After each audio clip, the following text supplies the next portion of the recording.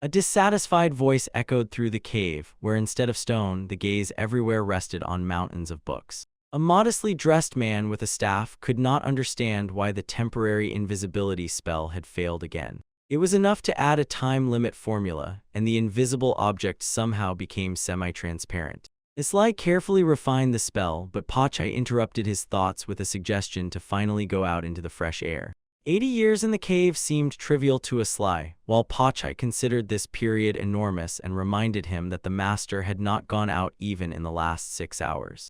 Instead of answering, the mage recalled experiments with X-ray glasses, which finally angered Pachai, who was worried about the very duration of his work.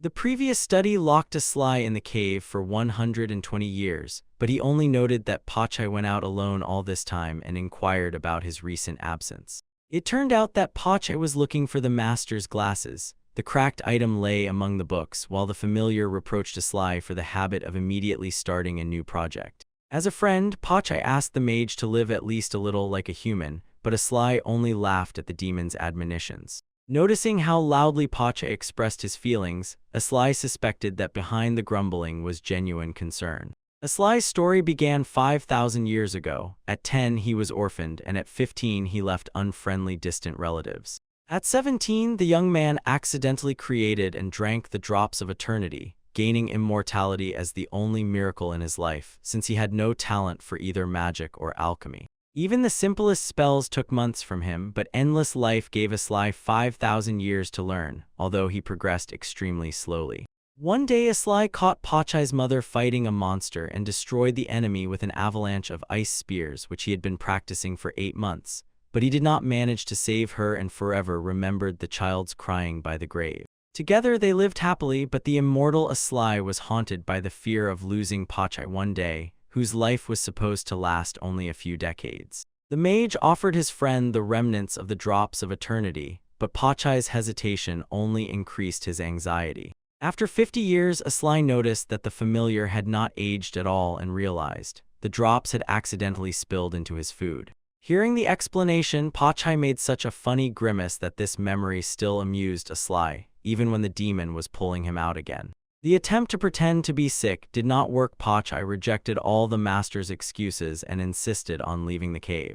The familiar reminded Islai of his old desire to gain power for the sake of others, but the mage admitted that he once only dreamed of avenging the offenders who had long died, which made his friend even angrier. The sight of the broken, translucent glasses reminded Islai how long it had been since he had seen the outside world, so the opportunity to leave the cave suddenly seemed appropriate. The master doubted because of their low level, but Pachai stunned him with the news that during food raids he had already reached the 100th level. Among the remains of an old failed experiment, Islai found spare evaluation glasses. The check revealed Pachai's characteristics and skills, but the title favorite of the fool instantly spoiled the demon's mood, after which the mage evaluated himself as well.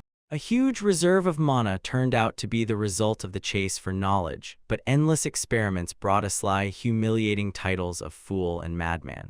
The thought of abandoning research and registering as an adventurer did not relieve the mage's anxiety over the title, so Pachai cut off his hesitation and finally forced him to choose.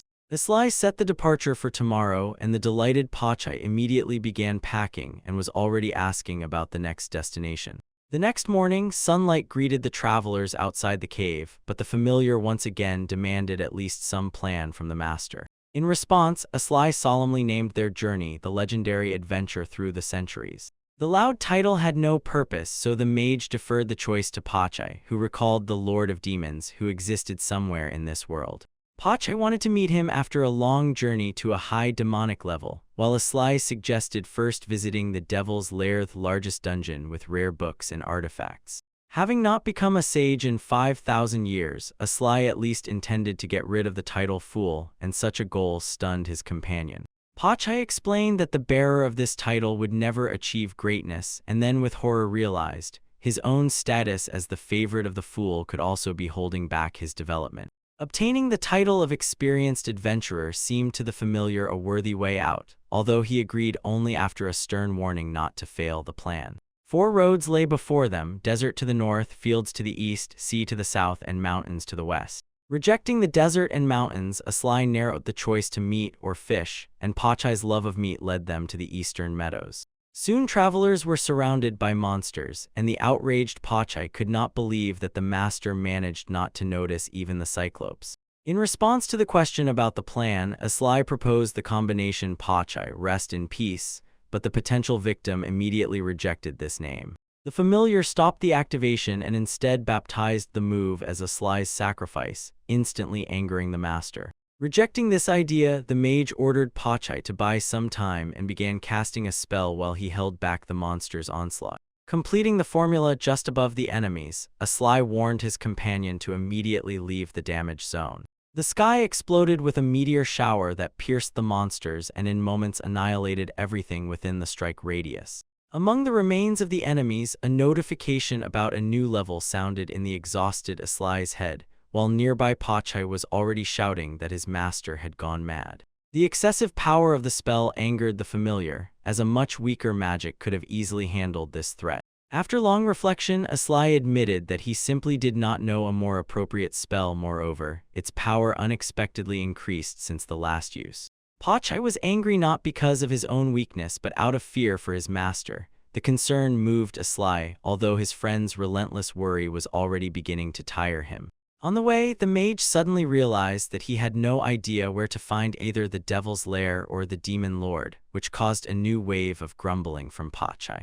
Not understanding the dissatisfaction, Aslai asked for a better suggestion, as he believed that a familiar of the 100th level would overcome any dungeon threat. Pachai objected. The 100th level was not the limit. Different monsters required tactics gained in real combat, and strength without intelligence was worth nothing. The master still doubted until Pachai referred to an ancient book from his own library, after which Aslai agreed to trust the advice. Remembering how Pachai licked his paw before each turned page, Aslai involuntarily wondered how many books now smelled of his familiar. Pachai inquired about the author of the ancient record, and the mage confirmed that it was the story of his grandfather, and at the same time regretted that they had not stayed in the cave to gather information. Memories of the warm shelter and food supplies almost turned Aslai back, which angered Pachai after all the efforts spent on the start of the journey. Irritated by the reproaches, the mage finally asked where they had ended up. Pachai sniffed and smiled joyfully, and Aslai noted with surprise how expressive his once impassive companion had become. The familiar caught the scent of water ahead, and the master guessed that people might live nearby. To verify the guess, the travelers moved forward. They determined the direction by playing rock, paper, scissors. Aslai lost, and Pachai joyfully celebrated the victory. Thus their real journey began along the path by the river. Noticing a bridge, Pachai boasted that it would lead them to the city, but Aslai immediately remarked, moving upstream would be faster. The road on the opposite bank confirmed the direction, and the untouched land behind showed that their cave stood in an unexplored region where Pachai last searched for the city 80 years ago. Aslai sighed and admitted that he had lived as a recluse for too long, while the impressed Pachai immediately compared this trait to the humiliating titles of a master. The familiar explained that the magical path over time formed a special character, and Aslai's solitude had long since grown beyond an ordinary habit. In response, the mage inquired about Pachai's own experience and learned that he observed travelers during food searches, listened to their conversations, and supplemented knowledge with books. Everything seen convinced Pachai that his master was a very strange person, and Aslai reluctantly acknowledged some truth in this, while being surprised by his friend's insight. With the onset of night, they trudged through the dark forest hoping to reach the city until a flash in the distance and the smell of people and monsters made Pachai wary. Realizing that someone ahead was surrounded, the familiar stopped Aslai's attempt to quietly escape, firmly gripping the edge of his cloak. Under Pachai's stern gaze, the mage agreed to help, and on the way the demon counted about 6 zombies and 10 lizards near the people, attracted by the proximity of water. Approaching, Aslai entrusted the familiar to lead the adventurers out, while he began preparing a spell and shouted to snap the stunned group out of shock. As soon as the people rushed to retreat, the mage shielded them from the monsters with an air wall. 2 surviving enemies bypassed the barrier, and Pachai took one upon himself, deliberately leaving the other to the rescued warriors, although he could easily defeat both. The reason turned out to be prosaic. The demon did not want to bite dirty zombies with his hypersensitive jaws, so he bluntly ordered his master to remove the rest beyond the barrier. Having reconciled, Aslai used the Great Needle, and the earth swallowed all the severed monsters, after which it closed without a trace under the stunned gazes of the adventurers. Pachai and the rescued group quickly finished off the last enemies, and one of the warriors thanked the strangers and introduced himself as Rado. Without waiting for the master, the satisfied Pachai called himself an adventurer and rushed to examine the two girls. The elder Mana was unharmed, but the younger Rina was hiding a scratch. Rado asked the mage to heal Rina, and with Pachai's support, surprised by the absence of a sorcerer in Aslai's group, agreed to examine the wound. Removing her glove, the girl showed bloody claw marks, which immediately caused concern in the healer. Aslai recognized poison in the wound, frightening the elder companion, who hurried to name herself Mana. The mage asked Mana to hold her sister's hand and Rado to firmly support her from behind, and mentally envied how quickly people followed orders, unlike his familiar. Magic flared before Rina, a short sharp pain pierced her arm, and the next moment the wound closed and disappeared without a trace. The weakened girl sank to the ground, but while everyone rushed to her, Mana was already demanding confirmation that the magic had really removed the poison from her sister's body. Aslai pointed to the green liquid that came out of the wound along with the toxin, and the stunned Rado explained that there are not even 10 mages in the world capable of combining cleansing with healing.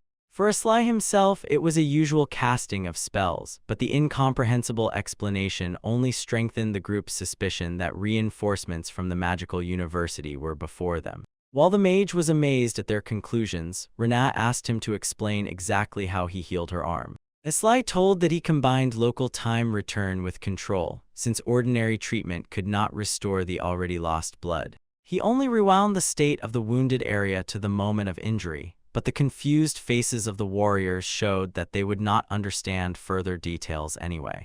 The rarity of magic seemed to Aslai a troubling sign, and Rado added another mystery. Control was considered not just ancient but long-forgotten art, so the stranger's identity raised more and more questions. Dangerous curiosity put the mage in a dead end, and he feverishly sought a way to avoid talking about the past. Pachai timely announced the master as a traveling mage with no ties to the university and asked not to interfere in the details of their journey, and the girls supported this boundary. After another careful look, Rado stepped back and apologized to Aslai for inappropriate questions to his savior. By the blazing campfire, the warrior returned to Rina the sword lost in battle, while Aslai marveled at how such a young girl could carry such a large weapon.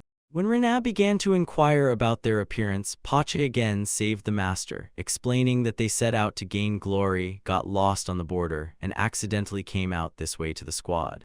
Pleased with his own ingenuity, the familiar immediately shifted the conversation to the nearest settlements and learned that the new acquaintances arrived from Fulton. Since the city lay nearby and the rescue proved the strangers' good intentions, the squad offered to escort them there, although the sudden anxiety on the people's faces did not escape Aslai's notice. On the way, the mage decided to take a closer look at the companions and discreetly took out the evaluation glasses.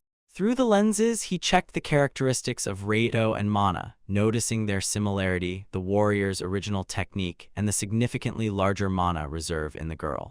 Rina's indicators were too weak for dangerous journeys, but an unusually large mana reserve for a warrior revealed a wonderful magical potential in her. Aslai was already wondering why the girl did not choose the path of a sorceress when Pachai's persistent call brought him back to reality. The familiar called secret evaluation a bad habit and advised to ask for permission first, so the ashamed mage promised to be more careful. Aslai still did not understand why to ask for consent to review abilities when a worried shout from Rado sounded ahead. Rado warned by shouting about a solitary but huge monster ahead, involuntarily revealing the squad's position, while Aslai's weak light could not even catch the enemy from the darkness. The bad premonition came true when Pachai recognized the creature as a chimera, which had already noticed the travelers and left them no time to escape. The chimera slowly approached, not taking its eyes off the frozen group. 2 warriors of the 40th level and a mage would have a chance in such a fight, but Pachai's presence finally calmed Aslai while Rado tried to understand the appearance of such a powerful beast in this forest. To protect the weaker companions, the mage ordered Rado to cover Manu and Rina, and he immediately agreed.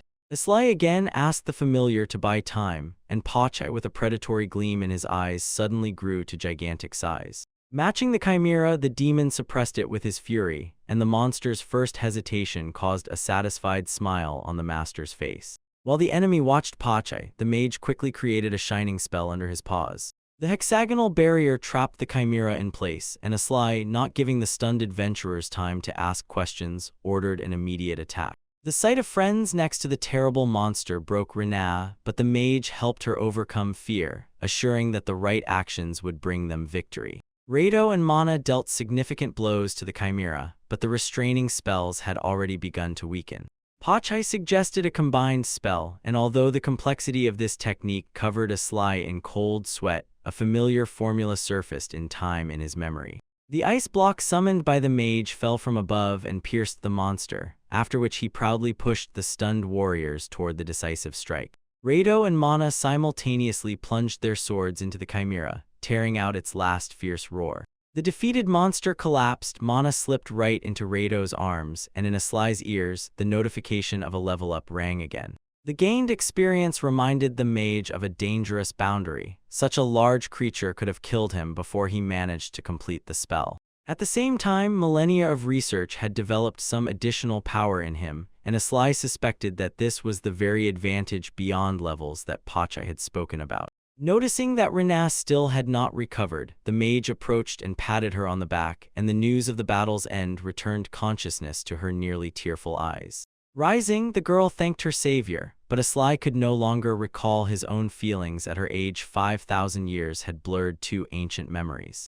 Mana happily brought the chimera's horns and teeth for new equipment, but Rado reminded of the decisive contribution of Aslai and Pachai, while the mage himself gave all the loot to their squad. He took only the eye of the chimera for himself, which greatly surprised Rado, who had never heard about the usefulness of this part. The explanation about weapon enhancement did not clarify anything for the new acquaintances, and Pachai, returning to his usual size, reproached the master for insensitivity and inability to talk to people.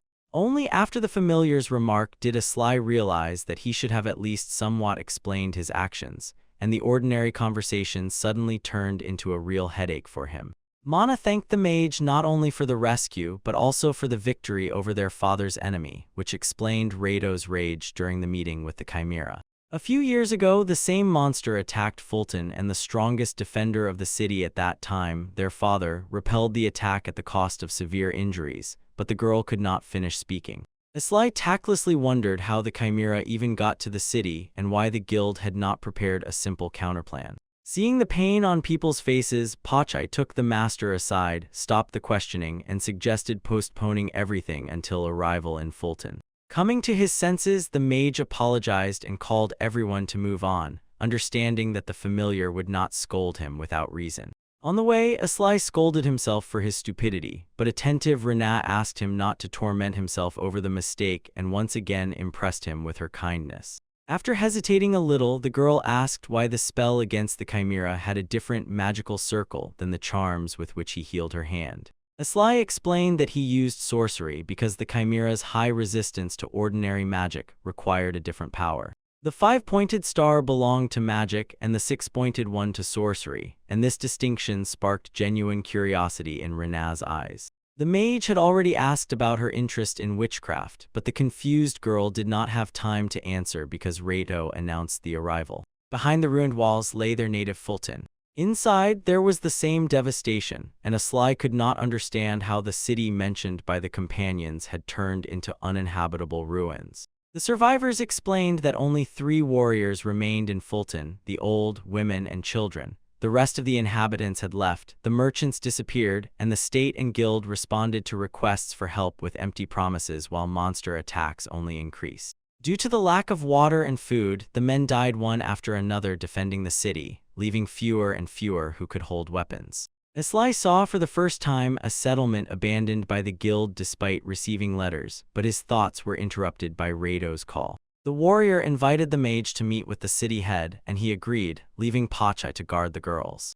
On the way through the ruins, Aslai noted that there was less damage near the center, although living here was still difficult, and then he remembered his own 5,000 years in the cave. The head's house stood very close to the gate from where its lights were clearly visible, and in the current danger, such a location made sense. The spacious house surprised the mage, and as soon as Reito announced their return, a beautiful girl came out to meet them and praised the warrior for his hard work.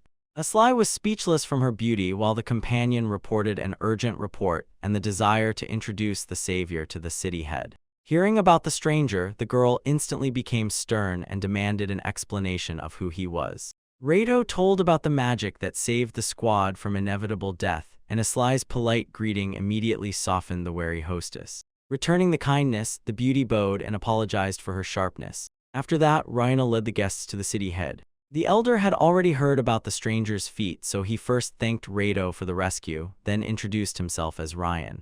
Asli called himself a traveler who sought to expand knowledge and improve magical skills. Ryan approved of this goal and, having no specific advice, urged the guests not to abandon the chosen craft. Ryan noticed the impatient Reito and allowed him to speak, after which the warrior blurted out the news of the victory over the chimera that had terrorized Fulton for years, stunning the elder and Rhina. Under the admiring gazes of the hosts, Reito equated Asli's magic to the power of the 6 sages, although the hero himself did not even know who was meant.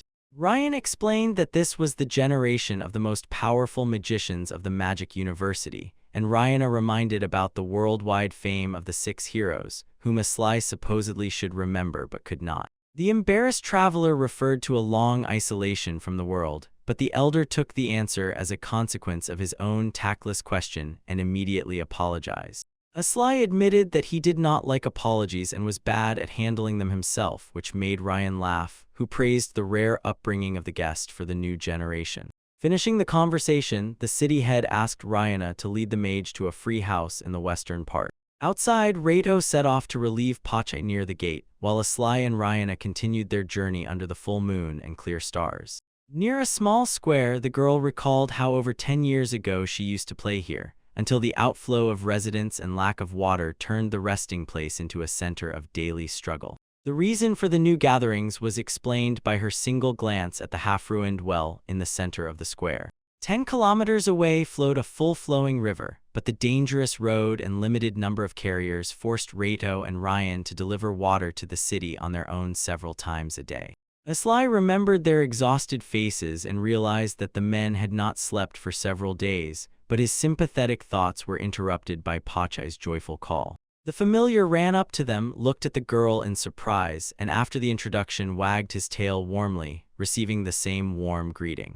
Rhina saw the demon for the first time and immediately called him cute, and Asli silently thought the same about her, not daring to say it aloud. On the way to the western house, the mage entrusted Pache to guard the gate at night so that the exhausted Reito could finally get some sleep. Not believing his own ears, the familiar raised a joyful noise and decided that even the heavens must have cried from the master's first truly normal request. Asli got angry at this spectacle, but the satisfied Pache was already rushing to the gate. Rhina doubted whether it was worth entrusting him with the entire night watch, but the mage explained that the demon restored his strength even without sleep. Tears welled up in the girl's eyes and she began to thank and apologize, while Asli only became more convinced that only true monsters could leave the city in such trouble. In temporary housing, anger at the state did not give him peace, although he arrived in Fulton by accident and was not looking for other people's problems at all. His own journey seemed like a luxury compared to the townspeople's struggle for survival, but Asli could no longer pretend to be indifferent in front of these people. Soon Reito brought the entire familiar squad to the door with thanks, but the mage convinced the exhausted guests to return and rest. After so many kind words, Asli felt as if the whole day had turned into an endless ceremony of gratitude. Human closeness disturbed him more than monsters, but the thought of those who refused to fight for others finally persuaded the mage to help the city, and with this decision he fell asleep.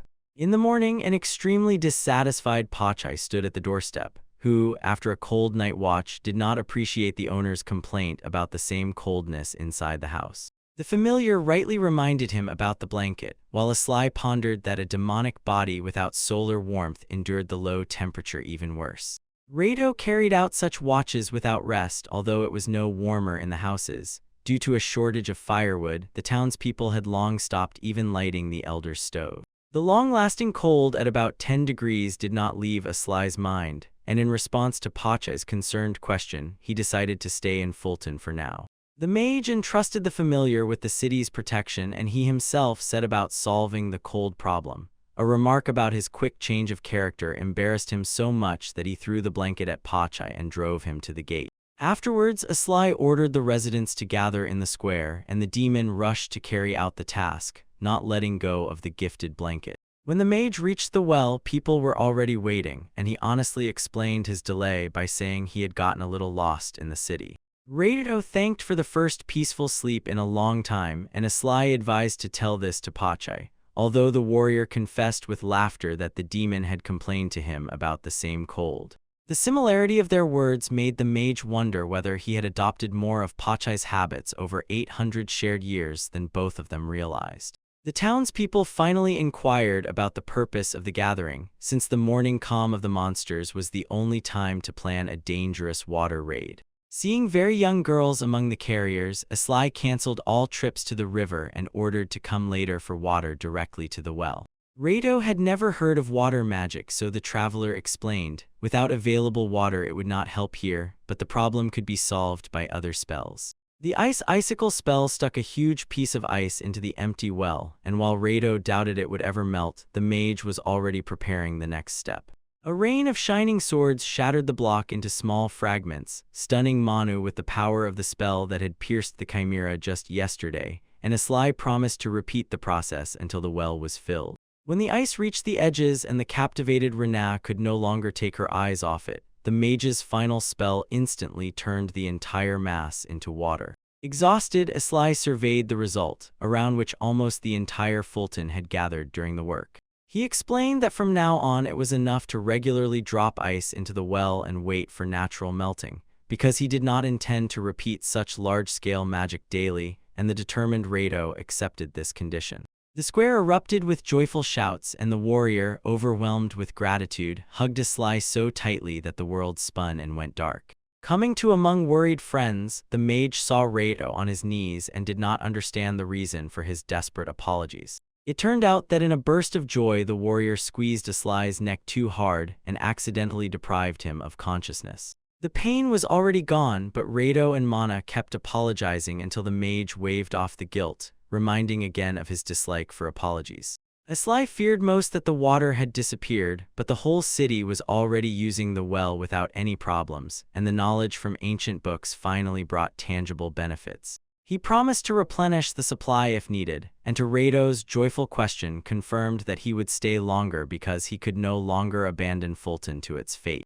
Pachai's presence was supposed to relieve the residents of a significant part of their duties, and this promise finally broke their restraint. Seeing tears of gratitude on the faces of new friends, Aslai felt for the first time how fragile the human soul could be. He tried to recall his own last tears and realized that along with boundless knowledge, long centuries had taken too many simple feelings from him. Gratitude and apologies embarrassed the immortal not because of a lack of words, but because of the long-lost ability to open up to people.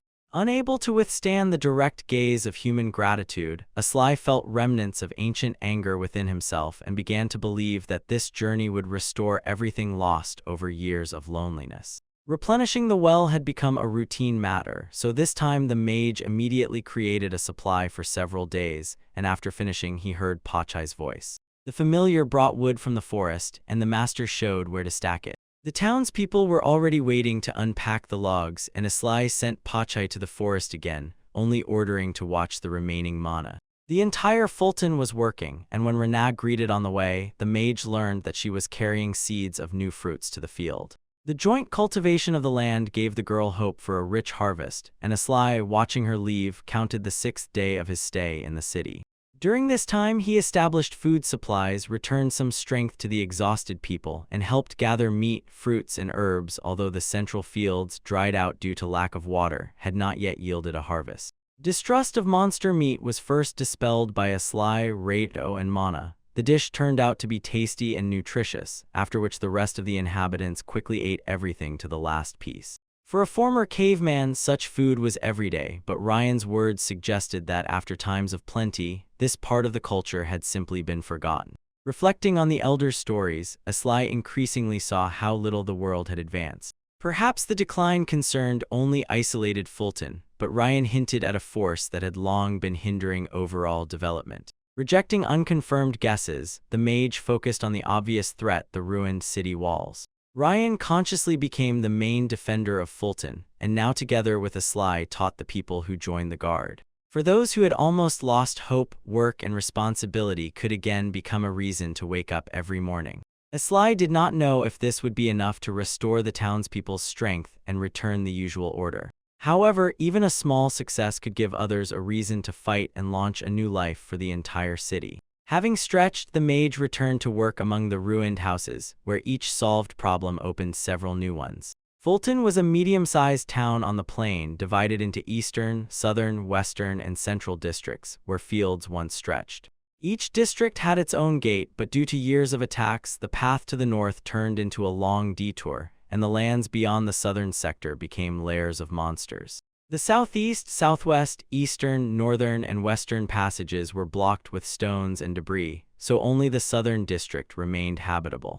The nightly howling of enemies gave people no peace, and although an immediate assault was not expected due to a lack of labor, Asli himself began digging the ground before the southern gate with spells. Ryan praised the unexpectedly quick appearance of the earthwork in the southwest, but the mage credited the elder and Rado, who took turns standing guard. In response to the proposal to fill the dug moat with water, Asli replied with a plan to first complete the southeast rampart, and only then use the new supplies to strengthen the defense. The guest's foresight made Ryan laugh because his own advice turned out to be less thoughtful, while the embarrassed mage tried to deny the praise. The earth obstacles and the water-filled moat were supposed to stop ground monsters, and the rare air attacks in recent years allowed temporary focus precisely on this threat.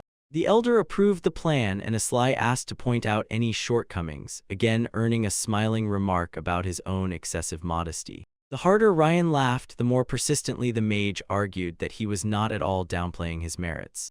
The elder's friendly confidence strangely gave Asli strength, and he was already wondering if such an ability was given by the position itself, when Ryan promised to honestly speak about all problems. 2 days before this, the mage secretly checked Ryan's and Rihanna's characteristics with glasses, prudently hiding the act from Pachai. The scene ranks, abilities, and indicators allowed him to much better assess the new acquaintances. Rihanna's strength met expectations, but Ryan's true capabilities impressed even Asli. According to the children, the elder exterminated most of the attackers himself. His special technique, air dance, also known as sword dance, was popular on battlefields even in the times when the immortal lived among people. 2 days ago, a 20-meter ancient serpent gave Ryan the opportunity to demonstrate this skill. The elder dashed forward just through the air, stunning Asli with the speed of movement. Flying over the heads of his comrades, he unhesitatingly aimed at the very body of the giant serpent. One lightning-fast swing of the sword cut the monster in half. Asli and Pachai, who were already preparing for battle, realized Fulton was still standing only thanks to Ryan, who under other circumstances would have become a famous warrior. Isolation devalued even outstanding abilities, but the mage's reflections were interrupted by the elder's request to ask a personal question. Ryan directly asked about the guest's real age, causing him to freeze in surprise. Instead of answering, Asli inquired about the reason for the suspicion, although he understood how pointless it was to answer a question with a question. The elder explained that the young residents of Fulton knew little about magic, but he himself had traveled to various countries in his childhood and had seen much more. Asli's knowledge and power could not belong to an ordinary youth, because even the most talented parents would not pass on to a child experience that they physically had not yet accumulated. Books required time, and one human life set an inevitable limit on the knowledge acquired. Thanking for the accurate observation, the mage admitted to being a long liver, and without unnecessary pathos clarified that he remained an ordinary person about 5,000 years old. Ryan immediately associated the incredible age with the legendary drops of eternity, and Asli, surprised by his awareness, told how he accidentally created a potion and recklessly drank it. In response to the question about regret, the immortal replied that thanks to Pacha he did not regret the past, and the elder's relief coincided with the appearance of a noisy crowd of children. The little ones eagerly discussed today's food, reminding the adults about lunch with the smell that was already spreading through the streets. Aslai hurried to change Pache on guard, but Ryan advised not to torment the familiar with work and agreed to rest a little himself after lunch. Only on the way did the mage realize the true meaning of the elder's question. If immortality had not yet brought regret, it did not at all mean that it would not appear in the future.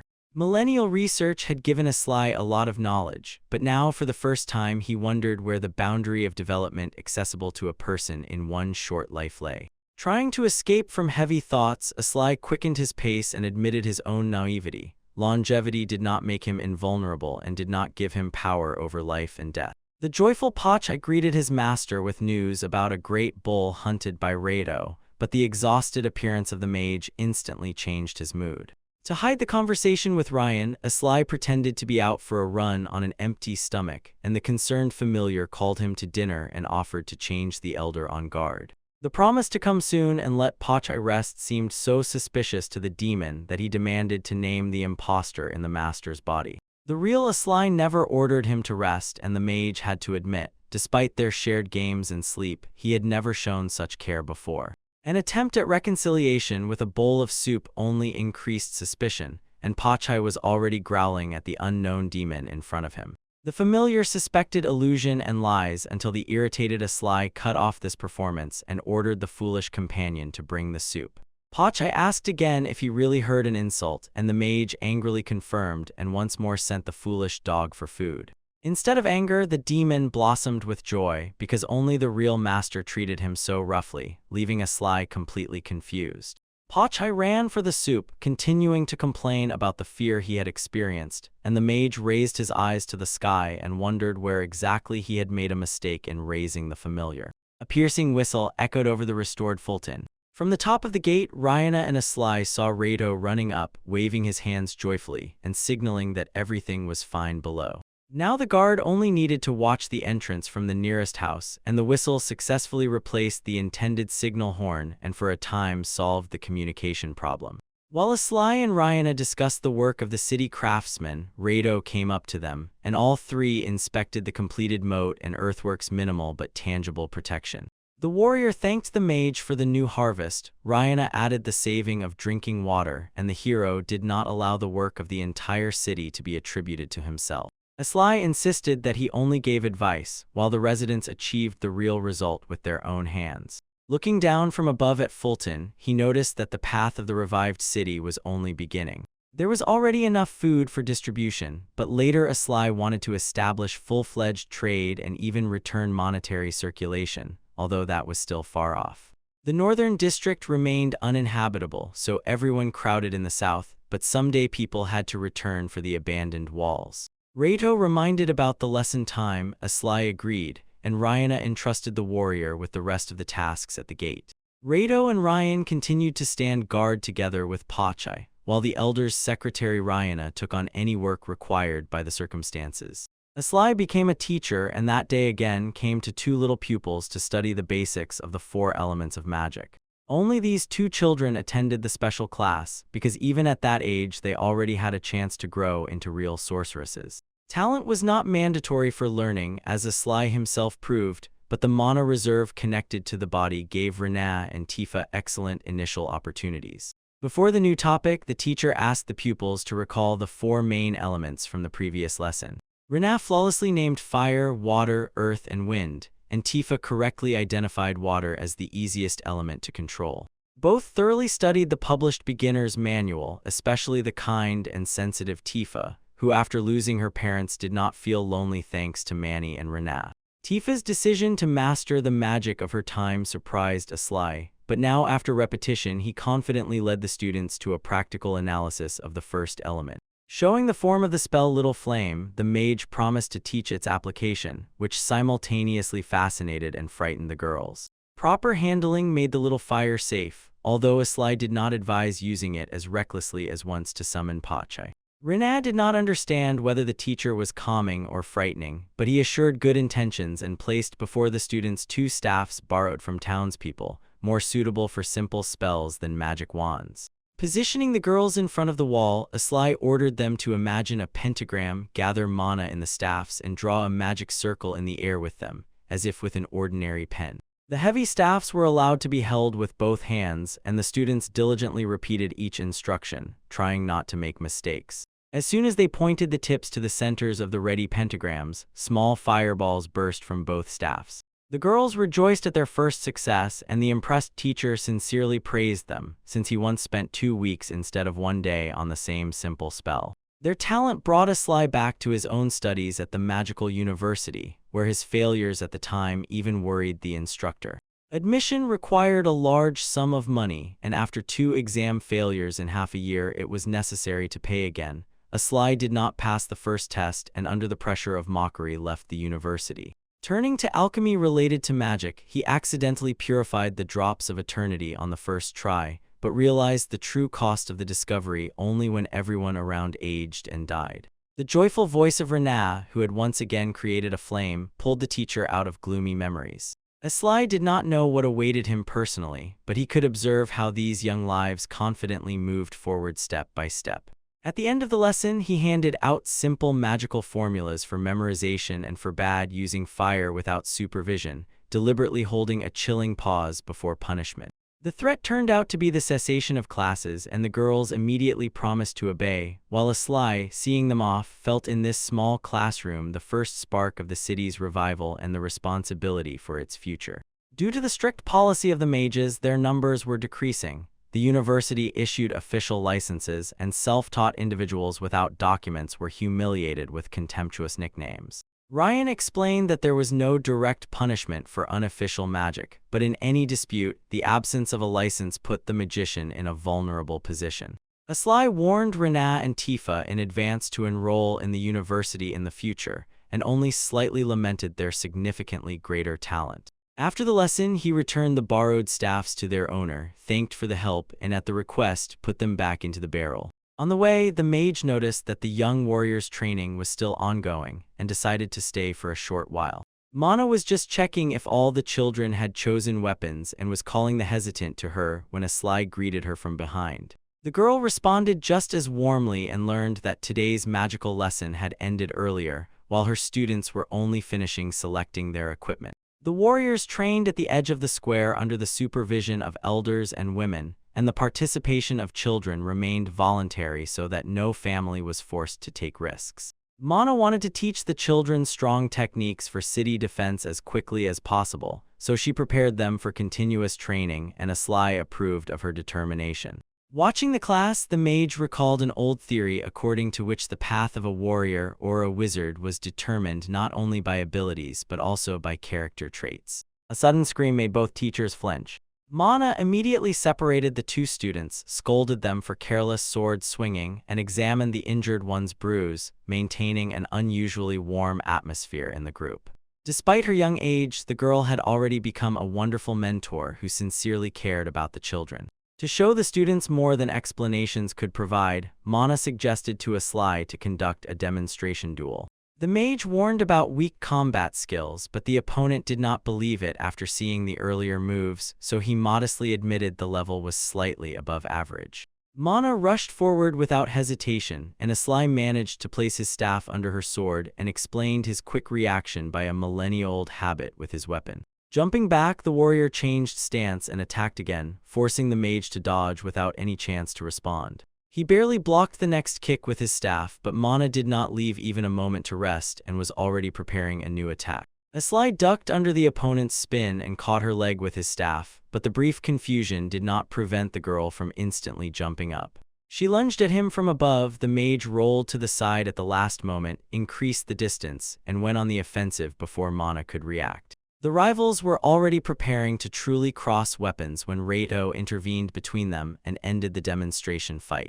The displeased Mana demanded explanations, but her brother pointed to the frightened parents and stunned students, whom her excessive zeal had made forget the educational nature of the clash. The girl tried to justify herself, but the children surrounded both fighters and with enthusiastic shouts relieved the tension. The townspeople praised Mana's skill, leaving her speechless from embarrassment, while Reito noted Aslai's even fight with his sister, although the mage himself had already reached his limit of strength. The warrior smugly reminded that in a real fight Aslai would have added magic, sorcery, and support, but Mana objected that she also had not used any special skills. The brother's story about mages called monsters and the incredible 6 sages shook her confidence, after which Reito jokingly advised training every day. Watching their dispute, the only child in the Aslai family envied his brother and sister for the first time, then remembered Pachai. While Mana continued the lesson, the mage admitted that his constant quarrels with the familiar had long resembled family relationships, after which life entered a calm rhythm for a while. Illnesses still took the inhabitants, and although knowledge allowed Aslai to prepare simple medicines, he could not save the severe patients and increasingly felt his own powerlessness without the usual pain from another's death. Millennial detachment showed that along with other feelings, the immortal had long left behind the ability to sincerely grieve. After 3.5 months, Aslai completed the initial course of the 4 elements, and the satisfied students eagerly thanked the mentor. For their diligence, the teacher promised the girls a small reward. A sudden noise alerted everyone, so Aslai ordered the students to stay in place and went to find out the cause. Reito was already running towards them with news about goblins in the city square, which made the mage freeze, and the frightened children pressed close to each other. During the further investigation, Pachai was the first to descend into the dark passage, and only after checking allowed Rina to follow. The girl illuminated the dungeon with a spell, but her manner of pronouncing the formula made Aslai hesitate and lean towards the student. The teacher explained that it was not necessary to copy his strange words, and Pachai added that one clumsy summoner in the group was quite enough. Under the sly look of the master, the demon supposedly corrected himself, replacing the clumsy words with untidy ones. Pleased with the joke, Pachai inquired about the new version, while the irritated mage thought that the familiar should not have corrected but praised his style. Rina sincerely defended the mentor and asked not to criticize the favorite formulas, which pleased Aslai so much that he mentally gave her the highest grade on the upcoming exam. Pachai went ahead to sniff out threats, and the mage recalled the recent appearance of Goblin's Right in Fulton Square.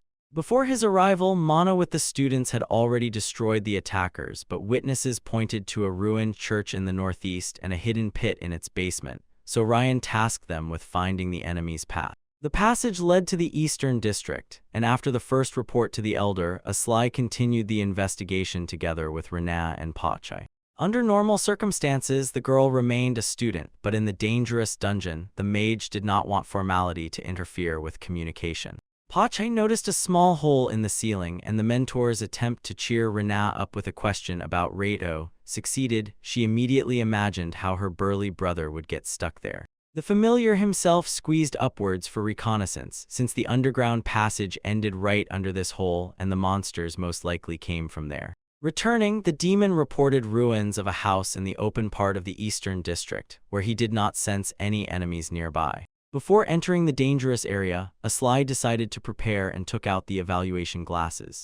Checking the long-unviewed status, he noticed among the titles a strange entry about the trial of the 6 sages and did not understand the reason for its appearance. Accepting such a title promised attribute advantages, but when Rina asked, the mage only cautiously suggested observing for now. For a possible escape, Aslai jokingly appointed Pachai as a living shield. The demon put forward the master instead, and the dispute quickly reached the point of clarifying what protected the familiar thick skin or fur. Rina timidly turned the quarrelsome companions back to the task, and her seriousness instantly made both compose themselves. The mentor hurried to explain to the apprentice that they were only joking, but Pachai doubted the master's very ability for kindness. For this barb, the demon received a finch, after which the trio climbed out through the hole in the floor of the ruined house and cautiously went outside. Right in front of them stood a chimera, and Pachai confirmed the worst. The saturated skin color and sharp fangs indicated a recent promotion to alpha level. Aslai grabbed the familiar by the cheeks and scolded him for missing a high-level monster during reconnaissance, while he justified himself with the title favorite of the fool, and the frightened Rina barely held back tears. The mage assured the apprentice that the chimera had not noticed them, but the monster immediately lunged forward and disproved his words. Even before the attack, Pachai managed to mock the enemy's rough roar. Aslai compared the sound to the voice of a familiar, and Rina was already frantically looking for a way to escape from both the disputants and the chimera. Aslai grabbed his companions and jumped back from the chimera, which crashed into the house and buried itself under the rubble, while Pachai mocked the late suggestion to return to the basement as the limit of a fool's genius. While the creature did not move, the trio hid behind a surviving wall where the mage forbade mentioning his title. The demon dismissed the danger of ruining his status, and Rena's trembling voice reported a blocked entrance. The chimera climbed out of the ruins, looked around, and went in the other direction, giving a little time, but at that moment the girl saw something much more terrifying behind her back. The ground was covered with the bones of small monsters, which the predator apparently ate without a trace. Asli linked this finding to the goblin's escape to the square, although frightened Rena was already hugging herself, and there had been no direct evidence of such behavior before. The mage did not understand why the chimera did not break out beyond the district, and assumed that some unknown reason kept all the local monsters trapped. There was nowhere to retreat, so Asli proposed the combination of Pachai's containment counterattack, and the familiar immediately accused his master of another attempt to kill him. The stern look did not make the demon fall silent. He called the plan incomprehensible, ill-conceived, and impossible to execute alone. Asli saw no other way, so he cast Champion's Enhancement on Pachai, which Rena recognized as the magic of increasing the title's power. Feeling a surge of power, the familiar gathered himself and moved toward the chimera, but demanded cover, and the master warned that preparation would take some time. Pachai also grew larger and lunged forward, and Rena supported him with endurance charms. The teacher thanked the clever student, and even through her fatigue, her face lit up with the joy of genuine help. Focusing, Asli began to construct a spell meant to combine and surpass the powers of water, earth, wind, and lightning. While Pachai was losing ground, the mage finished the formula for mid-level offensive spells and finally connected the last element. The warned familiar jumped back with an air strike, and at that very moment Asli unleashed an elemental prism on the chimera. The bloodied monster flew into the ruins of another building. Pachai returned to his normal size, and the whole trio breathed a sigh of relief, believing in victory. A sudden whimper revealed a bite on the familiar's body, and the blood among the fur frightened Rena even more. Asli habitually ordered Pachai to serve, and the well-trained demon automatically froze in the required pose, simultaneously threatening to complain about the abuse. Parting the fur, the mage showed the student the wound on the familiar's chest and instructed her to apply treatment independently.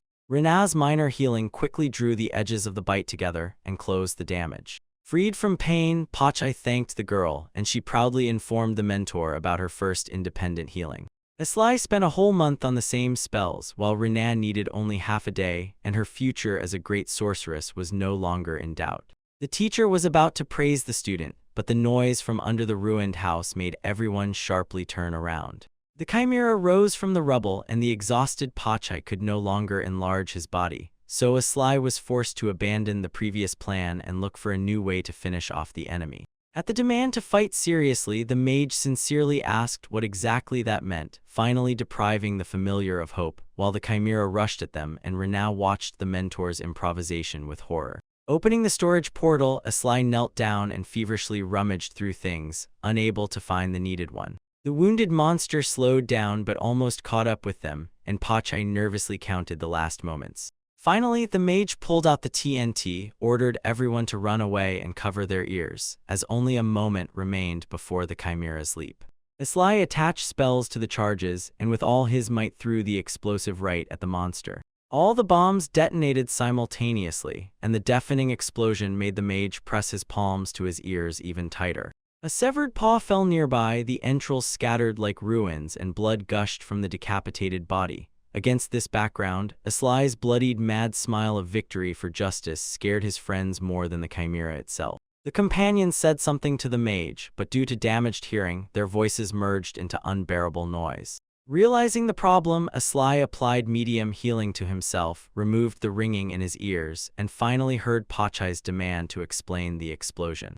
The mage casually reported torn eardrums, and the worried familiar admitted that the roar surpassed even the master's snoring and made the fur on his paws stand on end. For Rena, Asli, clarifying that he threw into the chimera a side effect of an old Afro hairstyle study, created in youth long before their acquaintance. The black circle hinted to the attentive student that it could have been bad magic, and the mentor praised her observance. Not wishing to develop the topic, Asli suggested quickly gathering the valuable parts of the Alpha Chimera and checking the eastern gate. Upset, Rena still wanted to ask about the strange spells, but the mage again shifted attention to the gate and the well where the blood could be washed off. Externally, the gate survived, but the lifting mechanism did not work and could become a serious obstacle in the future. At the call of the companions, Aslai approached the road blocked by debris, beyond which, according to Rena, lay the path to the northern gates. The eastern district also turned out to be a trap. Hunger forced the locked monsters to devour each other, and goblins could not reach the gate because of the chimera hunting them among the houses.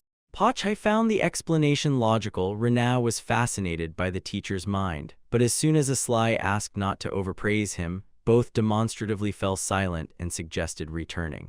On the way, the mage admitted with displeasure that the familiar knew too well how exactly to behave with him. Near the church, Ryan and the residents gathered by the explosion were already waiting for them. After the proposal to settle the cleansed eastern district, the people immediately got to work and soon opened the road there. Standing among the streets returned to the city, Ryan called it another step forward, and the satisfied Aslai silently agreed. Over the next 2 years, the monster threat was temporarily subdued. The children grew strong enough to stand guard near the gates, and Rado and other defenders diligently fulfilled their duties. The pupils have also grown. Rena especially achieved success in restoration magic, Tifa in support, and Aslai felt that he himself had somewhat learned to be a mentor. Observing the slow but relentless reconstruction, the mage came at the elder's call and immediately assured that he caused no inconvenience. Understanding the seriousness of the conversation, Aslai asked to get to the point, and Ryan handed him 2 scrolls with recommendations to the magical university. The elder explained that he wanted to provide education not only to the mage himself. Reito and Mana had already agreed to let Rena go, who had long dreamed of studying further. Aslai knew about Rena's dream to see the wide world, but did not expect such a quick decision, and mistakenly took the second scroll as a recommendation for the not-yet-ready Tifa. Ryan calmly explained that the second document was intended for Aslai himself, since now without the city mayor's signature, no one was accepted to either the magical or the military university. The mage did not understand the need to re-enter an already familiar institution, especially when his knowledge so far exceeded the current level. Then the elder frankly admitted that the recommendation was just an excuse to finally send Aslai out of the city. The question about his own redundancy made Ryan hastily clarify that he had only chosen his words poorly. So far, only the eastern and southern districts have been restored, but Fulton was already returning its main functions, received a new well, and almost completed the connecting channel so it could manage without its savior. Ryan sternly asked to stop seeing the townspeople as weaklings and reminded Aslai of his own goal.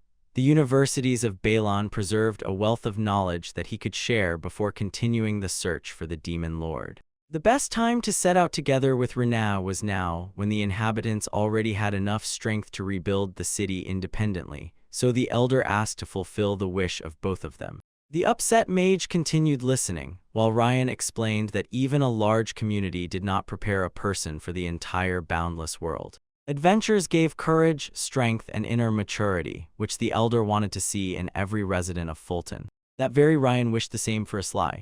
The mage acknowledged his correctness since he himself once set out for exactly that, but the comfort of a new home again made the separation too difficult. The realization of a repeated cave mistake caused an awkward laugh and made Aslai call himself a fool once again. Having made a decision, he asked the elder only one question when to depart. The approach of the admission campaign left time only until the next day, or better yet until this evening, and such haste confused the mage. Ryan noted that he was the only one surprised, because Rena had almost finished preparations. It turned out that even Pachai had supported the plan in advance, and Aslai agreed to listen to the independent familiar through the elder. The demon advised informing the master at the last moment for a stronger effect, and his plan worked flawlessly. Aslai honestly admitted his astonishment, and Ryan added with laughter that he himself did not expect such cunning from Pachai. The most amazing was the precise imitation of the familiar, which the elder secretly trained for a whole half-hour. In the evening, the whole Fulton came out to see Aslai, Pachai, and Rena off, and Rado jokingly called them a traveling pair of mage and warrior. Dark circles under the eyes revealed Rado's sleepless night due to the departure of his younger sister, and cheerful Mana added that the brother had already managed to cry. She poked Rado in the cheek and showed traces of tears, breaking her promise to stay silent, while sad Tifa clung to the teacher's cloak and asked if he was really leaving. Kneeling down, Aslai told about the homework left in the former house, after which the students would have to continue their studies on their own. Holding back tears, Tifa promised not to fall behind Rena and to come to the Magic University at 15 as well, causing warm smiles around. Rado joked about the devoted follower of his sister. Rena called Tifa a future sorceress stronger than herself and promised to wait for her ahead, while the new travel clothes turned out to be a gift from Ryana. Aslai proudly noticed how much the student had grown up, but Pachai's proposal to also change the master's clothes was spoiled by the mage's inappropriate statement about already changed underwear. The familiar patiently explained that the underwear did not improve appearance, asked to take care of the outerwear, and only then admitted, with the new glasses, the master really looked better. Looking closely at the lenses, Pachai pulled Aslai aside and suspected that these were the same glasses for secret viewing of characteristics. The mage reassured his friend with news about yesterday's improvement, thanks to which the device could now be worn constantly. The automatic switching mode did not calm Pachai but made him even angrier, while Aslai only after his own enthusiastic explanation felt like a real fool. The long whispering tired everyone present, and Rado, who did not like farewells, suggested the travelers finally set off, immediately receiving a new jab about tears from Mana. Not wishing to prolong the separation, Rena said goodbye to her family and friends for the last time, and they wished her luck and asked her to return home from time to time. With smiles, the trio set off to meet new adventures. Already in the first big city, they felt a completely different rhythm of life and anxiously noticed that none of the inhabitants knew about Fulton's situation.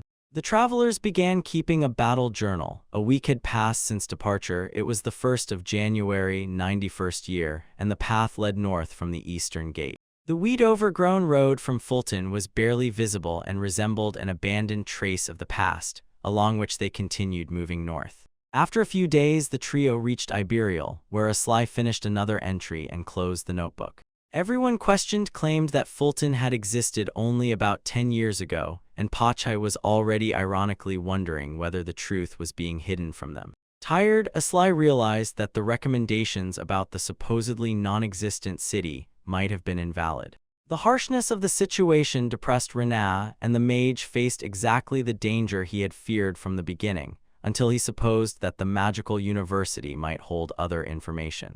They decided to check the information in the next cities, although the status of students from the erased from the map Fulton threatened serious difficulties during admission. Not wishing to waste Ryan's goodwill, Aslai began looking for another legitimate way to the university. Rena and Pachai also pondered, but the familiar could not resist reminding them that the master's cowardice, submissiveness, and stupidity only complicated the task. The companions hurried Aslai due to lack of time, and after their jokes, he mentally called both idiots. The mage Cordy wanted to respond to Pachai's constant insults even more sharply, although his own title remained unchanged for now. A public dispute about titles would solve nothing, as this ancient problem was too serious for frivolous jokes. Renan noticed the mentor's long reflections. He tried to brush it off, but at that moment the belated realization finally struck him. Aslai exclaimed that he was not an idiot at all, and Pachai just laughed at such a slow reaction. The demon continued to tease the master, calling it the reason for the general opinion about his stupidity, while the enraged mage had already forgotten the initial topic of conversation. Pachai turned the conversation back to the recommendations. The master lost nothing from failure, but Rena's future depended on admission. In 2 years, their levels had noticeably increased, so Aslai suggested registering with the Adventurers Guild and, in response to objections about time, reminded that the city mayor had also signed the agreement there. Without explaining the plan, the mage headed to the guild. Rena ran after him confusedly, and Pachai immediately understood the plan. At the entrance, Aslai, just in case, asked the familiar to wait outside. The guild mistress herself assured that the ban applied to ordinary animals, and the small familiar could enter together with the owner. In Aslai's youth, even intelligent mage companions were not allowed into buildings, but the reduction in the number of wizards finally forced people to recognize the intellect of familiars as equal to that of humans. Surprised by Pachai's permission, he immediately wanted to become an adventurer, but learned that demons were still not registered. The hostess assumed that the guests came for new experience and directed them to the counter with all the details. In the noisy hall, the clerk noted Aslai's unusual appearance for a mage and offered to record their names in the registration form. The document bore exactly the signature the teacher was looking for, and Renat inquired about his true intention. Having received recommendation letters, Aslai copied the required signature by spell and transferred it onto the scrolls. Stunned, Renat watched as the mentor corrected the rest of the text with other spells. The mage called it a common skill of a university graduate, although he admitted adding several of his own elements to the formula. The student understood nothing from the explanation about the original form of the spell, so Aslai decided to first complete the official questionnaire. After submitting the documents, the clerk offered to tell about the guild's work, and the trio agreed while Pachai casually communicated with the visitors. The guild accepted orders and passed them to the appropriate adventurers. Its branches could resemble ordinary taverns, but inside the leader received the client's payment and selected a performer of the required rank from S to F. For completing a task, the guild took a tenth of the reward, and besides this commission, the adventurer paid an annual registration fee. The higher the rank, the more dangerous the assignments it unlocked. Beginners started with F, and only the 6 sages and 6 heroes had the highest S rank. Announcements hung on the board, the desired task had to be snatched, and the level of a new participant was determined by a magical crystal near the counter. Having listened to the rules, the travelers thanked the attendant for the detailed explanation. The system seemed complicated to Rini, but the mentor allowed her to ask anything again, after which she and Pachai stopped in front of the F-rank task board together. Carefully reading the announcement, the girl was surprised by the simplicity of most assignments. Aslai praised her experience, since in this land even goblins were rare, and Rini had never encountered slimes or killer bees at all. Around Fulton, monsters of C rank and zombies of B rank were common, while weaker creatures were almost never encountered. The most dangerous local monster remained the Chimera, for defeating which a group of heroes of the 60th or 70th level was usually required. Without Pachai they would not have managed, but in battle magical research and even a failed artifact with explosives still helped. This experience only showed Aslai how much more there was still to master. He was already thinking about several more 1,000 years of training, but Pachai suspected a strange plan, and the host dodged the answer with a joke about prickly fur. The familiar enthusiastically promised to turn into a scarf after death, although the mage expected to evoke a fence, not a new dream. While the satellites were arguing, Renat carefully studied the board and finally chose a task. To complete it, it was necessary to destroy 3 ghouls. Aslai did not doubt the student's abilities, but did not understand why she rejected the simpler slugs and killer bees. Embarrassed, Renat explained that the ghouls resembled the already familiar zombies, so they allowed a gradual adaptation to the new type of enemies, and this logic pleasantly surprised the mentor. The mage wanted to show her as many monsters as possible, but the approach of the entrance exams in Balon forced haste, and the maturity of the 15-year-old student was impressive again. Agreeing with Renat's choice, Aslai took the task of destroying goblins for himself. After registering the assignments, Pachai went with the girl, the mage set off separately, and they agreed to meet at the inn-yard at night. Aslai easily dealt with the goblins, not even resorting to magic. The guild confirmed the completion of the task with the highest score of 5 out of 5. The warning about the possible appearance of a stronger enemy this time did not come true. The quiet outskirts of Iberial turned out to be an almost perfect training ground for beginners. A record appeared in the combat journal for January 7th, 91st year. On the northern road near Iberial, a goblin can be defeated without spells. Writing on the go was inconvenient, so Aslai put aside the notes at the inn and returned to counting the travel funds. After 2 rewards of 100 gold each, their stock increased from 23,700 to 23,900, lodging for 3 cost 300, and university admission required 10,000 per person. About 3,000 remained for current expenses, so the mage decided to raise his rank as soon as possible and open more profitable tasks. Satisfied with the calculations, he set out to complete 1 more assignment by evening. On the way to the guild, strange cries made Aslai deviate from his route. Soon he saw a young man surrounded on all sides by monsters. The attackers turned out to be E-rank cloaked dragons with sharp claws and fiery breath. A cautious novice could defeat 1 such enemy alone, but this time there were many more. The stranger was holding off 6 cloaked dragons alone, and with his E or D level strength, such an enemy advantage promised a tough fight. Noticing Aslai between the blows, the young man directly asked for a little help. The persistence of the request surprised the mage, and the fighter explained that the mentor taught him to speak directly, otherwise no one would understand his needs. Aslai doubted if that was exactly what the teacher meant, but he got distracted at the worst moment and had to flee from the fiery breath of the open maw. The stranger carefully watched the battlefield and skillfully avoided the flames, so the mage agreed to take on only 2 enemies to conserve energy. Even after stating the exact number, Aslai continued to worry whether it was worth leaving the young adventurer in the slightest danger. While he hesitated, the youth dashed between the dragons with an air dance, easily cutting down the rest, and joyfully reached a new level, astonishing the mage with his skill. After the battle, the boy introduced himself as Ornal, learned the name of his rescuer, and received sincere praise for the air dance at such a young age, which indicated exceptional training. Satisfied, Ornal admitted that his mentor was Dragon, one of the 6 heroes. Aslai had already heard of the skilled weapons master nicknamed the Gentle Tiger and tried to recall the names of other legendary warriors. Ornal said that he and his teacher had stayed at Iberial's Inn, and the delighted mage suggested returning there together. Aslai's friends were already waiting near the house, and Pachai greeted the host with a boastful statement that the swift completion of the task showed the difference between a hero and a demon. The mage painfully noted the harsh start of the meeting and immediately asked about Rena, which made the offended familiar demand at least some attention for himself. Aslai coldly prioritized the safety of the pupil over Pachai, but received assurance that she was fine while Ornal tried to understand the normality of such relationships.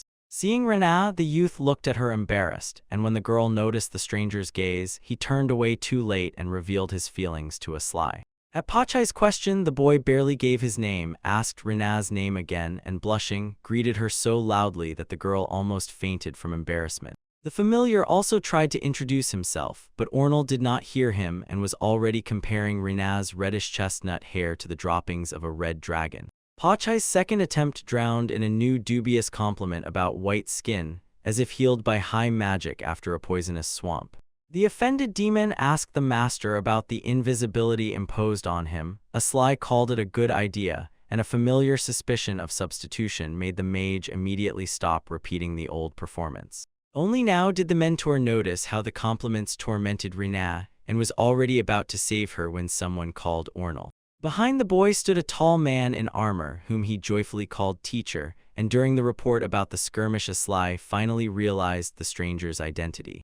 The mage introduced the companions to Dragon, one of the 6 heroes, although the massive stature resembled a bear more than the gentle tiger from the famous nickname. Having listened to the student, the legendary warrior addressed Aslai and politely introduced himself personally. In response, the mage named the entire trio, and Dragon was surprised to meet a wizard capable of using a familiar.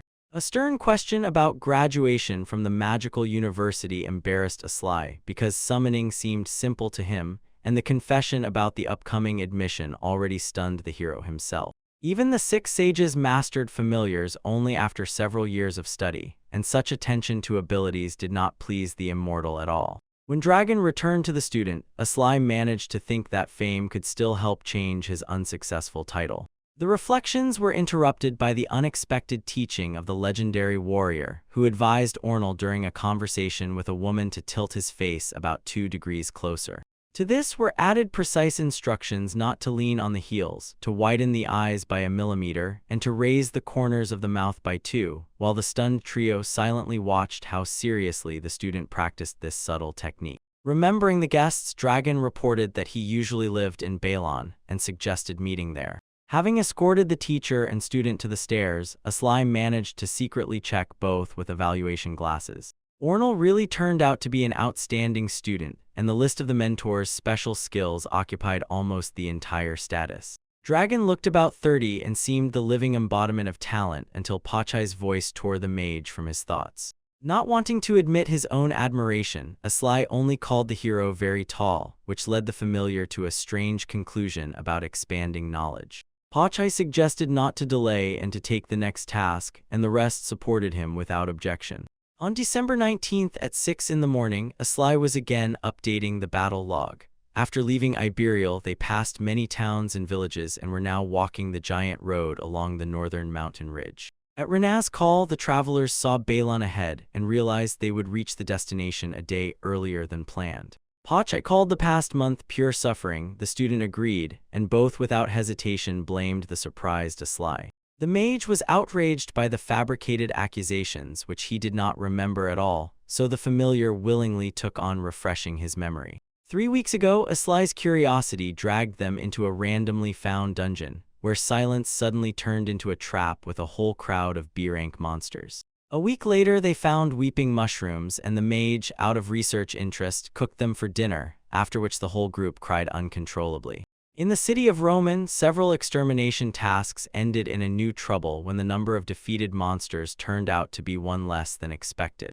Pachai did not even think of ending the list of adventures caused by the master. He recalled how Asly tried to light the firewood with a little flame and accidentally shot right in the face of the familiar, although the culprit again remembered nothing. The mage suspected Pachai of memory erasure magic. The demon joked about a night spell and then admitted that the master was simply inattentive. Asly mentally agreed with his own absent-mindedness, further irritating his companion with a carefree facial expression. Pachai flawlessly guessed first the master's misunderstanding, then his surprise at the read thoughts, but Asly's sudden evil smile already made the demon himself wary. To the indignant question about the game, the mage calmly replied that the road at least turned out interesting. Pachai angrily called everyone to move on, and Asly knew that the familiar's mood would soon pass, because over many years they inevitably adopted parts of each other's characters.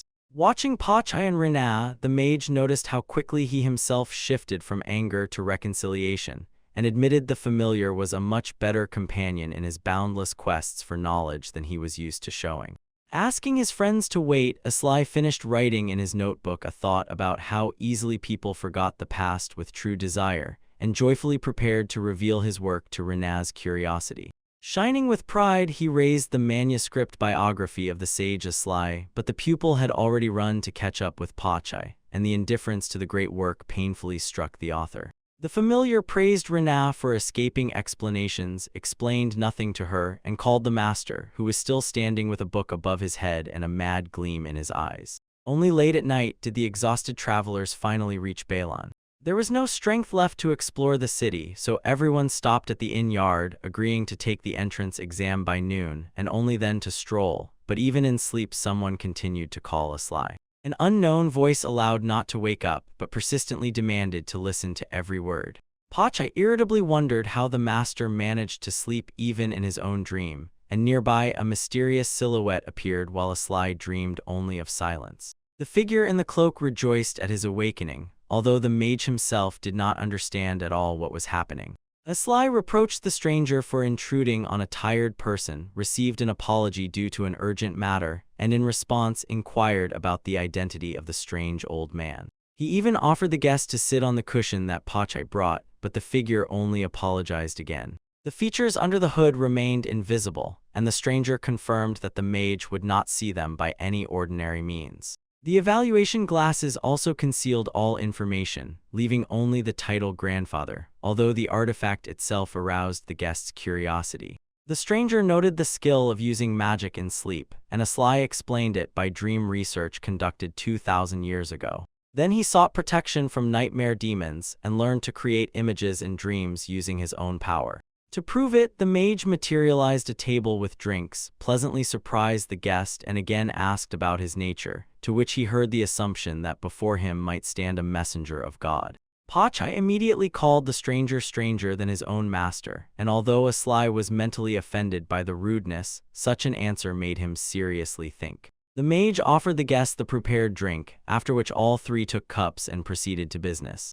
Asly guessed that the visit concerned the approaching resurrection of the Lord of Demons. He was defeated several decades before the birth of the immortal, but approximately 5,000 years later the cycle of rebirth was to end with the appearance of a new holy warrior. The messenger sharply denied the appearance of the Chosen One, although without a person blessed by God it was impossible to defeat the Lord of Demons. Usually, along with the Dark Lord, 3 blessed ones were born, called the Holy Warriors. Among them were to be a warrior, a mage, and a hero, and the divine title endowed each with extraordinary abilities and resistance, making them the living embodiment of power. Asly interrupted the story with an obvious question. Why was the messenger speaking to him and not to the ruler of the state or the heads of the magical and military universities? No one believed the stranger after his appearance in dreams, so he erased the interlocutor's memories each time, and this explanation immediately caused the mage to have a bad feeling. Pache also felt the threat and bared his teeth at the possible messenger of God, showing unexpected courage. In recent decades, people almost stopped praying to the Lord of the Stranger and began to worship other people, and without prayer, which nourished the gods, his power fell so much that he could no longer grant blessings.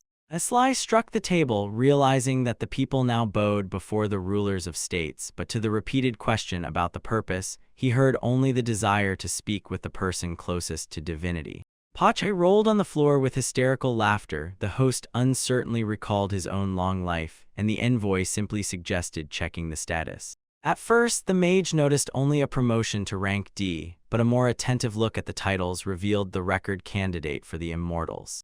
Asli objected that immortality did not make him a god, but the guest did not call him a deity, only the person closest to him, from whom he demanded to study his own powers and prepare for the resurrection of the Lord of Demons. Saying that the mage could still be useful, the stranger began to dissolve and disappeared before the outraged interlocutor could finish the conversation.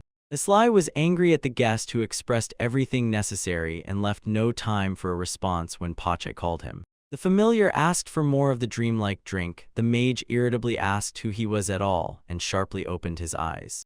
Daylight met Asli in a good bed next to Pache, confirming that the lodging for 300 gold was worth the money. They decided not to tell Rennie about the dream yet and calmly begin training, since the Lord of Demons was still accumulating power and this period allowed preparation. On the way to the university, Asli thought that the accumulation would last 1 or 2 years, and during this time he would manage to talk with the student. Before the gate of the magical school, the trio froze on the threshold of a new chapter of their lives. Inside, they immediately submitted documents for entrance exams, naming themselves 2 candidates from Iberial, and the clerk at the desk checked the applications with spells. A simple verification round surprised Rennie, but the cold clerk warned that the magic would only become more difficult ahead. The girl became embarrassed and apologized, received the documents back, and learned that an individual exam with a magic teacher awaited her ahead. Asli expected a written task, but the university deliberately did not give applicants time to think, selecting talent for immediate decisions, after which the clerk led them to the classroom. Seeing Pache, she took him for a pet, but the explanation about the familiar and the security permission surprised her by the rarity of such a connection even before admission. Near the required room, the guide explained that each enters separately, first answering theoretical questions and then demonstrating practice. Rennie was called first, and the frightened girl slowly moved toward the door. The mentor placed a hand on her shoulder, assured her of an easy success, and helped calm her breathing a little. Rennie politely knocked and disappeared into the classroom, and next to Asli, the clerk's quiet laughter was heard. She warned that the entrance test was not simple at all, but the mage confidently declared his faith in the student. The employee assumed that the owner of the familiar would also cope easily, although Asli himself feared only one thing: whether he could at least give normal answers. He decided to stick to the essence and react according to the circumstances, after which he accepted the offer to sit on the bench and wait for the long exam to finish. The clerk also clarified that Pache could enter together with the owner, as the familiar was considered part of the mage's abilities. After a long, awkward silence, Asli couldn't stand it and suggested to the servant not to stand beside him all the time, but to sit next to him. She laughed and thanked him but stayed to perform her duty until the classroom doors finally opened. Barely standing on her feet, Rennie came out with tears and a smile and announced her successful admission, and the servant congratulated the very young student on the amazing result. Asli learned that the teacher immediately announced the decision to each candidate, after which he received an invitation to enter and good wishes from the student. Encouraged, Pache knocked together with the host, and both stepped over the threshold. In the middle of the empty classroom, a little girl in a robe was sitting on a chair. The familiar loudly pointed out the obvious to the host. Asli irritably confirmed that he also saw her, and the examiner was surprised by the second candidate with a familiar this year. Approaching for the documents, the girl turned out to be even shorter than Rennie and read the name of the entrant from the application. A common place of origin suggested to her a connection with the previous candidate, and although Asli denied formal teaching, the examiner called Rennie extraordinarily talented. Introducing herself as Irene, she asked to answer only within the limits of one's own knowledge and began with the simplest. The question about the four elements did not reach the host because Pacha instantly named fire, water, wind, and earth. The bold intervention angered Aslai, and the familiar unsuccessfully justified himself by supposedly having previously received permission to answer instead of him. In fact, Pacha was only allowed to be present as part of the mage's power, but the interested Iron had already asked how well he knew the theory. The shameless demon declared his own knowledge greater than the master's, earning the unspoken title of shameless impudence. Iron's eyes lit up with curiosity, and she asked if it was possible to activate spells after changing magical form and why exactly. The difficulty sharply increased, but Pacha named formula distortion as the reason and explained that it should not be used, although activation itself remained possible. The third question required naming 3 types of spells that ignored ordinary formulas, and the familiar listed greater healing, greater restoration, and a contract with mind-washing. Aslai regretted having once neglected this formula, and the stunned Iron asked again about the very possibility of such a contract. Directing her gaze at Pacha, she clarified whether the agreement could really deprive the familiar of its own will. The demon stated that he had personally undergone such a procedure from the master, and Aslai recalled a trick with changing their contract about 100 or 200 years ago. The mage asked his companion to answer without unnecessary showmanship, but Pacha only smiled wider and admitted that he sometimes liked to praise the master. Iron could no longer hold back and loudly demanded an explanation of the method of creating a contract with mind-washing. She had studied agreements with familiars for many years and had come to the official conclusion about the impossibility of such control, so Pacha gladly handed the floor to Aslai. The conflicting emotions on the examiner's face reminded the mage of his own scientific dead ends, and he agreed to explain the formula. To wash the familiar's consciousness, it was necessary to place him in a magical circle with a special function, but such a short answer seemed nonsense to Iron. She began to deny the absurdity of the method, suddenly fell silent, considered what she heard, and herself suggested that it might have worked. Aslai clarified the result was not from simply ignoring the formula, but from replacing the missing part with a special function. Iron no longer understood who was examining whom, and Pacha managed to add that the master had tested this magic on him. The quarrel revealed the shameful reason for the experiment. Once the familiar wet the bed and the mage supposedly wanted to cure him, although Pacha remembered how the master laughed during the procedure. The memory of the unbearable behavior of the young demon instantly made Aslai laugh again. Meanwhile, Iron delved into thoughts and the mage followed her, seeing no serious threat in the situation. 5,000 years ago, strong and fierce monsters became powerful familiars, and their owners gained influence, so the most ambitious mages tried to forcibly subjugate even dragons and often died in their jaws. The contract with consciousness washing was supposed to replace a dangerous gap with a special function, but due to the formula's resistance, it threatened a spontaneous explosion. Aslai found a safe method and subdued Pacha, but quickly cancelled control because the obedient demon was uninteresting. This story once again showed how poorly the mage controlled emotions near the familiar. From the experiment remained dim memories and Pacha's usual reproaches until Iron's exclamation returned Aslai to the exam and his own name. She introduced herself as one of the 6 sages, the invincible Iron, and for the dangerous research immediately credited the impressed candidate with the theoretical part. It was Iron who initiated the continuous circulation of mana within her own body, halting its development in exchange for a constant increase in magical power, which explained her childlike appearance.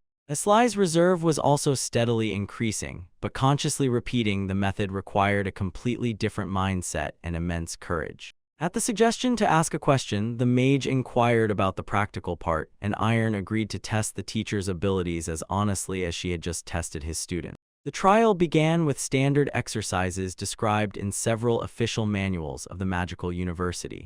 Iron praised the flawless result and noted that Rena had performed equally well, so formally the applicant had already passed the exam. However, the examiner proposed a more difficult voluntary task, from which Aslai had the full right to refuse without losing his place. No previous candidate had found a solution, and the mage became curious about who else besides Rena had shown such a high initial result. He was already about to refuse to avoid attracting attention, but Pachai instantly agreed on behalf of the master and only then pretended to leave the decision to him. Satisfied, Iron created a controlled fireball in the middle of the room and ordered the flame to be taken outside the auditorium. Pachai saw neither water nor any other way out except stronger neutralizing spells, but the examiner additionally forbade destroying the premises to avoid losing the salary. This was where two predecessors gave up, but Aslai did not plan to retreat. In fact, he had so many options that he could not immediately choose the best one. The desire not to attract unnecessary attention narrowed the choice to remote control and control parasite. This combination intercepted the control of the fireball from Iron and led her out of the auditorium into the corridor. While the examiner was analyzing what she saw with surprise, Aslai called the method the fastest and safest, although the expelled flame still needed to be extinguished. After a short silence, Iron asked for explanations, and Aslai explained that he absorbed the power of fire by the manipulation of mana compression. The absorption itself was not magic, but the interception of the ball was performed by spells, so the condition was formally met, although Pachai called the master too cautious and suggested simply urinating on the flame. Aslai attributed this idea to the dog's thinking of the companion, and Iron meanwhile asked to pose one more question. She was interested in other methods from which the mage had chosen the solution for so long.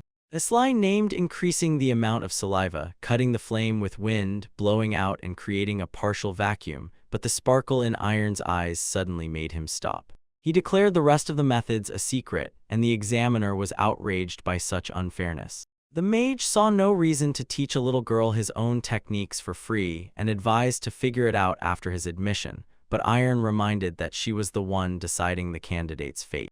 Pachai intervened in time. If the master was not accepted, the examiner would lose answers to all future questions, and the embarrassed sage was forced to agree. In a fit of passion, Iron promised to undress Aslai to the last secret after admission, and he deliberately understood the ambiguity literally and politely refused the tempting offer. Pachai innocently asked to clarify the real meaning. The girl's face blushed, and she shouted that the mage was accepted, escorting both rascals out the door.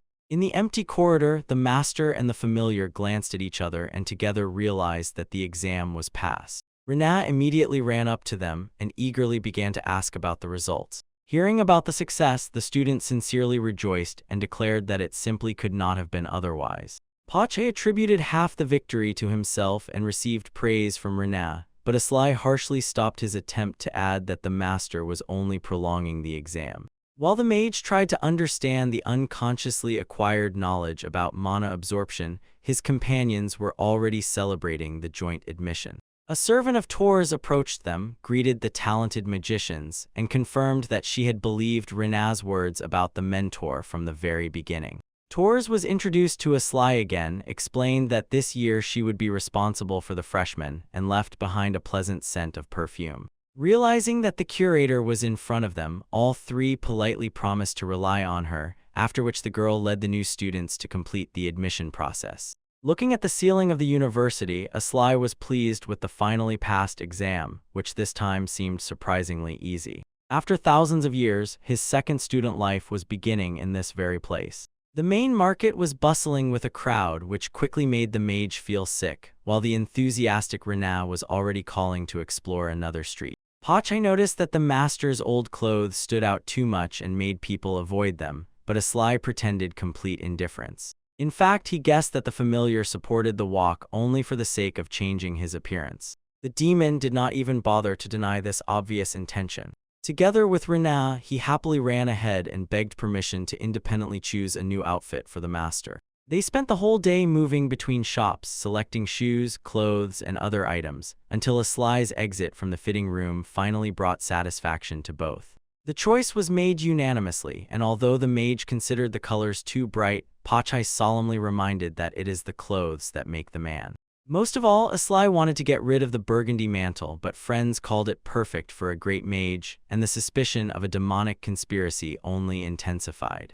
The bill was handed to Rena. A brief shock on her face was replaced by determination to pay, but the mentor still noticed something amiss. Awkwardly scratching her head, the girl admitted that she got a little carried away and exceeded the planned budget.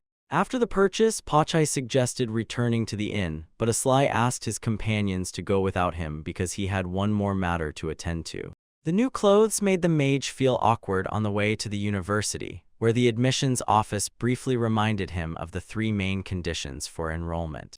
The ceremony was scheduled for April 1st. Candidates were required to wear the Western mage attire and pay the fee in advance, but the impeccable results of Aslai and Rena exempted both from the latter requirement.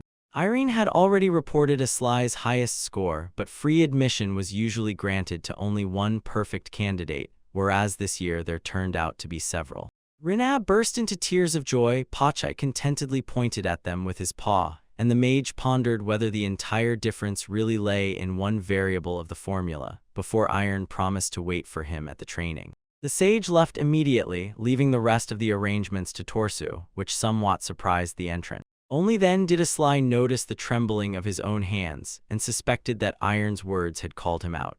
He took Rena and Pachai by the hands and felt that all 3 were trembling. The familiar suddenly cried with happiness, causing the master to be surprised once again by their connection. The new outfit cost 10,000 gold coins, but Rena put so much feeling into the gift that Aslai did not argue, even if Pachai chose the mantle for a dubious compliment. Exemption from the entrance fee did not cancel the monthly payment of 1,500 gold coins. Another 500 went for accommodation without meals, and before moving into the dormitory after the march formalities, it was necessary to stay in the inn yard. Money had to be earned in the guild, but before starting training, Aslai visited the last important shop. Inside, he was greeted by a short, bearded man among shelves with vials and weapons. The air barely trembled with magic, and experience with magical instruments allowed Aslai to immediately appreciate the high quality of the goods in the shop of the Great Flame Mage Gaston, one of the 6 sages. At the request to show staffs, the silent seller pointed to a wall with weapons of the most diverse shapes. Wood, steel, and special metals made the mage's eyes dart among dozens of unfamiliar options. The voice suddenly sounded very close, although the seller had just been standing far away, and Aslai almost jumped from surprise. The bearded man apologized for the scare and calmly asked about the wishes for the future staff. The mage explained that he was looking for a gift not for himself, but for a girl about 2 heads shorter, and the seller pondered the appropriate weapon. Learning about her admission to the magical university, the man accepted the proud answer of the mentor and began rummaging through the stock. The bearded man took out a simple-looking but comfortable staff with a round emblem pentagram. The star staff made of sturdy platinum wood supported fast magic and was even suitable for close combat. The unfamiliar term made Aslai ask for an explanation, and the seller was surprised that the wizard had never heard of fast spells. Fast offensive magic allowed pre-recording command functions into the staff, and this staff already contained 2, while better material could hold even more. The complexity of the instrument exceeded Aslai's experience in magic and alchemy, so on the seller's advice he drew a circle with his finger right on the emblem. The recording disappeared after the charge was exhausted, and to activate it was enough to pour in the required amount of mana, and the convenience immediately made the mage want to buy the same staff for himself. The only obstacle remained the high price, although the seller laughed and noted that the client's wallet did not seem empty. The price tag showed 13,000 gold, but after the answer about available funds, the bearded man offered a pair of star staffs for only 12,000. Aslai could not believe such a discount, especially when another tag showed 9,800 each, but the seller called it a service to a future regular customer. Satisfied, the mage purchased both staffs, received a gift for Rena with a tied ribbon, and was already planning to return to the wonderful shop until he doubted whether the surprise would please the apprentice. The wizard could manage without a staff, but it accelerated drawing circles in the air and helped focus power, as confirmed by Aslai's own research. The instrument also conducted more mana, so for most people, magic with a staff or another focus was significantly more effective. 2 years ago, Rena used an ordinary homemade stick from a village craftsman, not intended for magic at all, which inspired the mentor's gift. For the first apprentice and outstanding future mage, the new wand was supposed to give more independence, so Aslai quickened his pace toward the inn. Returning, he immediately handed Rena the gift and congratulated her on entering the magical university. At first, the girl did not understand what had happened, and then suddenly she cried, leaving the mentor confused. While Aslai tried to calm her, Pacha entered and immediately blamed the master for the apprentice's tears, finally spoiling the solemn moment. But unexpectedly, the familiar himself left and asked to be called after reconciliation, leaving the nervous mage alone with Rena without any plan. Outside the window, townspeople enjoyed the evening while the girl sat in the room, curled up in a ball and not stopping crying. A new attempt to comfort her was the news that now the teacher and apprentice would have identical staffs. Rena fell silent for a moment, then cried even harder, so helpless Aslai decided to just wait. He stroked the pupil's head, but she suddenly caught his hand and pressed it to her face. Deciding that the girl needed this for some reason, the mage patiently remained still until her breathing finally calmed. Rena continued to hold the mentor's hand, and the warm touch reminded him of a long-forgotten good feeling and a hidden wonder. However, the seeker of wisdom immediately suspected serious danger in the unfamiliar situation. Rena was not only a pupil but also a young girl, so from excitement Aslai's consciousness blurred and his heart beat faster and faster. He placed all his hope on Pacha and began sending desperate wordless signals of rescue to the door. The internal cry for help finally interrupted Rena's laughter. Through the remaining tears, she asked about the mentor's strange voice, and he explained it as a mixture of surprise, tension, and a completely new experience. The answer seemed strange to the girl, but so much like Aslai himself that she smiled again. Rena had long noticed how the teacher always thought over his words, trying to explain everything politely, and the mage could not argue with that. Letting go of his hand, the girl took the gift and could no longer take her eyes off the beauty of the staff. The white wood shimmered with silver like a snowflake in the light, and the mentor explained the properties of platinum and carelessly mentioned a big discount on the set. Rena puffed out her cheeks and reproached that the price of the gift should have been kept silent, although Aslai sincerely saw nothing wrong with the truth. Her amusing dissatisfaction embarrassed the mage, and he suddenly leaned over with a request to release the air from the puffed cheeks. The girl agreed, closed her eyes, and waited patiently, but Aslai himself froze from the light touch. Rena slightly opened her eyes, after which both awkwardly laughed, and she admitted how hard she tried to keep her cheeks seriously puffed. When the excitement passed, they finally called Pacha, and his overly cheerful eyes immediately flashed in the doorway.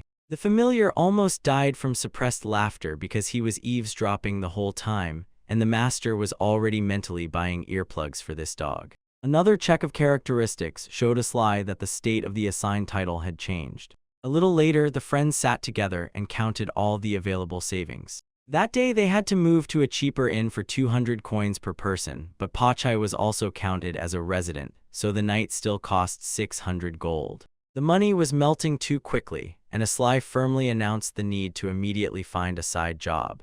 Pacha suggested the Adventurers Guild. Rena warned against wasting time, and the mentor warmly noted how confident she was becoming every day. Yesterday's admission only strengthened the changes. Closeness with companions made the girl more open, although perhaps this cheerfulness had always been hidden inside. Aslai remembered the equally bright Rado and Manu, but confirmed Pacha's demand to listen with a joke, as if they were just discussing how to tear off his tail and make a steak. After a brief horror, the demon decided that a dish made from the tail would be so delicious that the master's cheeks would fall off. Rena doubted because of the pain, and Pacha was already demanding morphine and asking only not to exceed the lethal dose. The girl laughed and explained that Aslai would never harm a familiar, and such jokes were only possible thanks to complete trust, which she even envied a little. Despite constant jabs, the master and the demon invariably were the first to laugh at their antics. Pacha blushed deeply and rushed to deny everything under Aslai's new teasing, which finally amused Rena, and then everyone returned to the urgent need to earn money. Aslai summed up that 2 D-rank seekers could take 3 tasks each with payment of about 300 gold, and together earn 1800 in one outing. Pacha peeked out from under the blanket and called the plan easy, but the master considered it too slow and suggested hunting high-level monsters. Rena noted that without an official task, the guild would pay nothing, but Aslai reminded them of the valuable trophies from the bodies of defeated enemies. The mage was going to find the habitats of strong monsters on the board and immediately set out there, and calmed fears after the hard victory over the Alpha Chimera with a new staff with fast magic. The capabilities of the staff impressed the friends, and during preparations, Aslai suggested recording restorative and supportive spells into Rena's weapon. The apprentice had already come to such a decision herself, once again pleasing the mentor with her cleverness. Interested, Pacha immediately called everyone to the Adventurers Guild. After checking the information, the trio set off on the road to the hills in the west, where they were to hunt the Ballad Dragon. Previously, the creature was called the Baliad Dragon after its habitat. The green four-winged monster circled in the sky 5,000 years ago and then had an A rank, forcing people to hide in their homes. Pacha considered the current B rank acceptable but feared encountering an older A rank individual, while the master reminded them of the already defeated Alpha Chimera. In 2 years, they became stronger, but Renau wisely suggested fleeing if the enemy proved insurmountable, and the familiar supported her without hesitation. Pacha joked that during the escape there wouldn't be enough space on his back for the master, and the reply about traveling on his tail again turned into a panic over the upcoming stake and the threat to feed the demon to the dragon. Soon the travelers reached an open area with excellent visibility, but saw no targets in the sky. Instead, nearby a pack of blood jackals rushed by, who usually ran to feed, so Aslai asked Pacha to sniff around. The familiar was initially offended by the order to stop a foreign pack, but still used his sense of smell and indeed caught a trail. The smell of blood made the mage order to lead them to the source, and Pacha dashed ahead. Near the required place, another pack appeared, but instead of fighting, the jackals turned around right in front of the travelers. All the monsters ran toward the scent, and the friends quickened their pace behind them, eager to see the reason for such a gathering. Ahead lay the fresh corpse of the Ballad Dragon with a deep cut from shoulder to chest, and bloody jackals were already greedily tearing at its flesh. The prey was not yet spoiled and could bring trophies, but for this it was necessary to distract the gluttonous scavengers. Renau suggested driving off the jackals and pointed to the mentor, a more important find near the dragon's body. No one knew whether it had been there from the beginning or had come out under the weight of the pack. Haste could knock down and break the egg, so Renau accepted the warning and began preparing a spell.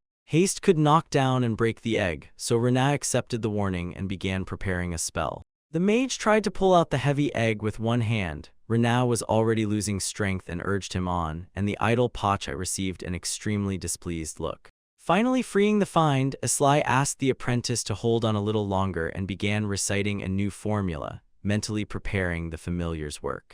A rain of shining swords fell on the carcass, after which the mage ordered Pacha to collect the trophies, tearing him away from calmly scratching behind his ear. The familiar rushed to carry out the task, and Aslai, noticing Renau's condition, hurried to help her. He took her staff and cast his own jackal restraint spells. The load immediately eased because the mentor intercepted the flow of mana directed into the staff, and the embarrassed girl thanked him for the support. Renau hid her face, recalling yesterday's awkwardness, but Aslai focused on the mana shift he had created, which transferred the power source of the active spell. The support for constant release quickly burned about 500 units of mana in the apprentice, so the help arrived on time, and Pacha was already returning with all the trophies.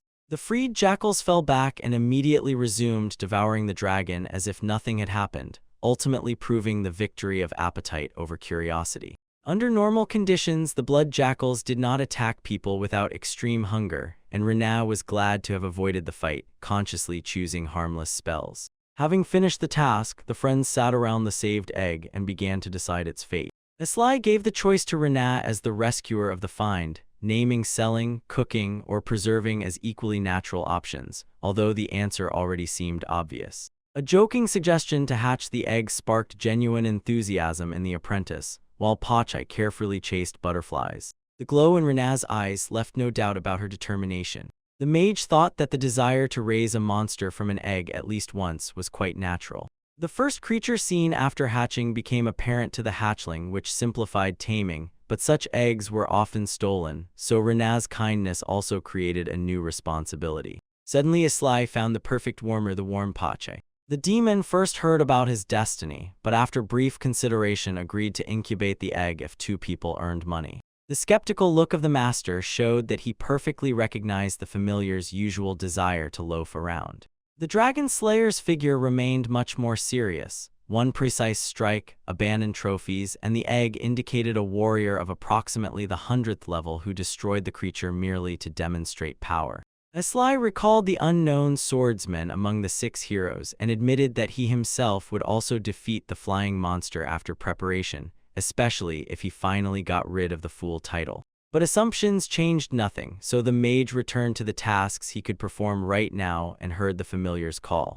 Breaking away from gloomy thoughts, Aslai joyfully reminded himself of the vast world and the need to earn money, while Rena refused to give up the heavy egg and carried it herself. The girl assured that she could handle it and walked with the burden, shining with happiness. In the city, the travelers brought horns, tusks, and other valuable parts of the ballad dragon to the shop.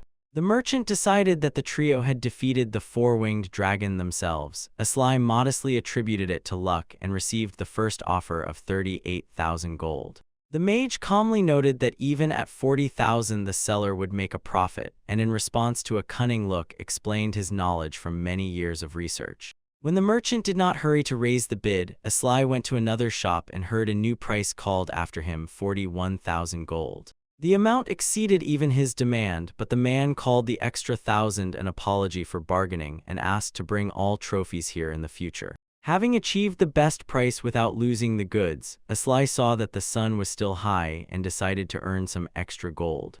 3 simple tasks still took up the rest of the day, and the queue for a distant and unprofitable hunt for a high-level monster left no good options until the evening cold forced the mage to hurry home. He had already quickened his pace when a familiar girl noticed him from afar and called out. Iron and Torso were surprised by the solitary walk at such a late hour, and Aslai explained that he was earning money at the guild while his friends returned to the inn. The current D rank seemed to Iron lower than the expected C or B, but Torso considered it too high for a young man, unaware of the 5,000 years of life. The invincible wise woman praised the strength of the entrant and immediately invited him to join her white faction after enrollment. Seeing the misunderstanding, Torso explained the existence of 2 sides. She and Iron belonged to the white and Gaston headed the black. Aslai was surprised by the involvement of the instructors and tried to find out if the rivalry extended to the students. Iron was outraged by the ignorance of the university's purpose and the connection of the factions, but the mage truly heard both names for the first time. Torso explained that the white and black factions were created inside and outside both universities to prepare for the invasion of the Demon Lord, mutual development, and annual friendly competitions. Aslai summarized the idea as a competition that did not allow anyone to weaken, and Iron praised the conclusion and hinted that the relations were not limited to friendly matches. After a brief reflection, he directly asked if it was possible not to join either side at all. Avoiding rivalry was not allowed. At the ceremony, every student had to choose a faction, although Iron promised a warm welcome in the white. Torso reminded about the ban on recruiting entrants in advance, and the sage excused herself by the desire to keep a familiar and interesting mage under supervision. The upset curator asked to keep this conversation between them. Understanding possible problems, Aslai promised to keep silent and consider the invitation, after which the girls finally left. Iron reminded about the upcoming meeting, Torso apologized for her pressure, and the mage simply wished both a good night. The conversation dragged on late, and the freezing Aslai almost got lost on the way to his inn yard. Friends waited for him fully dressed but fell asleep on the bed, so the mage carefully covered them and decided not to give a reason to worry so much again. In his own room, he hung the cloak, stood in the middle of the floor with the staff, and prepared the necessary spells. The storage spell was possibly a unique magic of Aslai himself. Behind the portal lay a dark room isolated from ordinary space 10 by 10 meters, from where it was enough to reach out a hand for the desired item. After activation, information about all stored items came directly to the brain, although even such a system sometimes made it take a long time to find the needed explosive. Inside, there was nothing except a safe place for storing things. But the portal was not an ordinary storeroom. A person who accidentally fell inside could lose the way back forever, and it was impossible to physically check the boundaries of the space. Theoretically, another owner of exactly the same spell could help, so Aslai opened the storage only in extraordinary situations or after a complete inspection around, like this quiet night. During his life in the cave, he transferred all research records and piles of junk here, but now he felt no nostalgia and was glad of the significant earnings thanks to the Ballad Dragon. After deducting expenses for himself, Rena, and Pachai and setting aside a reserve for unforeseen circumstances, the mage hid the rest of the gold in a space safer than a wallet. Before moving to the university dormitory, he planned to continue hunting. The basis of income became ordinary guild assignments for monster extermination. Hunting strong enemies and collecting their trophies day by day required increasing caution. At first, the friends worked only as a trio, but one evening Rena quickly had dinner and announced that she would return alone, proposing a new approach. The late hour gave the loner more chances to get a city task, but the worried mentor secretly followed and only then told Pache about it. Even the safe city streets did not remove the anxiety for the apprentice, but the observation revealed an unexpected change. Rena's magical skill increased significantly more than Asli noticed during joint daytime tasks. She simultaneously supported recovery, used the advantage of quick spells, and attacked with fire and wind, independently combining 3 types of magic based on acquired knowledge. If there was time, Rena prepared a magical trap, and if there was not enough, she lured the enemy inside during the battle. She covered unpredictable situations with classic combat forms learned in Rado and Mana. Lately, the mentor could rarely train her personally, but the girl carefully followed his commands in real skirmishes and based on them created her own style. Perhaps Rena was meant to become not just a sorceress, but a battle mage. The final path depended only on her, so Asli waited for the future with interest and decided to monitor solo missions daily until the move. In March, the travelers finally received rooms in the dormitory of the Magic University. Asli and Pache's accommodation was spacious, although for 500 gold per month it did not look luxurious at all. The mage saw no problem because he brought household items from the cave, and any shortage could always be bought together with Rena. Pache was upset by the ban on freely moving between the male and female dormitories, but the host suggested asking for permission and accompaniment from a teacher, despite the extra difficulty. For daily communication, telepathy remained, which at first stunned Rena, but now became usual. The first telepathic conversation amusingly frightened Rena, but the girl almost instantly mastered the technique and now reacted quite naturally. Much more concerning to Asli were the night outings. After 7 o'clock, violators were punished with work at the teacher's discretion, and official permission took several days to process, discouraging the desire to ask for it. However, the mage did not see a serious problem until no one was catching them. Money was no longer the only reason, but with the onset of night, Asli still came to the guild and greeted acquaintances. The workers noted his late appearance while dishes and beer were served between the filled tables in the depths of the hall. This month the mage was going to rise to C rank, so he already knew almost all the regular visitors, and the young and strong Rena with her combination of 3 spells was loved no less. Duncan reported several new evening orders, and while inspecting the board, Asli suddenly noticed Iron nearby. He tried to hide under his hood and called himself Frank, but the sage immediately recognized the student and noted that she herself had often run away from the dormitory the same way. Iron suspected a lack of money, Asli assured sufficient savings, and her further silence made him prepare to flee.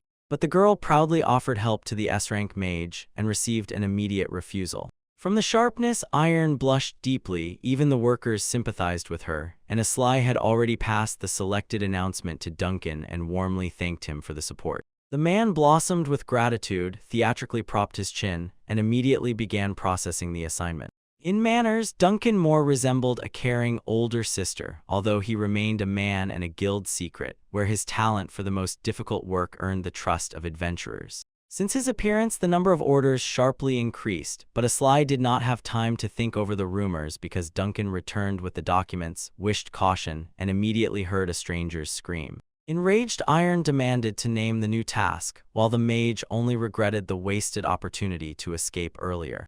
Duncan protected the client's secret and refused even one of the 6 sages, so Asli took the chance, thanked the secretary, and headed for the exit.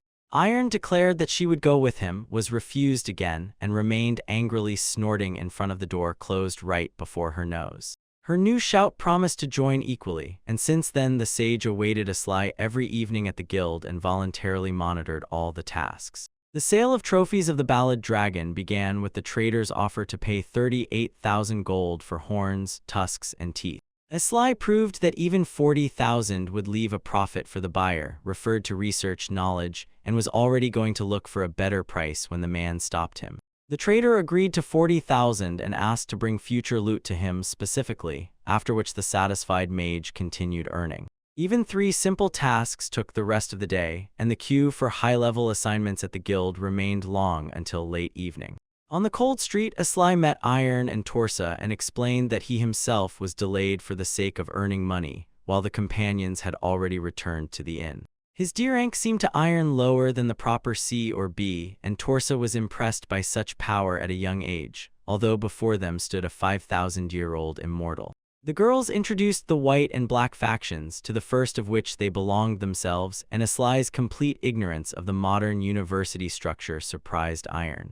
The sides held friendly matches and maintained rivalry to prepare for the real war with the Demon Lord's army and not lose strength. The mage wanted to avoid any faction, but a choice was mandatory, and Iron had already promised him a place among the whites. Torsa was stopped from premature recruitment because students were supposed to decide only after admission, and Aslai promised to keep the conversation secret and consider the invitation. After saying goodbye, the freezing mage hurried home, but after a long conversation, he first went the wrong way and had to recall the address of the new inn. Rina and Pachai waited for his return, although Aslai assured that they could calmly go to sleep over such a trifle.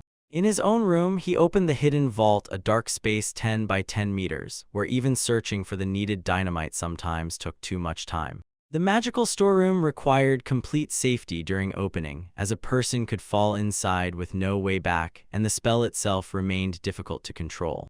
A significant daily earning thanks to the dragon, Aslai partially hid, leaving enough money for living for himself, Rina, and Pachai, after which he finally fell asleep. Before admission, the mentor and the apprentice took dangerous assignments against strong monsters, first working together, then splitting up despite the risk of new problems. Rina went on evening tasks alone, but the worried Aslai confessed to Pachai that he secretly followed her, although it was indeed easier for a loner to get orders. Observation revealed a sharp increase in her skill. To restorative and fast magic, the girl added self-created combinations. She developed her own tactics, combining spells with martial arts, and the mentor had to acknowledge the exceptional abilities of the apprentice. Rina could become a battle mage, but her future belonged only to her, and Aslai nevertheless decided to carefully monitor safety. In March, the mage with the familiar settled in a modest but acceptable dormitory room, where Pachai was immediately upset by the prohibition on freely going to the women's dormitory without permission and accompaniment by a teacher. Telepathy maintained contact with Rina, but meetings required permission, and the curfew after 7 finally restricted movement. That very evening, Aslai broke the prohibition and secretly left the dormitory because he wanted to continue earning money. In the tavern, acquaintances immediately noticed the delay and called to drink, but the mage refused and only noted Rina's considerable popularity. Duncan reported new orders, and near the board, Aslai saw Iron and tried to hide unnoticed. The sage recognized him despite the hood and the invented name, confessed to her own student escapes from the dormitory, and inquired about possible financial problems. Aslai chose a task and thanked Duncan, but he refused Iron's offered S-rank help without hesitation. While Duncan was processing the task, the mage tried to understand the true role of the strange tavern owner, after whose appearance the number of orders mysteriously increased. Iron's attempt to learn details was broken against Duncan's professional secrecy, and Aslai received only wishes of luck and caution from him. The sage wanted to join, but the mage ran away and slammed the door in her face, causing laughter from the visitors and a new outburst of anger. Since then, Iron came to the tavern every evening and accompanied Aslai on all tasks, without asking permission and incessantly annoying him. Finally, Aslai, Rina, and Pachai came to the entrance ceremony of the magical university to the hall filled with freshmen and their families. At the ceremony, Aslai met Dragon, who was sincerely glad for the new meeting, although the mage did not understand the reason for the hero's appearance at the university. Irene explained that she invited him as an honorary guest for the welcoming speech, after which Dragon personally greeted the entrant and, together with the wise woman, proceeded to the stage. The attention around one of the 6 heroes, one of the 6 wise ones, and the beautiful Rina irritated Aslai, while Pachai was carefully getting acquainted with some girl. The first big ceremony bound the student with tension, and the separated seats did not prevent the boys from discussing the appearance of the girls until the official part began. The students stood and performed the university anthem with a verse unpleasant to Aslai, after which the director Tangaran was invited to the stage. Outwardly an ordinary old man, he was an experienced warrior and mage of fire, earth, and air, so even Aslai recognized him as a fully worthy head of the university. After the director, the honorary guest dragons spoke, then the teachers were introduced, and the representative of the senior courses was to conclude the greetings. From the student body spoke the council chairman and the Black Emperor Fort, whose enormous popularity became obvious from the neighbors' surprise due to Asly's ignorance. Around, they enthusiastically discussed the power of the candidate for the Wise Ones and one of the best fighters of the Black faction, while the mage only wondered whether all of Fort's black clothing reflected his side or soul. When the representative of the first-year students, Ornella, was called to the stage, Asly noticed Dragon's attentive gaze and became interested in its reason. After the ceremony, the students proceeded to the classrooms, and Pachai was outraged that both the best entrants Asly and Rena refused to represent the course. The mentor explained the students' decision by lack of confidence and education. Despite her enormous power, she only knew how to read and write, so the studies promised to be difficult. At the same time, the school was supposed to give Rena space for further development, and it was precisely such a future that Asly wished for her, although Pachai feared that the master would become too attached. In Tor's classroom, she seated everyone according to nameplates, and as soon as the mage placed his on the stand, a familiar ran up to him. Pachai did not hide his admiration for the joint training and his own nameplate next to the master's, until the flow of words made Asly ask for silence. Rena was also laughing, and the demon was glad to be able to sit in the same classroom with the student and saw in this a strange repetition of the past. The freshmen were explained the rules of study and behavior, and were given a contract to join the Black and White Union. The document obliged unconditional compliance with the rules and ideology of the chosen faction without naming them, so Asly immediately saw the possibility to order the signatory even to die. Rena was also confused by the dangerous content, but the mentor was surprised that no one else in the classroom expressed any doubt.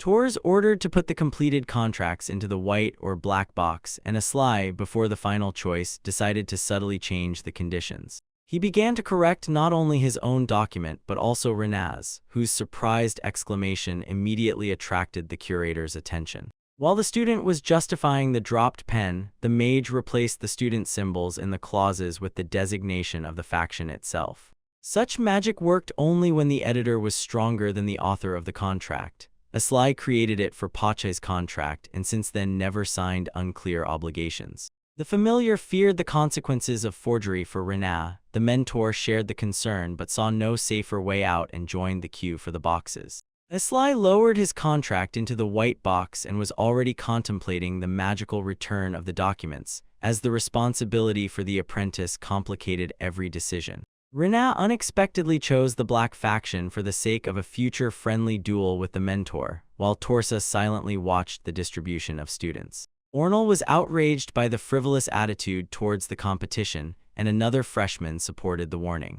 Asly recalled that each faction would have only one champion freshman, while the divided groups were already beginning to argue. One student called the mage petty, and the best course entrant was sincerely offended by such an unfair assessment. Ornel did not believe in the highest score. Asly explained the refusal of the representative speech, and Pachai boasted that the master controlled a familiar of the 100th level. The statement stunned everyone along with Rena, but Asly rejoiced that the attention finally shifted from a foreign offense to his true strength. Torsa called for order, the students instantly fell silent, and the mage suspected in such obedience the effect of the newly signed contracts. The curator returned Rena and Asly to their places, and the mentor apologized on the way for the caused noise. Torsa continued the explanation, while the master and familiar sat nearby, each immersed in anxious thoughts. Soon Asly found himself in Iron's office before the already found and corrected contract and a very upset sage. The speed of the exposure impressed the mage, but Iron called him irreparably problematic, agreed to conceal the forgery, and explain the leniency by the choice of the white faction. For Asly's silence, he now owed a favor, but he anticipated blackmail in advance and promised to answer one of her questions. When Iron stood up, it turned out that the chair made her taller, and a careless remark about the furniture's mismatch offended the girl and taught the mage to watch his words better. Since then, the sage had been going on missions with him, annoying him with constant presence but sharing valuable experience, and at home Pachai asked not to shout about the settled contract for the entire dormitory. At the university, Asly noticed Rena among the new friends, but Pachai distracted him with something suspicious near the host's place. On the chair again lay a harmful magical circle, this time different from previous attempts by an unknown offender. The familiar with strange joy asked about the next step, and the tired mage admitted that he was tired of constantly removing other people's traps. This time, Islai decided to find the culprit and cast a spell to track the author of the formula. An unremovable mark flared up near one of the students, and the mage calmly assured the outraged boy that it would disappear soon. Another student recognized the search spell for the creator of the circle, after which Islai suggested to the marked offender to exchange chairs. The mage supposedly did not dare to sit in the dangerous place of the author himself, and he left with an angry look, leaving hope for the end of the harassment. Islai and Pachai once again discussed the new trouble and recalled the very first day of the admission ceremony. Sitting on the bench near the familiar, the mage dreamed of simply studying without minor conflicts, and Pachai was glad that the persecution at least did not affect Rina. Islai recorded the incident in the diary as a necessarily important event, provoking a new laugh from the demon with the manuscript's loudest title. It was then that the little dragoness Balada flew in with a message from Rina. The mage asked Balada to be careful on the road, and he and Pachai watched the unusually cute dragoness with their eyes. The baby hatched a day before the ceremony and was the first to see Rina, recognizing her as mother, while Islai met him only a few hours later. The telepathic call of the student woke the mentor and led him to her room, where the girl asked him to become the father of the newborn. The second image seen after hatching also became a father, so Islai accepted this role, and Rina offered Pachai to choose a name and be the godfather. The familiar named the dragoness Balada, the mentor considered the choice banal, but the girl liked it, and the early appearance of the little one before the ceremony turned out to be very timely. The baby had a low A rank and probably limited invisibility, but remained trusting, could easily be harmed or kidnapped. Islai drew a circle of invisibility in Rina's room, after entering which Balada was seen only by the parents and the godfather. The detailed message turned out to be more of a report from the student, and Pachai did not understand why she did not convey the information personally or telepathically. Rina reported friendship with two girls whom the mentor had already seen nearby in class and now hoped not to scare with his own reputation. Soon Torsa announced a practical lesson for first-year students, which Irene kindly agreed to conduct herself. Students became engrossed in the lesson of one of the 6 sages. Torsa handed her the group and left the hall, and Iron declared herself today's mentor. The sage admitted that she barely remembered the candidates after the exams and militarily demanded a reason to remember them this year. The first exercise was the familiar remotely controlled fire spells to Islai, whose appearance immediately made him wary. Students had to neutralize the flames without going outside and without damaging the building, after which Iron asked volunteers to raise their hands. She repeated the restrictions once more and waited for those who considered themselves capable of coping. Rina and Ornal agreed to try, and Iron demonstratively asked their names again, as if she did not even recognize the representative of the first-year students. The girl responded first and received the right to start, although the mentor considered the task too difficult and saw only one obvious way for a beginner. Rina used earth control, which could have buried and extinguished the flames, but the spell did not work. A subtle wink showed Islai that the failure was part of the student's plan, while Iron simply declared this magic unsuitable for the audience. Remote control of the circle was extremely difficult, and the next chance went to Ornal, whose readiness already pleased the mage. The young man used the minimal acceleration spell. He managed to remove the fire. Iron praised the result, and even more students wanted to join the exercise. Islai was the last to remain. The sage called him by name, deliberately emphasizing the special attitude in front of the entire class. Even those who could have already left stayed to watch, and the mage realized that Iron was enjoying a small revenge for his previous antics. She told about a similar introductory task which only Islai completed among all the candidates, while even Rina and Ornal did not find the answer. At the request to suggest another method, Ornal honestly admitted that he could not think of anything else. Iron expressed disappointment and turned to Rina, and her manner of pressuring the students was increasingly disliked by Islai. A demonstration was not required, so the girl described the possibility of applying regeneration to herself and jumping into the fire, earning the sage's approval and the mentor's pride. Iron emphasized that such ingenuity saved lives in battle, and ordered Islai to find a method completely different from all those already named. The strange teacher made the mage call Pachai and ask for some time to think. Stepping aside, they went over the options, but the sage immediately called the familiar's proposal to apply regeneration to him boring. Pachai did not recognize the circle drawn by the master and asked for explanations, but the mage silently moved on to the next figure. The demon suspected composite magic, and the impatient iron was already demanding to finish the preparation faster. Asli with the familiar moved from one circle to another, irritating both the teacher and the puzzled students with the wait. Pachai again asked to reveal the meaning of the formulas, and under the new pressure, the mage admitted that none of the circles did anything. The class decided that the applicant was only wasting time and began to demand completion, while Iron asked one last time about readiness. Asli activated all the drawn circles. Upon closer inspection, the students saw meaningless scribbles instead of real formulas, and Iron's dissatisfaction became obvious. The mage called Pachai and left the hall under Rena's worried gaze and the promise of the sage to take revenge, completely satisfied with his own victory. Outside, he explained that Iron had almost exhausted her mana supporting the fire, but the sage's status concealed the fatigue from the rest of the class, and the long wait only completed the trap. Rena guessed on her own that the constant flame was exhausting the teacher, and the fake circles forced her to spend even more strength. The student's ability to uncover the trick impressed the mentor, although she herself fairly noted that an effective act did not necessarily deserve praise. Pachai was offended by the master's words. The quarrel flared up again. Asli himself demanded to stop it in an inappropriate place, and Rena just laughed. Several students entered the auditorium with Iron's permission to challenge the mage to a duel in the practical hall. When Asli finally came to the already gathered crowd, the sage reproached him for being late, although he did not consider himself the source of problems on the first day. Iron praised the unexpected exhaustion technique, and the mage was no less surprised by the speed of her recovery. The scene teleportation magic made Asli wonder how many more special abilities the talented sage was hiding. He did not agree to a clash, but Iron had already promised the opponents the right to demand anything for victory and a complete cessation of harassment in case of defeat.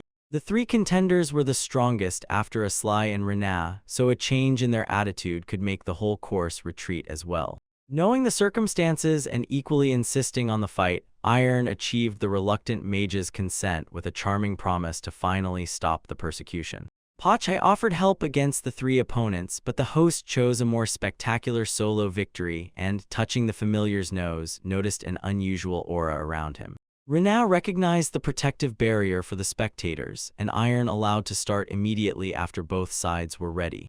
In response to the question about the first opponent, Asli challenged all three at once to finish the matter faster. The opponents were outraged by the underestimation. The girl was the first to attack, and the mage realized that the provocation worked. Asli watched all three while Idia was drawing a magic circle and Ornal stood motionless aside, as if still choosing the start. The second attacker spun his staff in a circle, arousing the mage's investigative interest and Idia's irritated exclamation. Asli burned the girl's just completed formula and immediately took the blow of the other enemy's staff. Two attackers changed techniques. Rena watched the clash with fear, and Ornal still did not enter the fight. The mage repelled every attack, increasingly irritating the opponents, while Idia could not understand how he stopped her spell. A serious wound took the girl out of the fight and forced Iron to intervene immediately.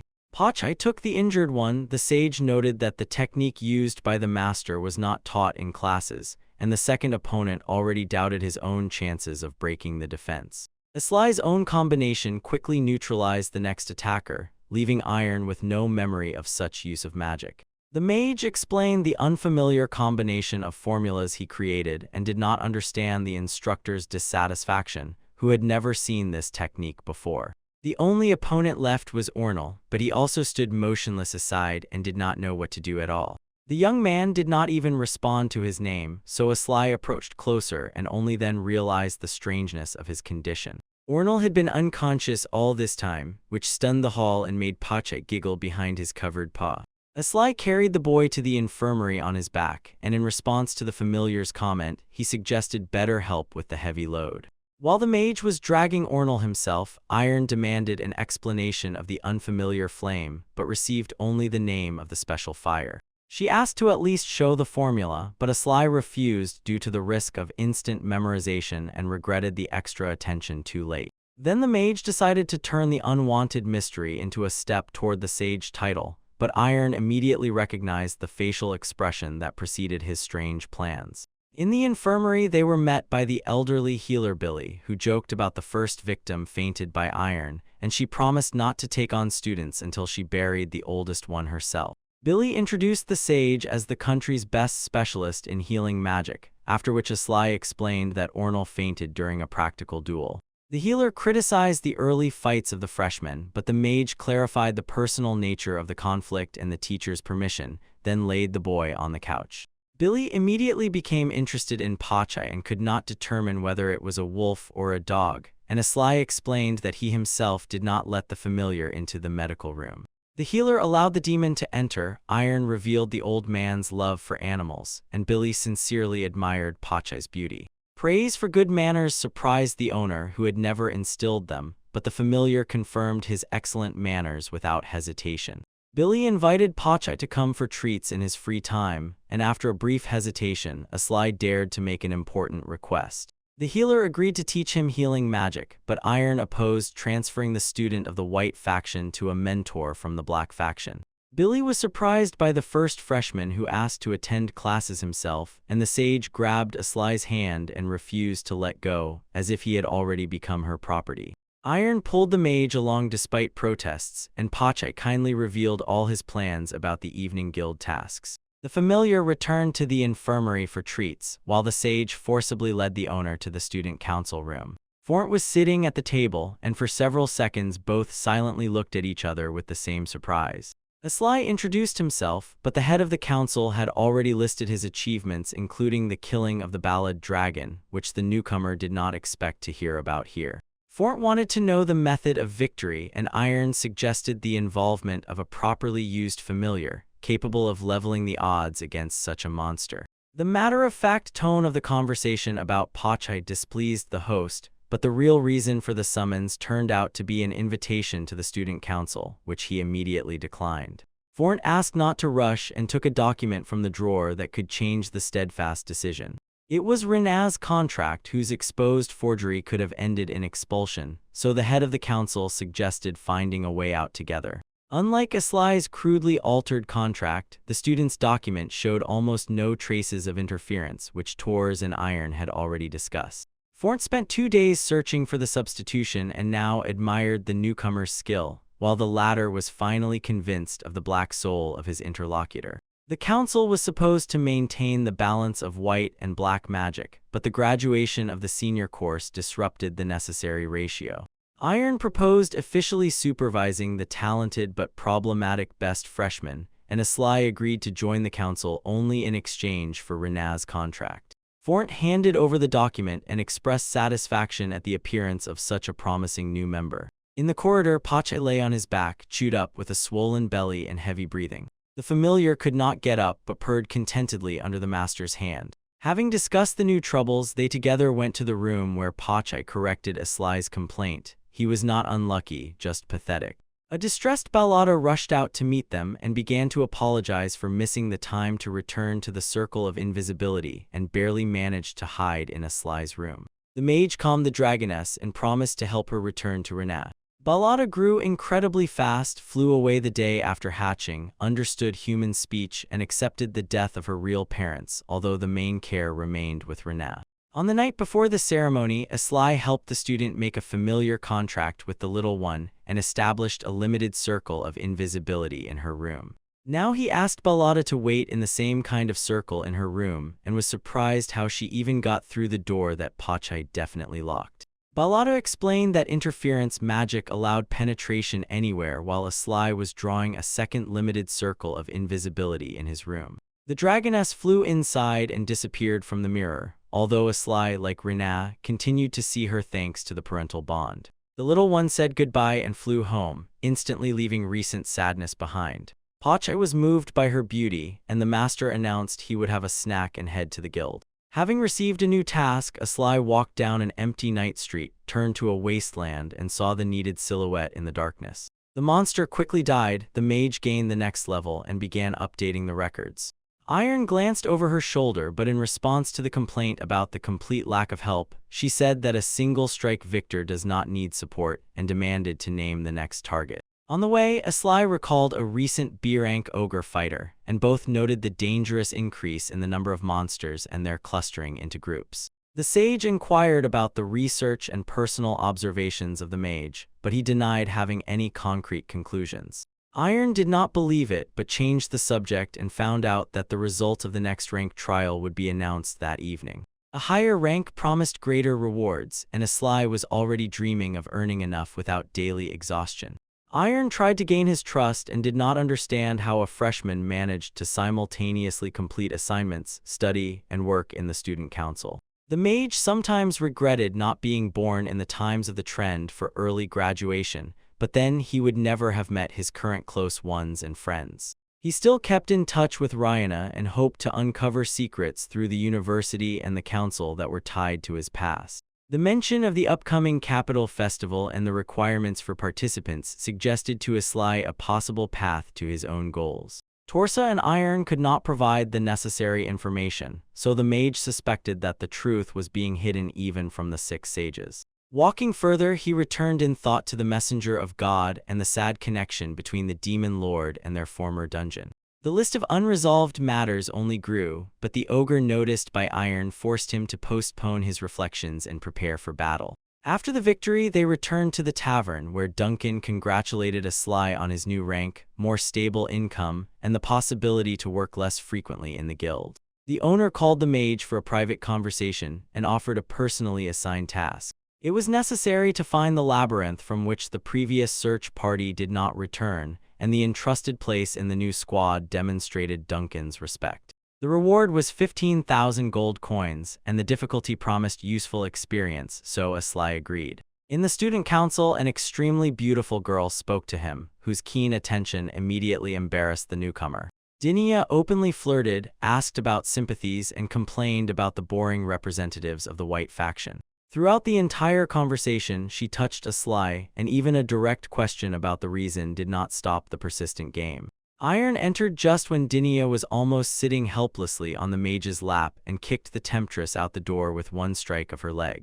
The sage scolded Aslai for inaction and decided that he simply liked such girls since he did not try to free himself. Dinia was 2 years older than the supposedly 16-year-old freshman, and in response, Aslai inquired about Iron's age, who behaved much more maturely and easily communicated with Billy. The question brought a painful step on the foot and a sharp change of topic to today's start of the assigned task. Iron could not join because of the Council of 12, so she only described the labyrinth and asked to be careful.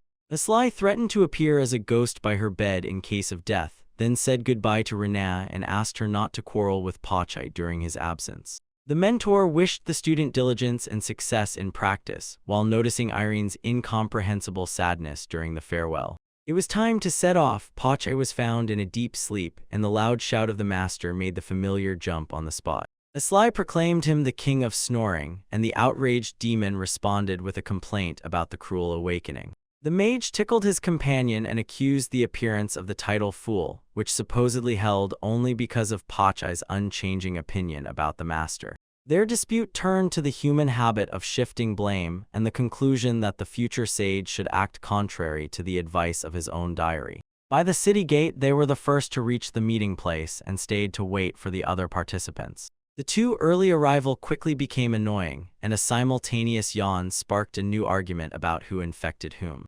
Pachai was the first to hear the clatter of metal and the smell of blood and grease, signaling the approach of experienced companions. 2 men and a girl, Brutes, Blaze, and Betty, approached them, not stopping friendly jokes and barbs along the way. Brutes introduced the squad. Aslai named himself and Pachai and immediately felt the strength of the hardened warriors. Next to their experience, the mage's own path to the 6 sages seemed even longer, while Brutes was already moving on to the movement plan. Blaze distributed the marching order and placed the wizard in the center, including him in the battle formation, but at the same time kept him under supervision during the first check. The lack of group experience made the expedition useful, and the light created by Aslai immediately showed the warriors the advantage of having a mage in the team. The road was blocked for the 5 travelers by bandits who were initially mistaken for monsters, and Aslai anxiously admitted that he noticed the ambush too late. Blaze took 3 attackers in the center, Brutes 2 on the right, Betty 1 on the left, and the mage was assigned to support those who needed her. The warriors simultaneously rushed into battle, and Aslai strengthened them with spells. While the leader watched the first skirmish, Pachai discovered 5 more bandits behind, entered the fight, and also demanded magical support. Among the enemies was a dangerous archer, so Aslai covered him with the first strike along with his guards. Unable to defeat the coordinated squad, the attackers fled, and Blaze recognized them as the Laughing Foxes gang operating in these parts. Brutes acknowledged Betty's opponent's strength. She credited part of the victory to Aslai's support, and Pachai immediately reminded about his own fight with 5 dangerous enemies. Satisfied with the mage's actions, Brutes nevertheless increased caution and checked whether he could heal the wounded if necessary. Blaze also approved the guild candidate, and Brute's explanation about the special rhythm of each battle was listened to by Aslai as a valuable lesson for the future expedition. The squad was preparing to reach the labyrinth by nightfall, so they maintained formation, increased the distance between participants, and accelerated their movement. During the crossing of the field, Aslai again ignited a magic orb above the road. The clash with people exhausted him more than monsters, and the master's anxious state was not hidden from Pachai. The mage admitted to fatigue and nausea, and the familiar immediately informed Blaze about the companion's complete exhaustion. Brutes apologized for the usual warrior's pace and suggested resting under the trees visible in the distance, while Betty offered Aslai her shoulder. Refusing support, the mage promised to reach the destination alone and endured Pachai's incessant teasing along the way. The familiar wanted to take guard, but the warriors allowed both to rest, making Aslai marvel at the demon's inexhaustible energy. Saving the remaining water, the mage admitted that as they approached the capital, he encountered more and more monsters and bandits, and he had overestimated his own strength. Brutes handed him a flask and promised an easier road ahead, receiving sincere thanks. Ahead began the main capital road, but the squad had to turn onto a dangerous side path, after which Blaze replaced Brutes on guard duty. He asked to illuminate the space ahead, and Aslai, instead of 1 orb with a limited radius, suggested creating 2. The mage focused on the light, the warriors took on observation, Pachai mocked the master's mistake again, and Betty assured that experience would fix everything. The girl admitted that she had once been like that too, until Blaze ordered everyone to prepare to leave in 5 minutes. The squad continued its path in battle formation under 2 glowing orbs, one of which illuminated the ground far ahead.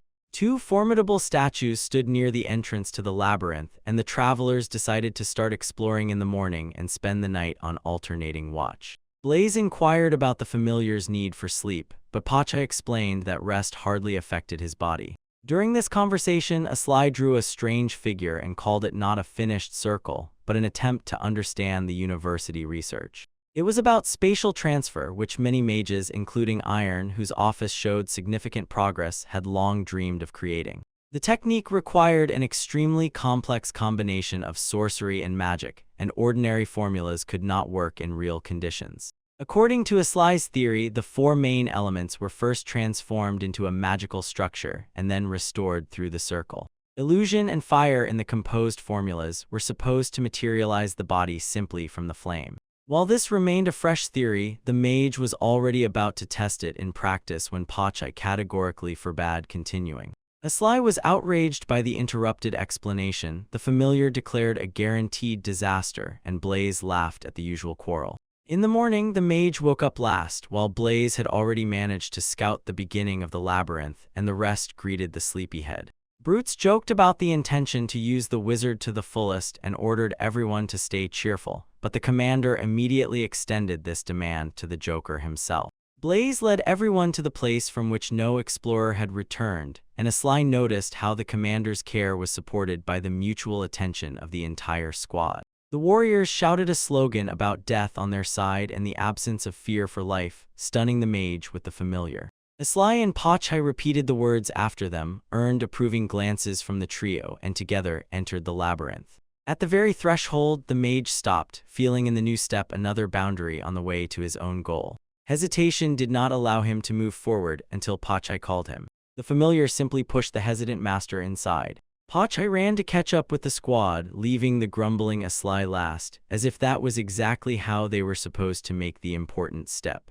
In the first hour, the squad had already defeated several monsters and recalled the previous group of 3 warriors and 2 B-rank mages. The current enemies were weak, the path from the entrance remained the only one, but there was no trace of the missing explorers on it. In a dead end, they found bars with a keyhole and a treasure behind them, having no obvious way to pass. Even Blaze's magic-enhanced strike only chipped the sword, and Pachai was already guessing why the obstacle did not yield. The bars were made of ultra-strong ancient Dorinian steel, which, according to Betty, was worth more than the entire treasure behind. Aslai proposed to dig a passage from below and immediately appointed Brutes as the digger, whose protests Betty dismissed due to his perfect suitability for the job. The quarrel between the master and Pachai amused the warriors and reminded them of an old married couple, although the familiar was not expecting such a comparison at all. Pachai cried from offense, but Blaze cut off the show and ordered everyone to start digging.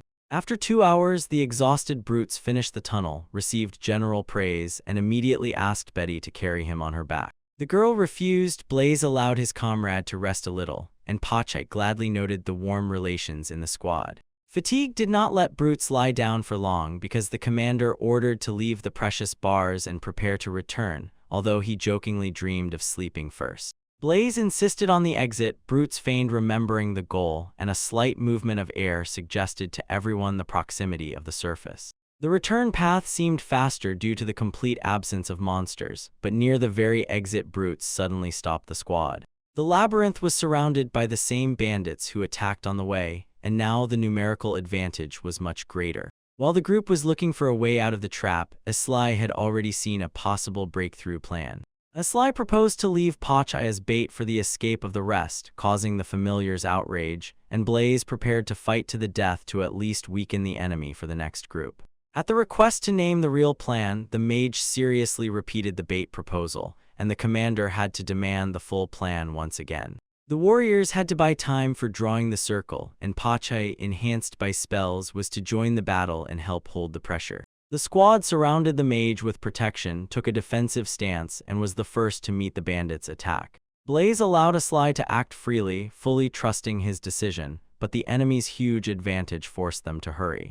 The warriors not only held their position but pushed the attackers back, giving the mage much more room to work. Brutes, Blaze, Betty, and Pachai fought side by side, and the girl timely cut down a bandit who almost got a comrade from behind. The leader ordered to focus on capturing the mage because although his men were losing the advantage, they still significantly outnumbered the squad. Brutes knocked down 2 enemies with 1 blow, and Blaze and Betty were fiercely breaking through the encirclement as well. An arrow pierced Betty's leg. Brutes was holding on with his last strength, and nearby the heavily wounded Pachai was barely standing.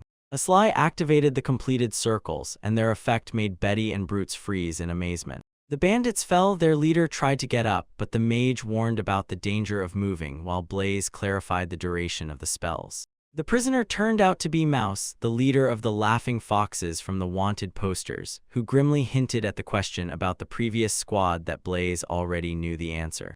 Pachai lay unconscious near Betty, and the commander was already about to execute Mouse when the situation suddenly changed. Next to the leader appeared a beautiful armed girl who helped him escape, leaving the squad in complete confusion. Brutes and Pachai needed treatment, but Aslai was the first to rush to the familiar and asked not to waste the last strength on words. The mage wrapped the damaged internal organs with the sacred barrier of life, directing earthly power to healing and filling the space with warmth, which even Betty felt. Then Aslai healed Brutes. Blaze took the guard duty, and the fully restored Pachai was already loudly celebrating the return of his strength. The mage explained to Brutes the procedure for helping a familiar in a much more severe condition, and the warrior agreed with the choice without offense. The squad safely returned to the city, handed over the loot to Duncan, and dispersed after farewells. The trio of warriors went their own way, the master with Pachai went his own. After 4 days, Aslai was again bored in university classes, while Blaze, Brutes, and Betty were already serving at the city outpost. Out of boredom, the mage telepathically peeked into Pachai's dream about the used oil and missed the words of Toressa, who immediately addressed him with a question. The correct answer was too detailed, so the curator stopped the student and continued the lecture about dark elves and Gaston as the only sage who possessed magic. By the end of the class, Aslai was thinking about his own affairs and at the same time was glad of Rena's prudence, who did not reveal the true nature of his spells. Taurasa conveyed a challenge from Iron, and the sage immediately inquired about the mage's free evening and heard that he was already busy. Aslai entered a separate room together with Pachai, who copied every gesture and intonation of the master, and at the table were already sitting Iron, Billy, and a third stranger. He turned out to be Gaston, one of the 6 sages and the great flame mage, in whose favorite establishment they gathered. Aslai tried to ease the heavy atmosphere with a story about a staff from Gaston's shop. He described in detail the weapon purchased on the seller's recommendation, earning from Gaston the appraisal of an eloquent interlocutor, and from Iron an accusation of feigned friendliness. The unknown purpose of the meeting troubled the mage even more because of the division among those present. Billy and Gaston represented the blacks, while he and Iron represented the whites. All 3 sages had once studied together, but Iron had stopped aging by her own technique, so to Gaston's remark about not wanting to die young, she replied with a refusal to die at all. She was going to synthesize the rose of eternity until Billy calmed the quarrel and all eyes once again turned to Aslai. Gaston shifted the conversation to ogres, and Iron clarified that it was about an enemy from their joint guild mission. The flame mage wanted to know if the ogres really acted in concert and agreed to listen even to unconfirmed assumptions. Usually, loners could unite only with the appearance of a commander, so Aslai suspected the birth of such a leader. While he was exploring the labyrinth, Billy met near the city a pair where an ogre warrior acted together with an imperial ogre, confirming a dangerous change in behavior.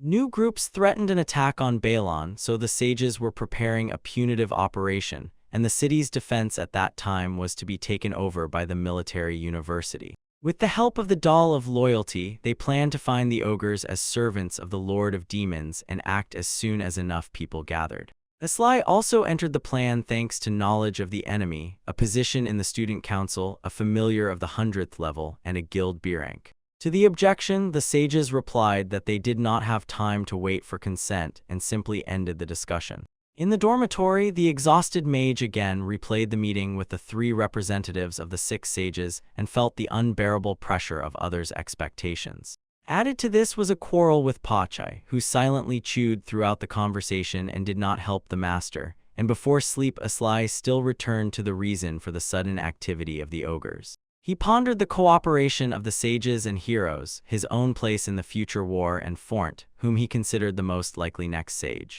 Memories of the past battle with the Demon Lord mixed with hope for the members of the S-rank guild, and the conviction that the 3 sages already had a plan until sleep finally won. Pachai understood all the anxieties without words thanks to an incredibly long shared life and even recalled the master's research on this topic. Once Aslai established that observing preferences, ideas, and habits allowed partners to transmit up to 0.003% of thoughts without words. When the mage fell asleep, the familiar adjusted the blanket, wished good night, and lay down nearby. Meanwhile, Blaze, Brutes, and Betty saw an announcement about recruitment for hunting ogres, where Aslai was appointed expedition strategist. A small reward did not diminish their desire to work again with the familiar mage, so the trio seriously considered participation. In the lecture hall, classmates surrounded Aslai and demanded an explanation of why a freshman was going to punish ogres together with representatives of the sages. Rena saw only the impassive mentor with closed eyes, resembling a meditator amid the noise, and began to worry about him. Inside, Aslai boiled with rage because he agreed to the expedition, but did not allow his own name to be displayed in the public announcement. The appearance of Iron and the start of the lesson made everyone sit down and seemed like a real salvation to the mage. Ornal immediately demanded an explanation of the freshman's appointment as strategist, and the sage was outraged by the very audacity of the students to question her decision.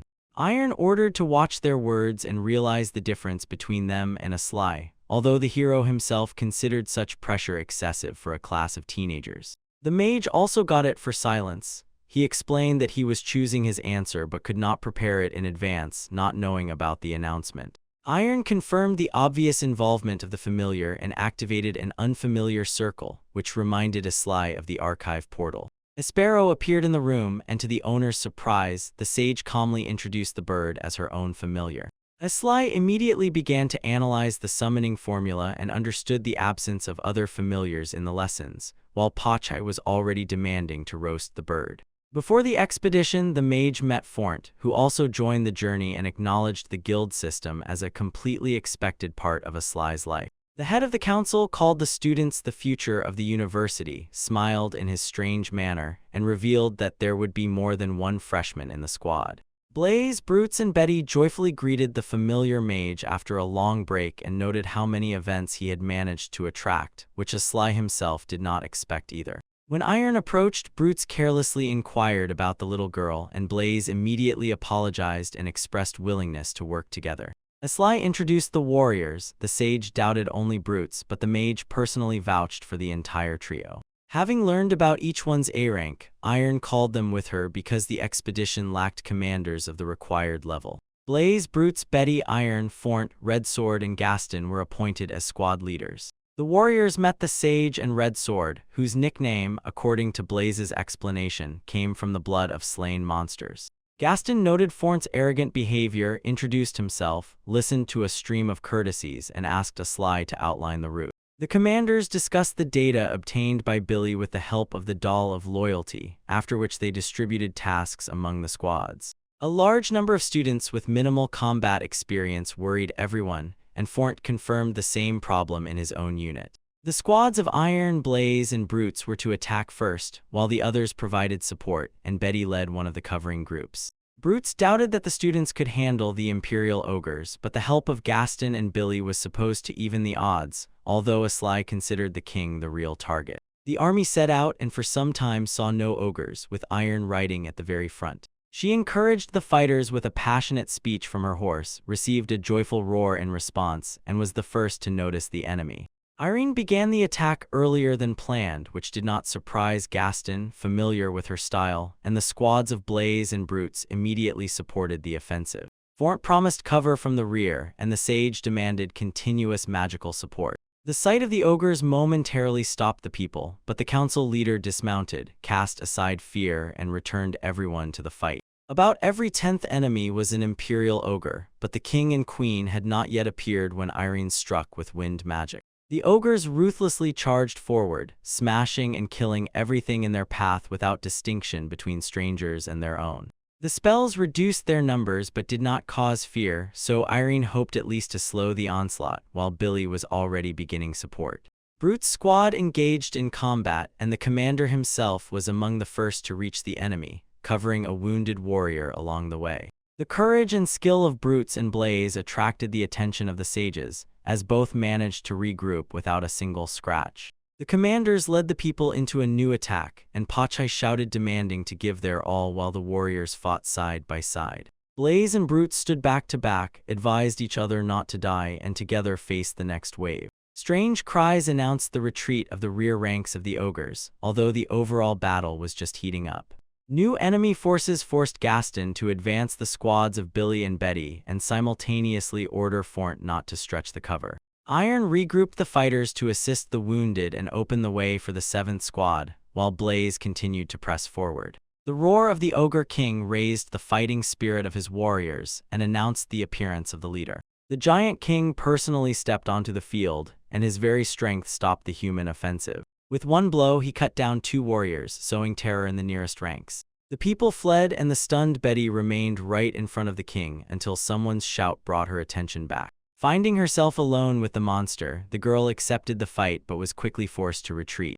Iron ordered to close ranks, and at the front line stood Blaze, Brutes, Betty, and Red Sword, who acknowledged the impossibility of victory alone. The 4 agreed on a joint signal and prepared to hold back the giant together. By Iron's order, Billy covered the warriors with restorative support, and under her protection, they simultaneously attacked the king. Even in the deadly clash, Blaze, Brutes, and Betty found time to joke about overly muscular arms while Billy continuously infused them with strength.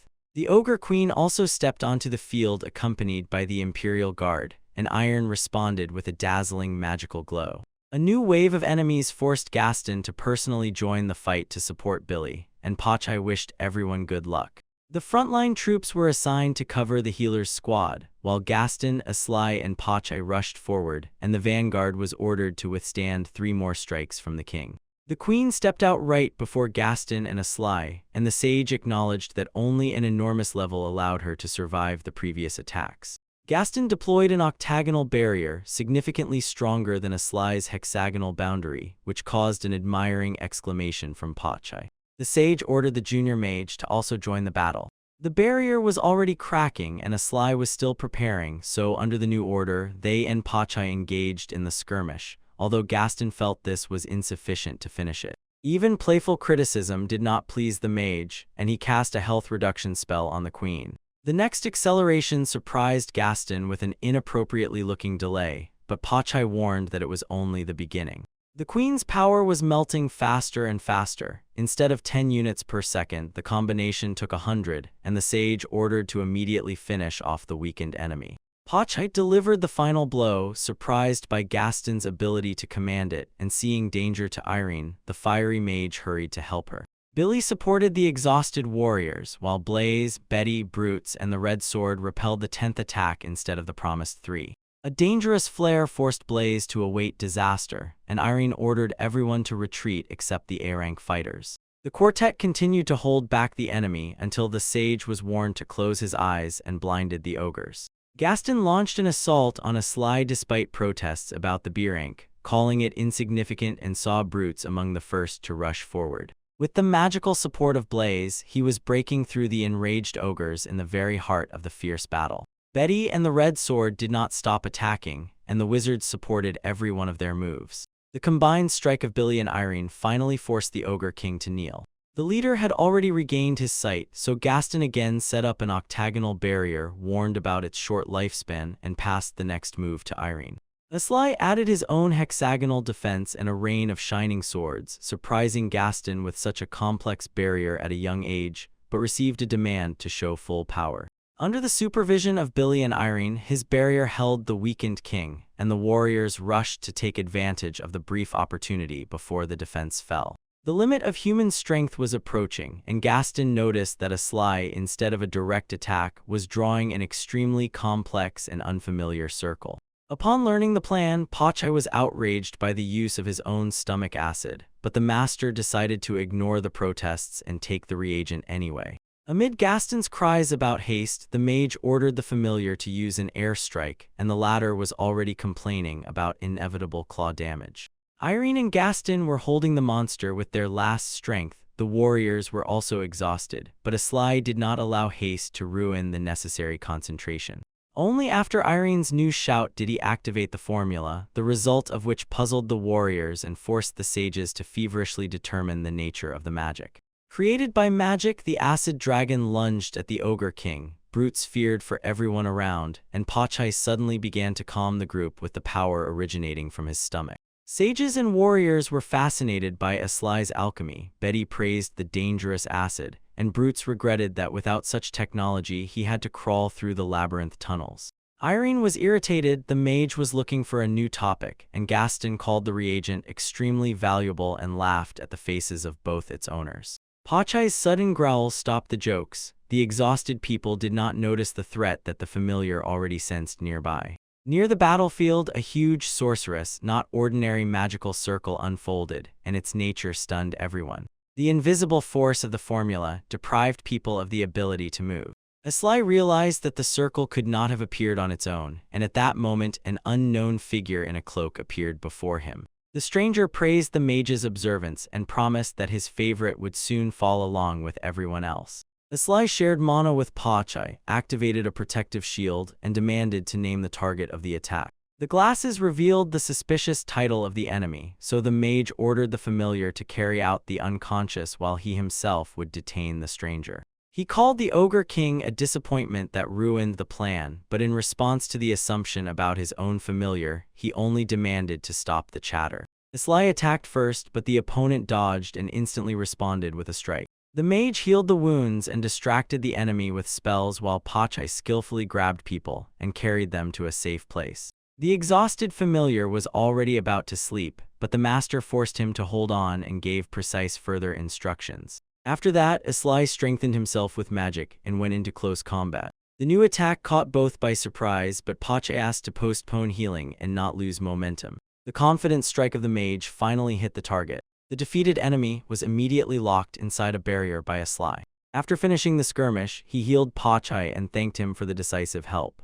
The words of the stranger made the master recall his own similar experience and partially understand his motives. The sudden awakening of the prisoner immediately brought back a bad premonition. Even after his defeat, the huge magical circle did not disappear, and Aslai could not explain the reason. The mage recognized the installation formula, and the enemy mockingly asked if he was capable of changing it. In response, the stranger raised the Ogre King like a zombie, truly frightening both opponents. Aslai and Pachai forced themselves to overcome fear and began feverishly building a new plan. The zombie broke through the barrier and raised its creator, who immediately ordered to kill all humans. Instead of following the order, the corpse swallowed the summoner, stunning Aslai and Pachai with a complete lack of understanding. The mage ordered the familiar to stay away from the uncontrollable zombie and began looking for a way to stop it. Aslai prepared dangerous spells and strictly warned Pachai not to touch their effect. The spell began to drain mana from the zombie and noticeably weakened it, but the corpse did not give up and raised the spear to throw. They no longer had time to dodge, and the mage for a moment believed in inevitable death. Opening his eyes, Aslai saw himself alive, the spear disappeared, and a strange magical mark remained on the body. The unclosed vault accidentally swallowed the weapon and saved both from the blow. Taking advantage of the miracle, the master and the familiar quickly agreed on a plan and attacked the zombie together. The last barrier of Aslai finally erased the dead king from the field. The mage cleaned up the traces of the fight, returned the unconscious to their previous places, and prepared a plausible story for their awakening. For complete conviction, he even put Pachai to sleep so that the familiar looked like the same victim of the circle. When everyone woke up, the first question to Aslai was about the composition of the extraordinary acid from the previous spell. After clarifying whether he had to drink this substance, Pachai without hesitation confirmed the strangest version.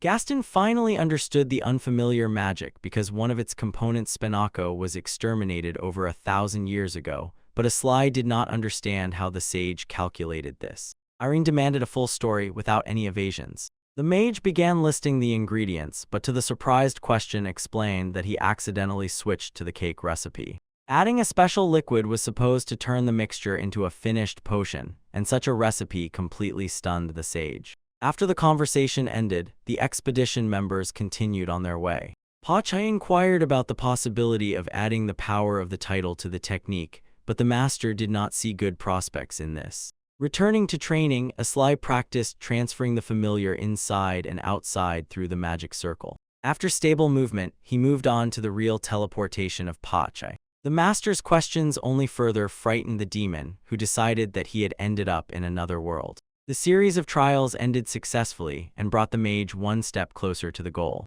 Renau went to see the mentor, and on the way to the lesson, he immediately inquired about her affairs. The apprentice told about the group of selected candidates for the upcoming competition. Aslai noticed makeup on her face, and the embarrassed girl immediately decided that it did not suit her. Sincere praise for the cute appearance made Renau blush slightly. When she sat down, the mage quietly called the girls scary creatures and immediately noticed another circle trap. The formula was left by the best students, but this time they were absorbed in preparation for the competition and had no time for new bullying. The group quickly left, after which the teacher entered the classroom and started the lesson. Iron first checked Aslai's answer, and then reported the information found at his request. The sage presented all the results of the investigation and received the mage's gratitude. Further search proved impossible, but Aslai considered the data already obtained sufficient. In response to the question about power above sages and heroes, Iron named the leaders of the white and black factions and the mysterious Ashen Man. The opinion of the last one carried so much weight that all parties listened to it. A brief analysis suggested to Aslai 3 names of people who might know the whole truth: Lloyd, Ishtar, and Gray.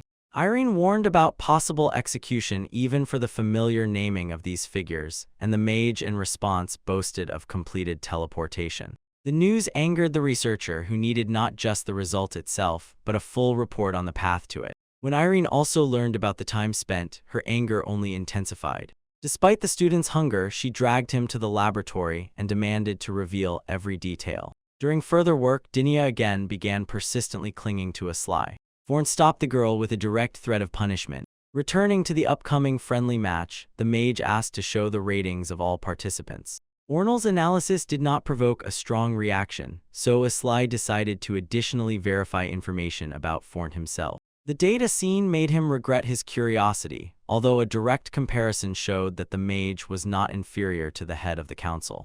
An excessive number of tasks was already becoming a mistake, but Aslai continued to evaluate other participants anyway. Rena was the last to remain, whose true capabilities the mentor deliberately had not yet determined. Forn perceived her very participation as proof of full approval from Aslai.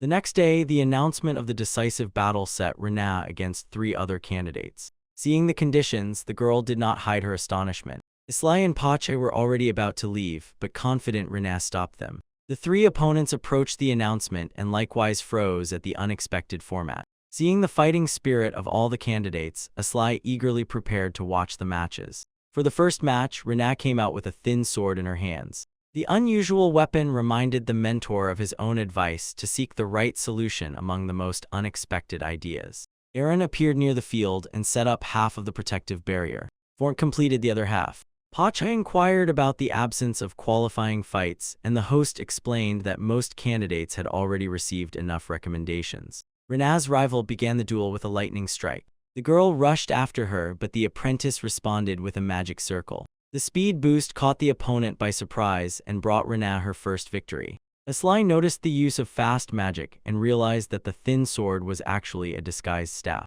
The homemade weapon bore traces of handcrafting, so Rena most likely shaped it herself. The spectators were stunned and called the girl a magical swordswoman as soon as they learned the truth about her staff. The confident skill of the apprentice showed the mentor the groundlessness of many of his fears. In the next match, the residual acceleration again gave Rena an advantage and brought her a second victory. The defeated opponent demanded a rematch, calling the result unfair. Irene harshly replied that he lost not because of the rules, but because of stubbornness and weak character. The last opponent entered the field, and the next clash was to determine the final winner of the selection. Ornal came from a wealthy family and gained a significant advantage thanks to the staff of the fire dragon. The weapon from the horn of the red dragon had its own limitations, but Aslai still watched the tactic chosen by the young man attentively. Both opponents entered the field with equally serious determination. The effect of Rena's acceleration was ending just as the decisive battle began. Ornal immediately combined several spells, while the apprentice only maintained speed for now. The young man went on the offensive with a new formula, but Rena withstood the first strike. The next attack hit the girl and instantly angered Pache. Rena healed the damage, and the mentor jokingly allowed the familiar to later take revenge for her. Ornal demanded a real response, and the girl directed wind magic against him. She tried to close the distance, but the skilled opponent dodged the blow. His sudden counterattack almost knocked Rena off her feet. The next strike knocked her down, but the girl healed again and refused to stay on the ground. Ornal warned about the close limit of strength and suggested surrender, but Rena did not agree. Pacha was already panicking at the very thought of her defeat. The student began to draw a formula in which Aslai suddenly recognized a familiar circle. A dragonet burst out of the magic. It was Bellotta, Rena's familiar, who had grown remarkably strong since their last meeting. Pacha immediately believed in the girl's victory, while the stunned Ornal began to dispute the legitimacy of such reinforcement. Without waiting for an answer, the young man attacked the dragonet. The power of his strike surprised Aslai and made him check Bellotta's characteristics. The status showed that the familiar had already advanced to a developed level. The dragonet's obedience caused sharp envy in the mentor compared to Pacha's behavior. Rena firmly demanded that Ornal answer for his attitude towards her mentor. The entire crowd simultaneously looked at Aslai, and he realized how much tension prolonged bullying had accumulated in the student. Bellotta joyfully greeted her friends, and Ornal did not retreat and raised a protective shield. Rena strengthened the familiar with acceleration and moved to a full-fledged counterattack. The explosion allowed the young man to barely hold back the first onslaught of the dragoness. The apprentice attacked again without hesitation, and this time hit Ornella. He tried to respond, but Bellotta almost caught him before the movement was completed. The duel ended with Rena's victory amid the joyful cheers of the crowd. Aslai acknowledged the strength of her familiar and was already wondering how Pacha would fight Bellotta in a month, but the demon carelessly dismissed the future plan to the master. After the competition, the friends gathered in a bar to celebrate the result. Over drinks, they analyzed the match once more and agreed that Rena had given all her strength to the fight. One of the friends noted that Rena would grow into a true beauty, but Pachai immediately distracted the master with a plan for the upcoming fight against Balada.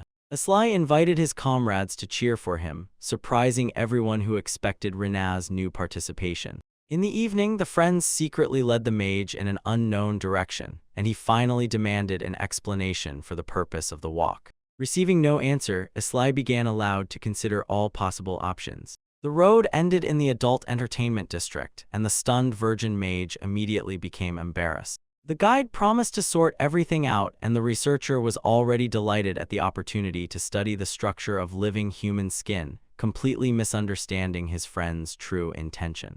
Disappointed by Aslai's explanation, he admitted that he wanted to give his first experience only to the perfect girl, whom he had not met in 5,000 years. The tired companion asked to describe his incredible preferences in more detail. After serious reflection, the mage listed all the requirements for his chosen one.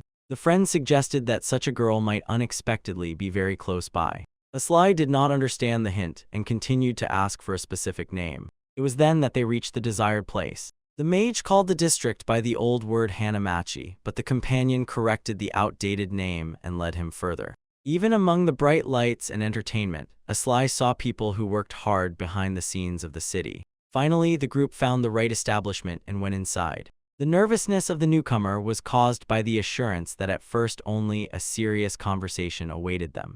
In a private room, a friend confessed that because of Aslai's youthful appearance, they might not have been allowed in, but he had arranged it in advance. He also explained that local women were to be courted politely, not treated as ordinary goods. The door opened and a beautiful, voluptuous woman entered with two small assistants. The guide introduced Aslai and asked the hostess to take care of the guest, after which the woman and the girls also introduced themselves. The assistant's very young appearance alarmed the mage, and the news that they would soon reach the age allowed for clients truly stunned him. The hostess quietly laughed at the reaction and called the guest a good person. The friend dismissed ambiguities and moved on to the real reason for the visit and the situation of the district. Most of the women had sold their own families here, and others simply had nowhere else to go.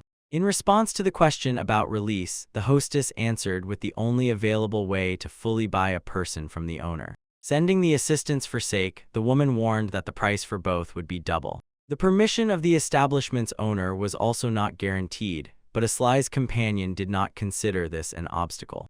The mage asked for time to decide, and the friend apologized for the pressure and admitted that he had placed great hopes on him. The girls returned with a drink, and the guests agreed to postpone the heavy topic for now. Pache called the master a pervert and demanded the return of the former Aslai. The mage asked to listen to everything until the end and forced the familiar to repeat the heard words. The real goal was to save the children, after which Pache immediately began to suggest his own ways of liberation.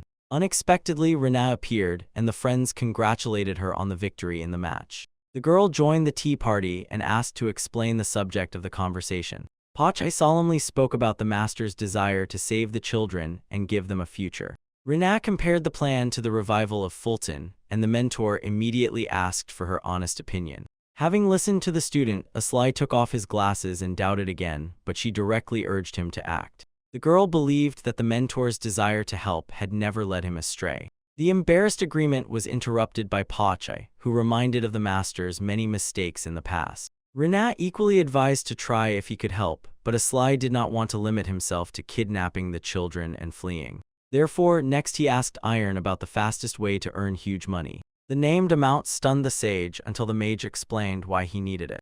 Iron was outraged by the simultaneous violation of the curfew and visiting such a district, and rejected the initial plan despite all the justifications. A direct demand for reforms could create significantly more problems for both the children and the savior himself. Even a flawless one-time plan would save only one or two people, so Aslai admitted his own thoughtlessness. He could not accept the doomed future of the children, and Iron in response offered two possible paths. The first allowed turning Aslai's vast magical knowledge into capital and influence. The second required collecting rare materials in a deadly dangerous zone, so the sage did not immediately recommend it.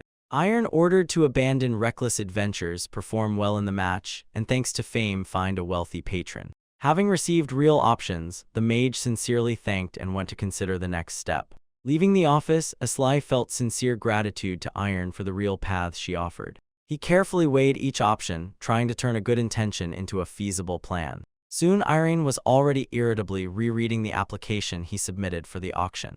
Aslai explained that he wanted to sell the created formula, but for this he needed her approval signature. The sage inquired why among all inventions he chose the magic of teleportation. The mage replied that he decided to transfer this technology in advance for the benefit of the state. Irene warned that the auction would not approve an anonymous inventor's application, so hiding his name would not work. Faced with this condition, Aslai offered her a separate deal. He agreed to sell the teleportation formula to Irene herself, transferring the public part of the matter to her. Meanwhile, his comrades were fighting monsters, honing their skills in real combat. After finishing work, the hunters decided to eat at the guild and rest a little. Aslai was about to have a serious talk with his friends, but one of them assured that the needed conversation had already taken place. The mage asked his friend not to overdo it, and in response heard only a calm assurance that there was nothing to worry about. Meanwhile, rumors about Irene were spreading, and people were competing to praise her new achievement. Aslai noticed that Idia continued to communicate with Rena after the defeat, while the student herself looked somewhat worried. He wanted to approach the girls but hesitated, and Rena immediately noticed his indecision. Without waiting for the first step, she herself approached and greeted the mentor. Rena told him the news about iron and teleportation magic, and Aslai, involved in the event, feigned genuine surprise. Realizing that he already knew everything, the girl puffed out her cheeks in displeasure, and Pachai immediately reached out to them with his paws. Aslai noted that the disclosure of teleportation brought Iron even greater fame. The sage herself reported that she had already transferred half the sum to him and would give the rest after receiving the reward. The mage realized how hard she had worked under enormous pressure and was glad that his appearance could at least help her a little. Iron asked how he planned to free the hired workers from the entertainment district, and Aslai announced his intention to found a new enterprise. She promised to join if the idea turned out to be truly interesting and viable. Later, Aslai met with a friend, and together they set off to the forest to hunt monsters. Observing Brute's changed style, the mage guessed that his companion would soon be promoted, and in response to a question about others, he heard that everyone was busy. Bruce recalled the upcoming duel between Aslai and Rena and called his friend Carefree, after which they decided to defeat a few more monsters and return. On the appointed day, the friends arrived at the university for the exhibition match. Aslai noted that for the university this event had turned into a real celebration, while Pachai meanwhile demanded to buy more sausages. Rena hinted where other treats were sold, but when asked about hearty food before the fight, she awkwardly explained that she bought everything for her familiar. Pachai envied Balada's treat, and Aslai promised to buy him anything, considering himself the best host. The stands were already filled with a huge crowd, the judges were Irene and Billy, and Pachai suddenly began begging the host for help. The familiar complained of stomach pain, and Aslai immediately realized that he had simply overeaten. Only a few minutes remained before the start. Rena seemed already angry, but glancing back, the coach noticed a smile on her face. Pachai soon calmed down and fell asleep, leaving Aslai to panic alone before going out to the arena. Representatives of the white and black factions were called to the field, but only Rena appeared before the spectators. The friends noticed her nervousness, and Idia at that moment learned that Aslai had taught Rena magic. The girls relayed rumors to Idia about the eccentric coach, further fueling curiosity about the fight. The audience did not understand where Aslai had disappeared to, and the organizers called him back to the arena and threatened disqualification. Members of the executive committee went to check the situation and soon realized that nothing serious had happened. Finally, Aslai came out together with Pachai, and Rena, seeing the familiar's flat belly, understood that he was fine. The organizer thanked those present for their patience and for coming to watch this special match. After that, he briefly introduced Rena and Aslai to the audience as the student and her mentor. The university head expressed hope that the students would put in all their efforts for the true goal of the Black and White Union. After the ceremonies, the long-awaited duel between the teacher and the student began. Aslai decided that it would be strange for the mentor to attack first, and yielded the initial move to Rena. She instantly increased speed and power with auxiliary magic and launched an attack. Aslai took the first hit and began skillfully dodging the subsequent attacks. The mentor carefully watched every movement of the student, while Pachai sincerely wished Rena success. Aslai's friends noticed that Pachai did not intend to intervene, and Brutes separately noted Rena's strength in close combat. Charlie considered Aslai a complete weirdo in everything related to magic, and watched him with undisguised curiosity. Gaston asked his comrade to postpone conclusions and simply enjoy the duel. In the arena, the mentor and the pupil continued the fight, moving at such speed that the spectators barely managed to follow. Aslai saw that Rena was already confidently using auxiliary spells, although their practical use still required improvement. It was not easy to counter the strengthened opponent, but the day before they decided with Pachai that Aslai would simply neutralize her magic. Rena rushed forward again, and this time the mentor escaped the blow only at the last moment. The next attack was more precise and finally reached Aslai. Feeling the force of the blow, he declared that Rena's training was over and sincerely congratulated her on her success. The satisfied pupil did not stop at what she had achieved and began to draw a new magic circle. Pachai stated that from now on he would also fight with full strength, and Rena confidently refused to acknowledge future defeat. The girl went on the offensive again with a sword, and beside her on the field appeared Ballada. Pachai noticed that the dragoness had grown again, while Aslai paid attention to the weapon and decided to check the new information. Understanding that Ballada had already learned magic, he ordered Pachai to restrain Rena. The familiar jumped directly onto the girl and with its weight deprived her of the ability to move. Ballada asked the opponents to accept a joint challenge with the mistress, and then she herself rushed into the attack. The dragoness moved straight at Aslai, ignoring his warning, missed, and crashed into the protective barrier, damaging it. Taking advantage of the moment, the mage used chains and tried to entangle Ballada with them. Unfortunately, the first spell did not work and could not stop the attacker. Hoping that the barrier would be restored in time, Aslai again began to cast chains on the dragoness. He reminded Ballada that some spells work even after activation, and then suggested she herself evaluate the used spell. Activating the embedded control, the mage pulled all the chains and finally immobilized the dragoness. Ballada fell to the ground and was forced to admit her defeat. Only after this did Pachai climb off the stunned Rena and allowed her to get up again. The stands erupted with joyful cheers, celebrating Aslai's victory. Friends one after another began to congratulate the mage and call the witnessed duel a wonderful spectacle. Rena also greeted the mentor, and he emphasized that she herself had exerted her last strength. Hearing these words, the girl burst into tears from overwhelming feelings, and Aslai awkwardly tried to calm her down. The captive Ballada was also crying and begging to be freed, so Pachai took up helping the dragoness. Aslai drew the students' attention to the greetings of the entire crowd, and through the tears on her face, a smile finally appeared. After the match, they sat down to rest on a bench, and the mentor recalled with surprise and cheerful admiration how Rena taught Ballada magic. The duels of the second-year students were already beginning in the arena when someone asked if Aslai was supposed to perform the duties of the student council. The unfamiliar voice turned out to be Gaston, so the mage grabbed Pachai and immediately asked the sage about the topic of the upcoming conversation. Gaston had already heard from Iron about Aslai's interesting plan, and also knew who actually created teleportation magic. The old man suggested meeting in the evening at the restaurant where they had recently been, and Aslai agreed. When the mage asked about Gaston's current business, the conversation unexpectedly turned to Rena. Aslai confirmed that he personally taught the girl, and Gaston expressed hope to invite her to the magical corps of guardians after graduation. The proposal seemed worthy, but the mentor was worried about the fate of the student, as service among the wardens was associated with constant danger. Pachai reminded that the decision belonged only to Rena, and Gaston with a smile called Aslai the same coward he had always been. The sage admitted that he once wanted to see Aslai himself in the magical corps, but now preferred to get both him and Rena at once. The noise from the stands interrupted the conversation, and the young mage decided to watch the fort match. The head of the student council was opposed by Jana, who was still quite popular among the girls. As soon as the signal sounded, Jana attacked swiftly, but Fort skillfully avoided the first strike. She continued the offensive, while Aslai carefully studied her spells and noticed how much they had improved. At first, the fight showed nothing new, until suddenly the girl used a formula the observer had never heard before. Aslai realized with surprise that the previous attacks were just a cover, while Jana was strengthening her own body. Despite this, the mage declared Fort the future winner, and advised the puzzled Pachai to look more closely at the council head. Jana rushed forward again, but Fort unexpectedly bound her with earth magic. This move ended the duel and brought Fort a clean victory.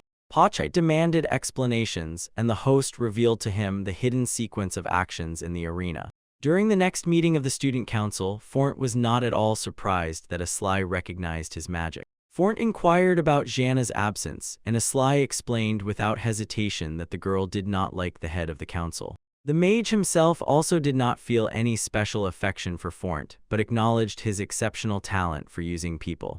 Continuing the conversation, Aslai asked about Fornt's ambitions and his attitude towards the magical corps of guardians. The head of the council reminded that they were just discussing his future career, named the whole country as his goal, and assured that he aimed to rise above the 6 sages.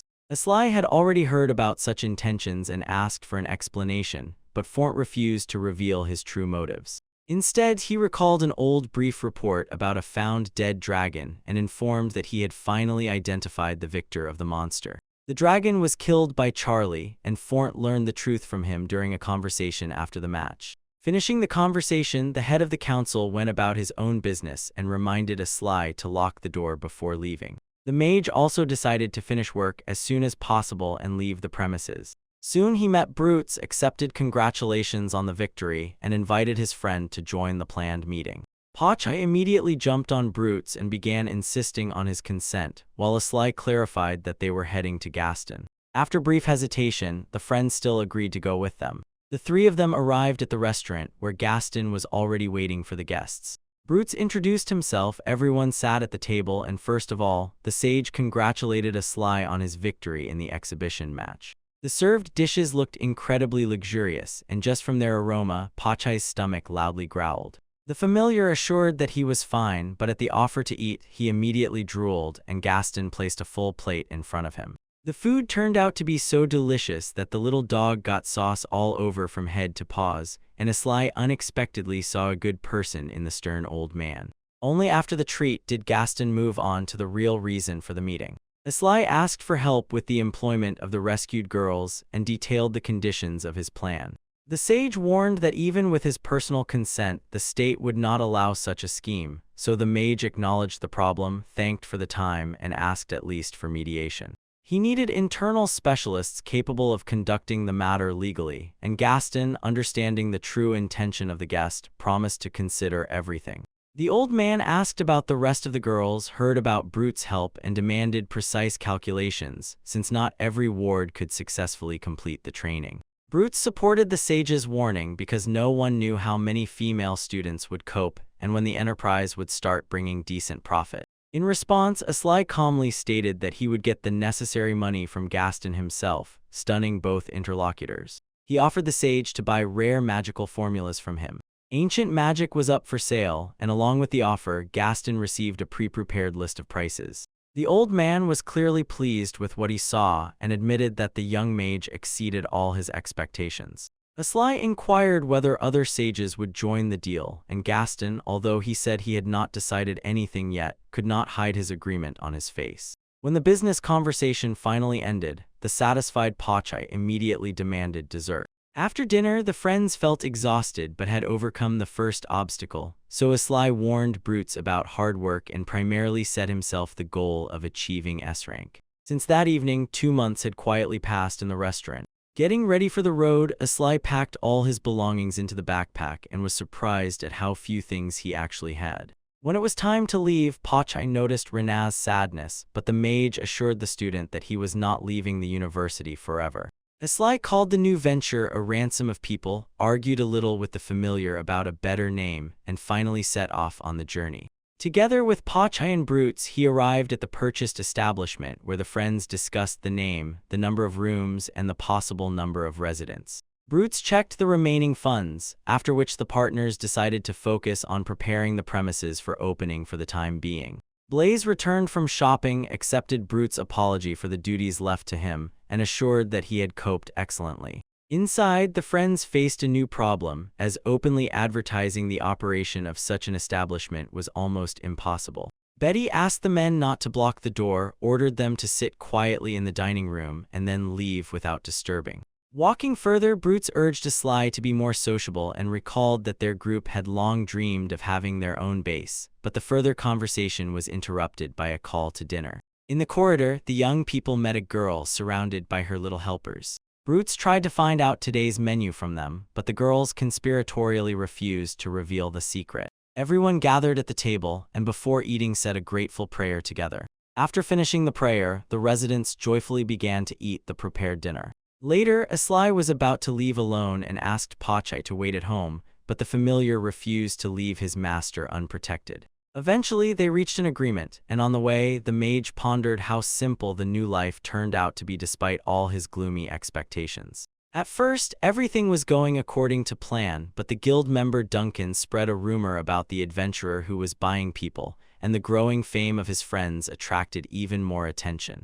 Aslai came to the guild for a new task and unexpectedly heard a loud argument among the students. He approached Rina and asked about the cause of the noise, which surprised the student and openly irritated her opponents. Rina demanded that the boys give up the task, and Idia explained to Aslai that she considered them incapable of completing it, which sparked the argument. After thinking a little, Aslai turned to Ornal and warned that a failed mission would cast a shadow over the entire university if the students continued to hide behind his name.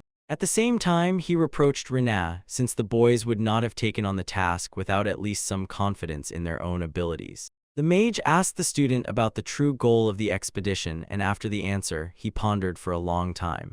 Aslai saw no reason to forbid the boys from going out, but he suggested that Rina monitor their actions. Despite the students' enthusiasm, the guild did not allow them to accept the task due to an insufficiently high rank. Only then did the unfamiliar girl remember politeness and introduced herself to those present. Aslai also gave his name and fell silent for a moment, while the new acquaintance meanwhile informed that the boys had already left. The mage decided to take the task unavailable to the students himself, and the girl named Melky joined him. Thanks to his rank, he completed the mission without obstacles, after which he and Melky set off on the road. The companion asked why Aslai called her by her full name instead of a nickname, but he explained that such closeness requires time. Melky enthusiastically suggested finishing the task together, received consent, and immediately warned about bees ahead.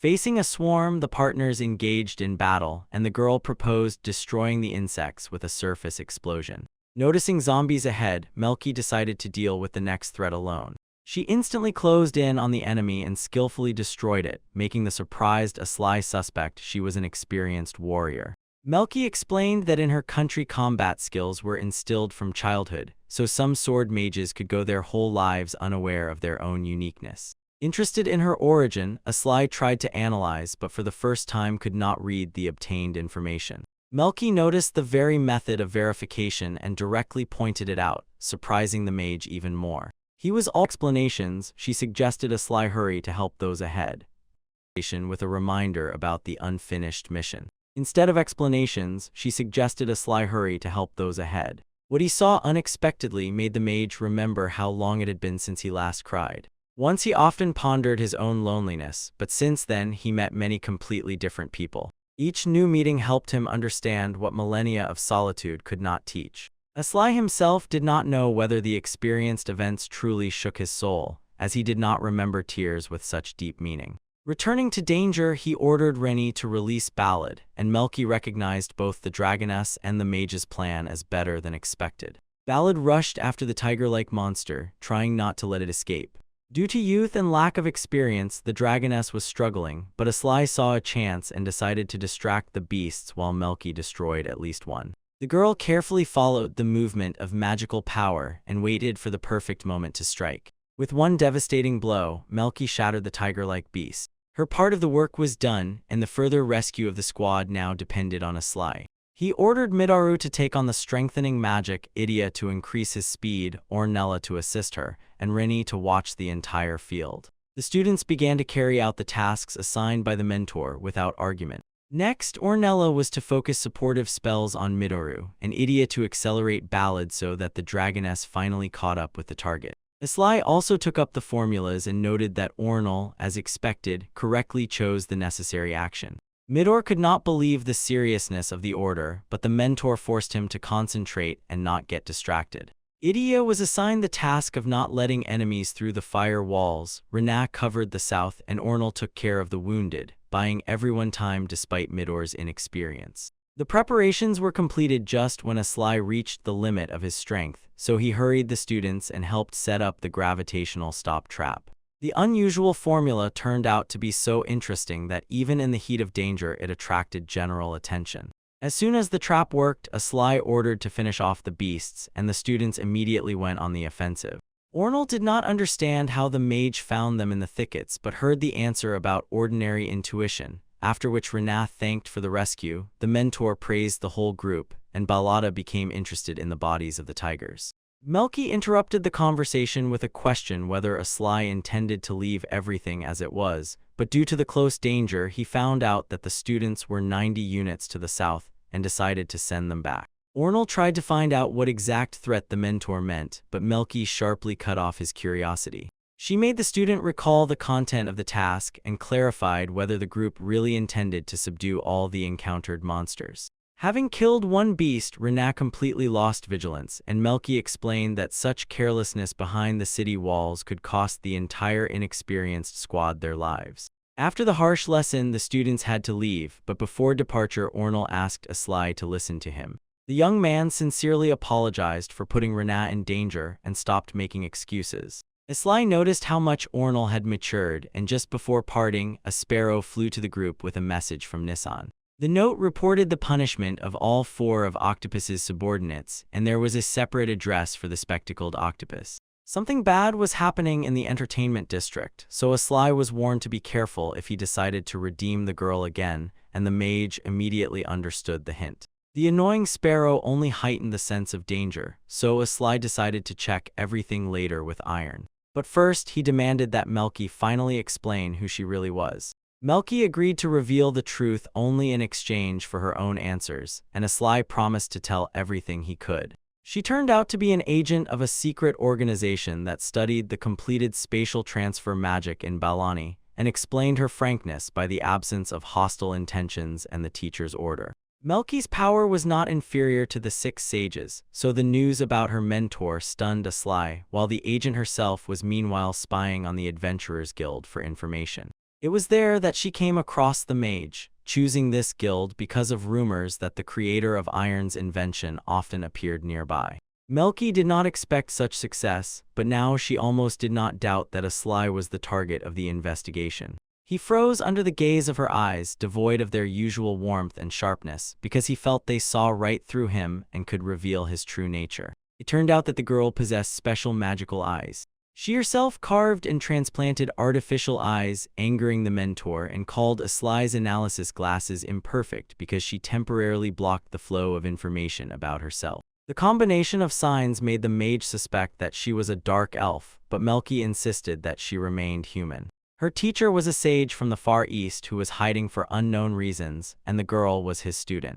Aslai had only heard about this man in stories from 4,000 years ago and considered them legends, while Melky calmly gave him time to organize the facts. Then it was her turn to ask, and first of all she wanted to confirm the authorship of spatial magic, since Iron could not create it without the abilities of a candidate for immortals. It was more a test of sincerity than a question, after which the agent directly inquired about Aslai's unusually long life. Melky knew about his desire to explore the country and saw his reaction to every word, and due to recent rumors and the story in the entertainment district, her suspicions only strengthened. From anxiety, the mage wanted to immediately return home, but the companion reminded him not to underestimate people, agreed to hurry, and left the last question. Assuring it was ordinary curiosity, she asked why the powerful Longliver entered the magical university, although he could have gathered knowledge by other means, but he found no answer. Melky suggested that the reason was Rena, and for the sake of one student Aslai could have left immediately after her admission, which he did not do. In fact, he himself wanted to study, test his own abilities, and find his place, although he stubbornly denied the interlocutor's conclusions and hid behind concern for Rena. Melky was not mistaken, for Aslai knew how to evaluate facts impartially, but still refused to acknowledge the obvious truth about himself. Angrily, he carelessly exclaimed that the girl knew nothing about him, and she just laughed. Even without knowledge of the past, the consequences led to the answer. Ornal envied Aslai because of constant comparisons, while the mage himself hardly noticed the feelings of the people around him. Asli demanded to be told the real purpose of the conversation, but Melky wanted nothing from him and only decided to express what the upset man could not say himself. He had long ceased to consider himself human, but the girl felt this wound and assured him that others were capable of the same deeds regardless of the length of his life. Asli remained human, and this could not be undone by millennia, because humanity was embedded in him from birth. The simplest proof was the tears that so easily appeared in his eyes. At home, the mage told Pachai that something unusual had happened to him, but the familiar rolled his eyes and attributed the latest oddity to his master's healthy lifestyle. Asli clarified that he had learned to cry again, and now even an ordinary yawn caused tears. Stunned, Pachai did not show the desired sympathy, so the master began tickling him, trying to drown out the disappointment from his partner's indifference. People suffered when their feelings went unanswered, but after this realization, the pen in the sage's diary once again moved easily. Pachai never understood the change, for he saw only tears and could not comprehend how they restored the master's inner life. Asli assumed that he had finally released everything accumulated over many years, and the familiar suddenly remembered about Iron's letter. Because of this, the mage hurried home, where all the residents had already gathered and were waiting for a meeting in the dining room. Before the conversation began, he activated the prepared spell. Asli apologized for the sudden gathering and asked about the strange events around, but among the numerous assurances of calm, only one person noticed a threatening change. On the way back, the mage visited the entertainment district and saw increased security, and the owner of the establishment, which could no longer be approached, ordered him to flee with his lips alone. Asli did not understand whether the man advised leaving only this place or to abandon the new home altogether. Not knowing the enemy but not doubting the danger, the mage suggested that everyone hide immediately. He asked Betty to take the money from the safe, but the presence of Garakana and other girls could attract attention and complicated the evacuation. Asli addressed Garakana and asked her to carefully do everything he was about to say, and she agreed seriously. The group was to wait near the inn, while Bresson received a scroll that he had to pass to Rini on the way. Having seen off his friends, the mage asked them to take care of themselves and not to return without a signal. After the evacuation, it was possible to guard the shop more calmly, although Pachai considered himself the owner of the Pakisli establishment, and Asli's name appeared in the title only because of the prohibition to register the business under the familiar's name. Looking back on what had happened, the mage admitted that this day was extraordinarily eventful. Suddenly, there was a sharp pounding on the door, and the head of security, Strarag, ordered it to be opened immediately. Understanding the futility of resistance, Asli allowed the uninvited guests to enter. As soon as the guards entered, they pointed their spears, and the outraged Pachai was forced to fall silent, because they had come not for the familiar, but for his master. Asli was arrested on suspicion of distributing a large batch of counterfeit coins. The mage understood the trap. Complaints were accumulating. The only witness to the cooperation was the owner of Natural Beauty, and Pachai's attempt to justify his master with a story about a drooling labyrinth map only worsened the situation. No objections were accepted, and the less the friends resisted, the safer it was for the frightened familiar. In the crowd, Asli noticed a man who had once been bribed, but this time money no longer helped, so the mage explained to Pachai that the arrest right in the shop was better than worst possible scenarios. The guards received orders to detain the suspected slave trader and immediately led Asli away. The arrest was watched by a crowd, among whom stood a girl with a rare anxiety in her eyes. Pachai tried to catch up with his master, but the guards did not let him go further, and suddenly even the future meeting ceased to seem certain. The enraged Iron demanded proof of Asli's guilt, but the official stated that there was more than enough since one of the victims had already filed a lawsuit. The only intermediary was the owner of Natural Beauty, and the victim could have been framed by the guards themselves, but without leverage, Iron could only count on the help of the magical university. Despite the status of one of the 6 sages, the official strictly reminded her whom she was talking to. He was not going to risk the university's reputation, while Iron understood that a talented mage could not simply be handed over to the enemies. The official mockingly asked why her famous foresight had not predicted this crisis, angering the sage even more, and ended the conversation amid attempts by the entourage to calm her down. As soon as the accusation took effect, Asli was to be expelled from the university. One of the guards was convinced that the ransomed girls were in the establishment, but he was told that this was no longer the case. Due to counterfeit coins, the deal was declared invalid and they demanded the return of the girls, but they had already officially registered as adventurers. To interrogate the new adventurers, the guards would have had to deal with the entire guild, so after a futile dispute, they retreated. The little girls trembled with fear, and Garakana still could not believe that she had suddenly become an adventurer. The frightened newcomers only wanted to know if they were really safe now. Brutes praised Garakana for the endurance that was enough for her to survive the dangerous test. Gathering her strength, the girl assured her friends that from now on everything would be fine with them. Hearing Pachai's voice outside, Iron rushed to the window hoping to see Aslai nearby. Instead of the mage, the messenger handed her a note that he managed to leave shortly before the arrest. Unfolding the sheet, the sage saw no written words. Meanwhile, Aslai himself was already thrown into a prison cell. For contemplation, this place was almost ideal, although the shackles bound the body, blocked magic, and turned escape into a test of endurance. To the question about food, the guard responded with a contemptuous smile, implying that no one intended to feed the prisoner. Aslai came to the grim conclusion that the kidnappers simply planned to starve him. He never expected to face such conditions. There was not even water in the cell, only a place designated for waste, and the treatment of prisoners was inhumane. The mage could break free by force at any moment, but then his loved ones would suffer, so he chose a cautious plan instead of idle waiting. The staff was confiscated, heir schemes erased, and from the available means he was left only with clothes and stones under his feet. The special prison accounted for almost everything, but Aslai bit his finger and got blood to draw the formula. Such a wound meant nothing to the adventurer and only required future treatment, so he began to cast spells, aiming to outsmart the camp itself. The formula sucked the magical power from the alchemical iron shackles, turning them into ordinary rings, but physically they still held the prisoner. Now Aslai could freely draw spells, although for a full escape he still had to perform 3 more actions. Spatial transfer returned him directly to Pachai, but due to a trick with the camera, the master appeared completely naked. First of all, the mage asked the familiar to help dress and took his old clothes from the storage. Pachai was surprised that the patched-up clothes, mended many times, had survived at all, while the master was happy with them despite their lost original appearance. Melki suddenly spoke from the darkness and noted the successful escape, and Aslai in response reproached her for her bad temper.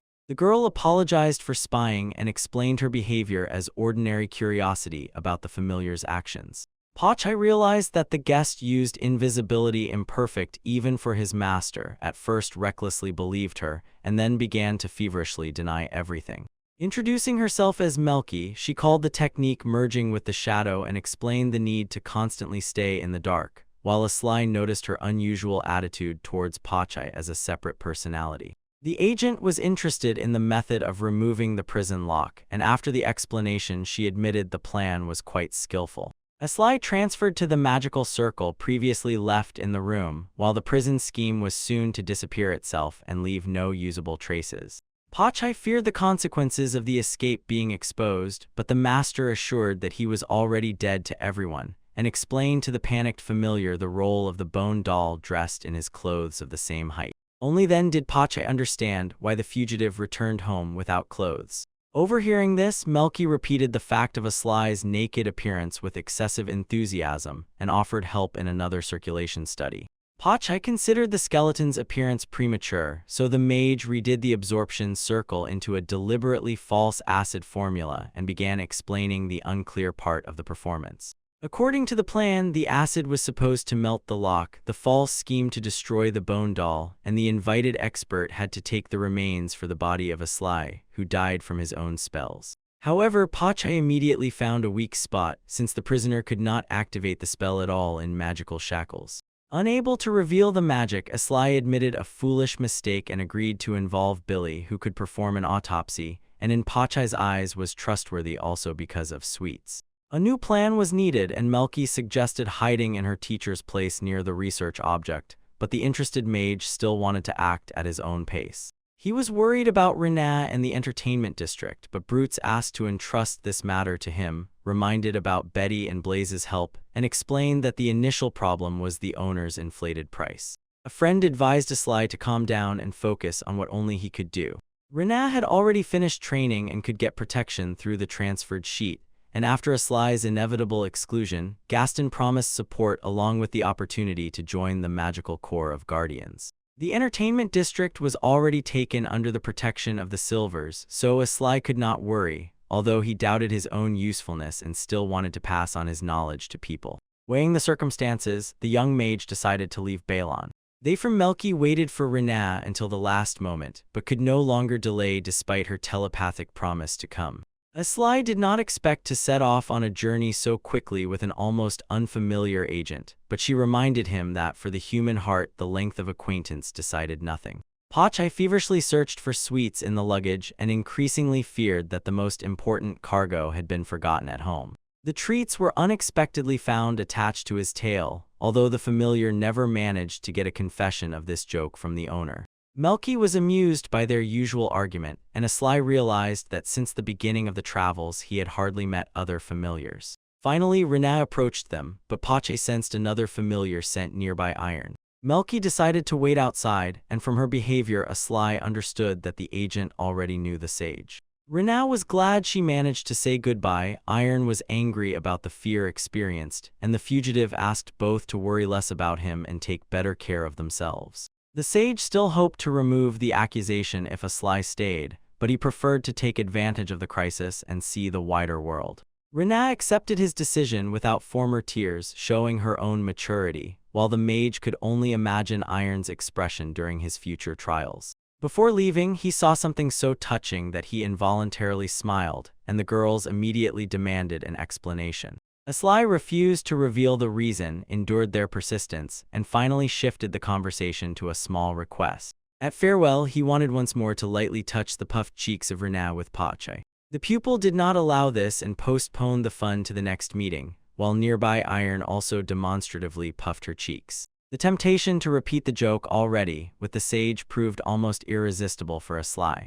Pache mockingly called the host a fool, but Iron immediately invented a more precise nickname for him. In her eyes, the fugitive finally became the eternal simpleton. The time for farewell was exhausted, so Asly promised to get in touch after settling in, and Rena asked him to be careful and to report all news herself. The girl firmly promised to do everything possible to help the mentor from a distance. Asly warmly said goodbye to Rena and finally left the city. The calm road lasted shortly because soon the travelers were surrounded from all sides by a large pack of enemies. The mage saw a chance to test the tactic with the exit from Pache's grave and the image of the living dead Asly, but the familiar did not share his enthusiasm. The plan required too convincing a death, so Pache categorically refused, and the problem with the encirclement remained unresolved. Then Asly entrusted the familiar to buy time, handed Melky the right flank, and surprised his companion with the usual way of fighting typical for their pair. Feeling the address was too formal, the agent got angry and demanded that her partner call her simply Mel. Asly repeated the order using the short name, and the girl happily began to defend the right side like a true companion. Tiger-like beasts caused Pache quite a bit of trouble, so the master promised to reward him with baked goods for a job well done. Mel promised to teach the partners the formulas of spatial transfer, and when this news encouraged everyone, Asly ordered a retreat. Clearing the space, the mage unleashed meteor spears on the enemies and destroyed the entire pack with a single spell. In Balon, Iron officially announced Asly's death, allegedly by suicide, and reported that the autopsy would be conducted by the sage Billy. However, none of the mage's close ones believed such an obvious lie. Iron began the lecture, but Rena immediately shifted attention to the possibility of removing magical limiters and escaping from the locked room. Ornal supported his friend's curiosity and additionally asked to talk about magic capable of turning a person into a skeleton. Other students also supported the proposal, and the sage decided to start with the foundation, without which they would not understand Asly's trick. She demonstrated the recently revealed magic of spatial transfer. Rena had already seen a similar formula, after which Iron posed a key question to the class. The students had to name the true creator of the magic they had just seen. Ornal attributed the invention to Iron, but she explained the legitimate acquisition of rights and instead asked where the author had spent the money received. Rena replied that the funds went to protect the children from the entertainment district.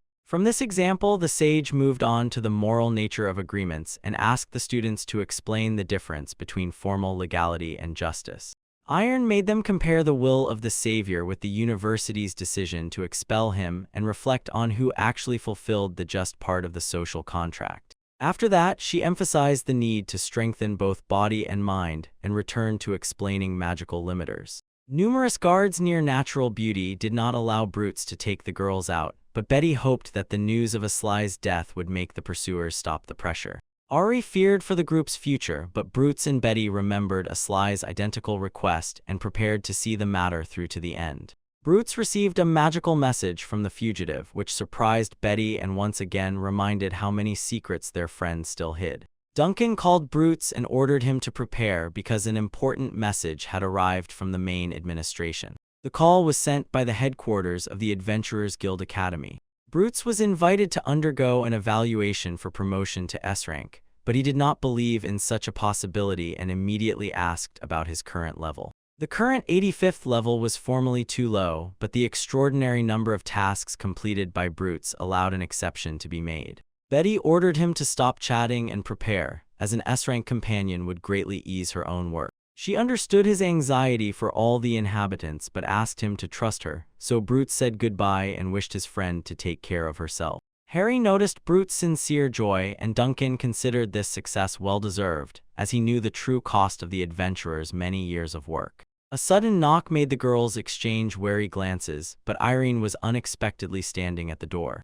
Betty was surprised by the late visit, and the sage explained that she came to discuss housing, and primarily wanted to learn about the children to whom the guild gave only temporary shelter. The hostess could not gather her thoughts under direct questions, while Irene persistently demanded the exact number of wards. Seeing the guests' growing irritation, Betty quickly counted 17 children, or 20 including the silver-haired ones. Irene suggested settling everyone in her estate, and the stunned girls were speechless for a long time. Not waiting for an answer, the sage sharply asked again about the consent, after which the hostess came to her senses and joyfully accepted the offer. It was then that Tatsu and Fuyu returned home and immediately inquired about the cause of the general excitement. They were informed about the upcoming move to a large estate, where there would finally be enough beds for every child. Rejoicing at the news, the girls ran to personally thank Iron for the unexpected rescue.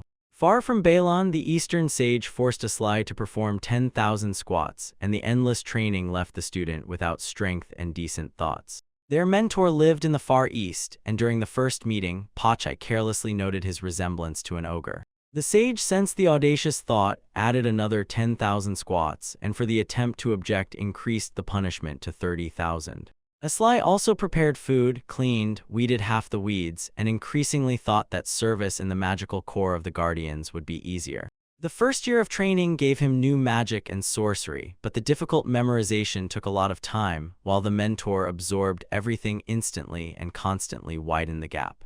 Having finished the squats, Aslai barely stood on his feet, and the sage mocked his weakness and inability to fight the Demon King in such a state. The student reminded him of being chosen as God's messenger, but the mentor believed only in himself and called Aslai a loser who had accidentally drawn the losing lot. The sage did not want to know prophecies and therefore did not believe in the return of the Demon King, but the interested Aslai began to inquire about the true goal of the enemy.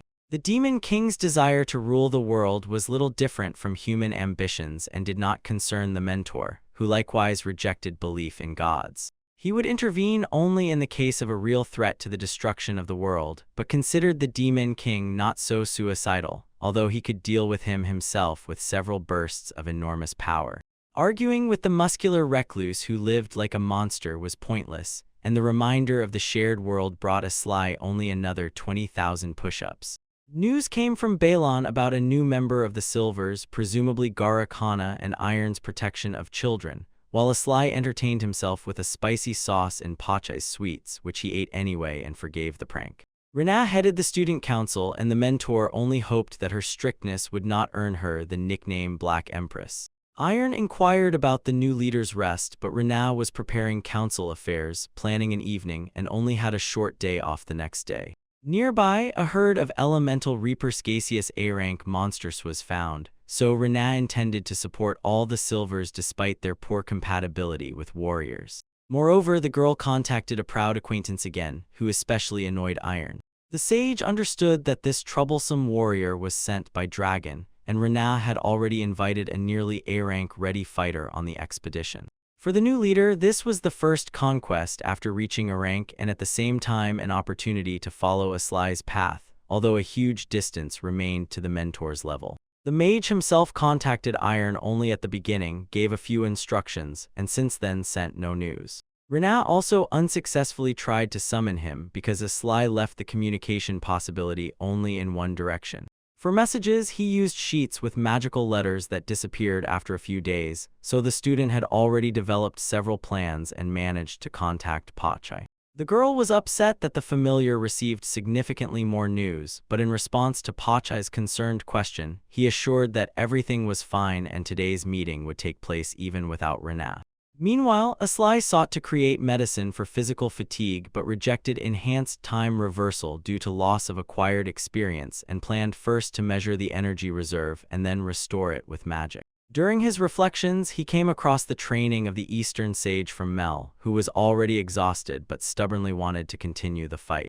Lying still, the agent accepted Aslai's praise and admitted that each training only distanced her from the master, who was probably secretly occupied elsewhere. The mage also noticed the mysterious disappearances of the mentor and his return even stronger, but he dismissed the suspicions and stated that hard work would yield such results for everyone.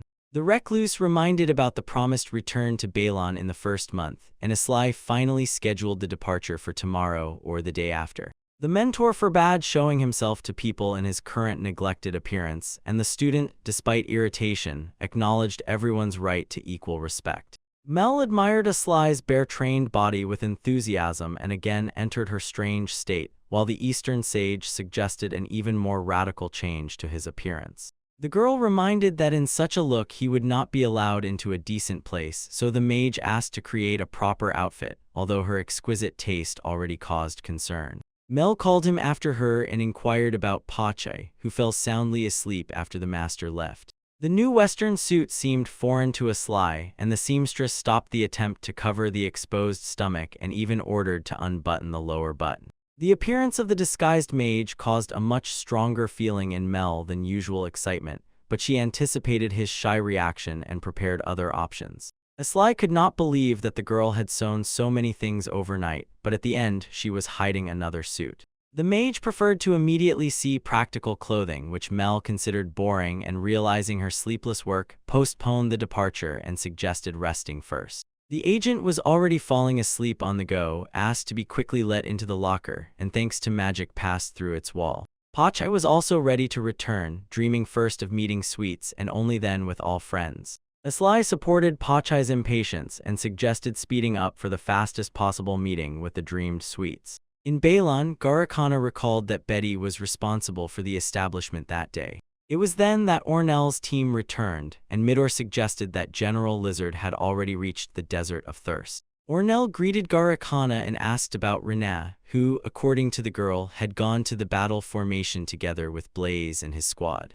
Midor had no doubt about success due to the small number of targets and the presence of the skilled Exon, a student of Dragon himself. The friends asked if Garakana was going to raise her rank, although the university seemed reluctant to recognize her merits. She preferred to stay with the Silvers, and to Idia's joke about her affection for Blaze, Ornell noted that this man knew how to unite people and make them stronger. Exactly 2 years had passed since Aslai's staged death.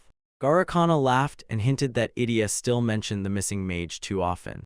Ornell was confident that he had significantly reduced the gap with Aslai, but Midor jokingly reminded him of another no less capable rival. Feeling an inexplicable unease, Ornell decided to go and only hoped that his premonition would not come true. The rest of the team followed, leaving Garakana alone in the guild. Duncan got angry over the unpaid bill, but the girl quickly calmed him down and took the expenses upon herself.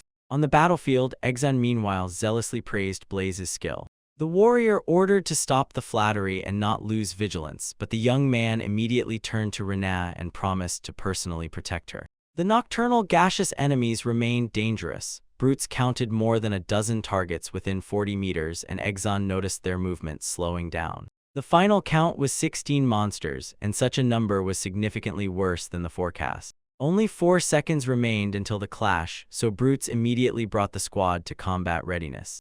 The gaseous creatures had to be continuously sliced to slow down their recovery, while strikes rained on the barrier from two opposite sides. The defensive boundary began to crumble, and the monster's breakthrough became a matter of moments. At the critical moment, other fighters arrived to help and reinforce the exhausted squad. There were twice as many enemies as the intelligence had promised, so everyone thanked Exiled for the support, and for another act of audacity, he received a blow to the head from Blaze and was outraged by the punishment. Exiled called the crisis an opportunity for an important conversation, asked not to bother Mr. Tiger with trifles, and urged to feel the weight of every life and word. The sudden murderous intent around made everyone wary and immediately light up with magic. An unknown person greeted the rare guest of the Silver Lion. Blaze recognized the Silver Wolf in Brutes and the Silent Mage in Renat. Blaze did not know the attacker, and while he pretended to honor the famous opponents, gave Exiled 10 seconds to break through the encirclement. Brutes had to buy time so that Exiled could take Renat and the rest of the group and lead them to a safe place. The enemy calmly waited for the end of the meeting, hinted at special plans regarding the girls, and dragged Betty and Brutes into a quarrel with a cruel mockery of her loneliness. Two fighters broke forward and destroyed part of the attackers. They were supposed to clear the encirclement and support Blaze's group, but an arrow hit Exiled, and the wounded man shouted to Ornal about immediate treatment. The healer did not manage to reach his comrade because the enemies had already closed a new ring around them. The leader grabbed Renat, began to assess her beauty and value, and stopped Blaze and Brute's attempt to intervene with a threat to immediately slit the captive's throat. Any voice or movement of the defenders, according to him, would cost the girl her life. Holding Renat, the commander ordered his subordinates to kill all the men and prepare to retreat. In the next moment, the attacker realized that someone else had already arrived on the field. Above their heads, the usual argument between Aslai and Pachai sounded, with Pachai having missed the right spot for the jump, and then starting to persuade the master to finally help the surrounded friends. The mage suggested that the enemies guess for themselves what exactly his familiar had planned. In fact, Aslai planned a spectacular appearance and scolded Pachai for ruining the exit point, but in the end they decided to descend right from there. The mage recognized the leader as his old enemy Mouse and reminded him of their previous encounter. He shamed the bandit for returning to crime, and Pachai immediately noted that such a shameless master was especially funny to lecture others. Mouse again threatened to cut off Renee's head at the slightest movement, but Aslai only mocked the overused threat and asked him to come up with something more original. The attackers suddenly lost the ability to take even a step because the mage recognized the laughing foxes from afar and instantly set up a binding barrier only against the members of that gang. While the master distracted the criminals with conversation, Pachai received the important task of freeing all the hostages and could hardly believe such responsibility. Aslai checked Blaze's condition and learned that he had saved himself from poison thanks to an antidote hidden in advance behind his cheek, while Brutes was surprised by such foresight. The warrior explained that preparation removes unnecessary fears, although this time he misjudged the duration and impressed but cautious Aslai applied restorative magic. Brutes was interested in the formula, and the mage revealed the principle of isolated activation suitable for multiple uses, after which Blaze joined the conversation. The time has come to deal with the enemies, as the memory of deaths in the labyrinth of no return still left a bitter aftertaste for everyone. Among the captives remained Mouse, who begged to be killed quickly and to put an end to the interrogation. The gang could only regroup thanks to an influential patron, and when Mouse feigned ignorance, Betty offered a choice between a quick death and death after a full confession. The Silver Wolf Brutes had already devised an interrogation plan, but Mouse warned that due to foolish overconfidence they would lose the victory, and at that very moment an unknown attack struck out of nowhere. A mysterious girl appeared on the field late, whom Aslai had completely forgotten, as even her rapid approach left no noticeable presence. The attacker moved extremely fast, although still slower than Mel. What was seen instantly wiped the smile from Aslai's face, and Pachai was the first to notice this gloomy change. Assessing the mage's power, the stranger refused direct combat and just as suddenly disappeared. Her escape irritated Aslai, but heavier problems demanded immediate attention.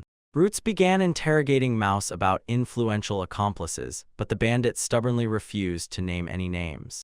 Only after seeing the true readiness of the opponents to kill him did the prisoner break down and agree to reveal everything. Mouse managed to report about an organization called Black Ishtar. Immediately after these words, an unknown sorcerer remotely killed the bandit, not allowing him to continue the confession. Due to the squad's delay, Iron arrived, and the mention of Black Ishtar surprised her, although the organization's connection with the Black faction seemed quite possible. A detailed discussion was postponed until the return because after the exhausting battle, Asli primarily wanted to wash up as soon as possible. Rena approached the mentor, accepted praise for her efforts, and confessed that during each rescue she seemed to hear his voice. Asli congratulated her on the position of student council president, noting her taciturnity, for which Gaston called the girl the silent sorceress. After awkward mumbling, the mentor still said that in 2 years Rena had become even more beautiful. The girl could not hold back and cried in his arms, and stunned by the power of the meeting, Asli finally asked him to let her go. Blaze was already about to run to Rena, but Brute stopped his comrade and ordered him not to interfere in the personal moment. The mage doubted whether he could enter the city even 2 years after the announced death, and Betty suggested starting the disguise by removing the glasses. Iron immediately arranged an interrogation for Asli due to all the failed attempts to contact him, and the fugitive did not expect that the sage was searching for him so persistently. Noticing her red face, he feigned concern about illness and offered the cat-tape liver he had brought with him. Rena could not help laughing, and this usual silly care finally restored the former warmth to the meeting. Embarrassed, Iron quickly explained her own blush with ordinary cold. Returning home, Garakana saw the guests and happily greeted them on their return. Asli immediately noticed that during their separation, the girl had become significantly stronger. Pachai and Betty were displeased with his clumsy remark, while Blaze reported that Tatsu worked in Pachai's shop, whereas Fuyu was with Gaston. Only after 2 years did Fuyu become a disciple of the demanding sage because he recognized her rare talent, and according to Rena's observation, Gaston himself seemed to grow younger every day. Recently, Fuyu's teacher even single-handedly defeated an S-rank monster. Brutes inquired about Asli's activities and noticed a striking change in his body, while the traveler himself suddenly became concerned about his own smell. During the passage through the gates, the mage's appearance momentarily returned to the former, revealing a body trained like a warrior and several simultaneously active spells. Iron did not understand the reason for the general astonishment until Brutes reminded her of the separately mentioned magic activation. It turned out that Asli was simultaneously maintaining the effect of 6 restorative formulas. The stunned sage demanded an immediate explanation, joined by Rena and all the others, but the inventor asked to wait a little. Separate activation meant launching a spell after separating its parts, although ordinary magic physically did not allow invoking one formula many times. The secret lay in a special scheme that embedded 6 possible applications of restoration at once.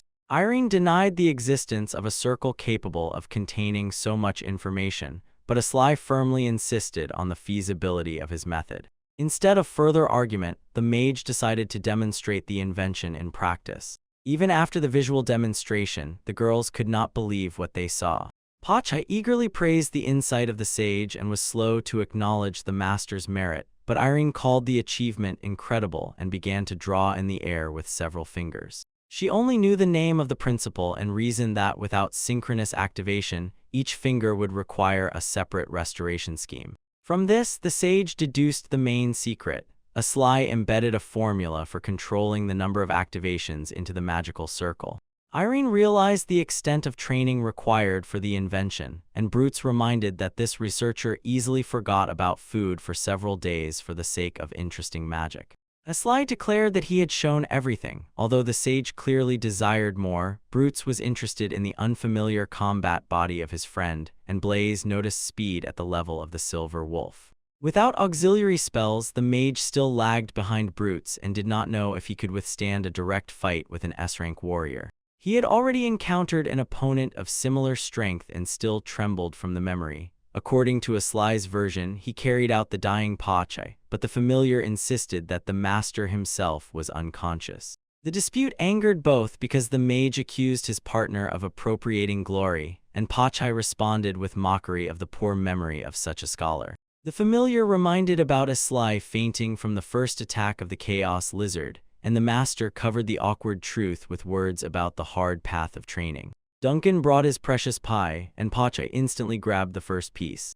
In response to the question about Ornella's group, the guild member reported that the students left without paying and expressed hope to never see such antics again. The friends asked Iron to explain the unfamiliar name Black Ishtar, and the sage associated the organization with the leadership of the Black faction in the Black and White Alliance. Lately, the faction had been behaving suspiciously, and Gaston, by Ishtar's orders, went alone to destroy monsters. Such sorties made expeditions dangerous because even the capable Gaston remained uncontrollable and could pose a threat to other squads. Gaston not only survived dangerous campaigns but also became stronger, while Mouse's connection to the crisis remained unclear, although the bandit might belong to the outsider members of the Black faction. Brutes concluded that from now on the Black faction should be considered a potentially hostile organization. Blaze was offered several days of training and a diploma, but he refused, although the invitation concealed a vacancy after the Bone Fist Jennifer's coup, a young representative of the Six Heroes. The situation in the state was becoming increasingly unstable, so Mel rightly chose the time to move, and Garakana suggested postponing heavy topics until the food cooled. Islai wanted to escort Rena home, learned that she now lived near Pachai's shop, and set off with her along the familiar road. The student wanted to continue accompanying the mentor, but he warned about another short absence. Before the new journey, the mage was going to create a teleportation circle and set up a permanent base. Near the shop, they said goodbye, postponing a longer conversation until Islai returned. At home, he was surprised that Pachai had beaten him, finished drawing the circle, and took on the last urgent task. This time, Islai set out to search without the rest of the friends. At the designated place, Brutes was already waiting for the young mage. Noticing the unserious mood of his friend, the warrior suddenly rushed forward and forced him to focus on finishing the task. Through Brutes, Blaze sent a warning to be careful, and Islai immediately increased vigilance, understanding the hidden meaning of the message.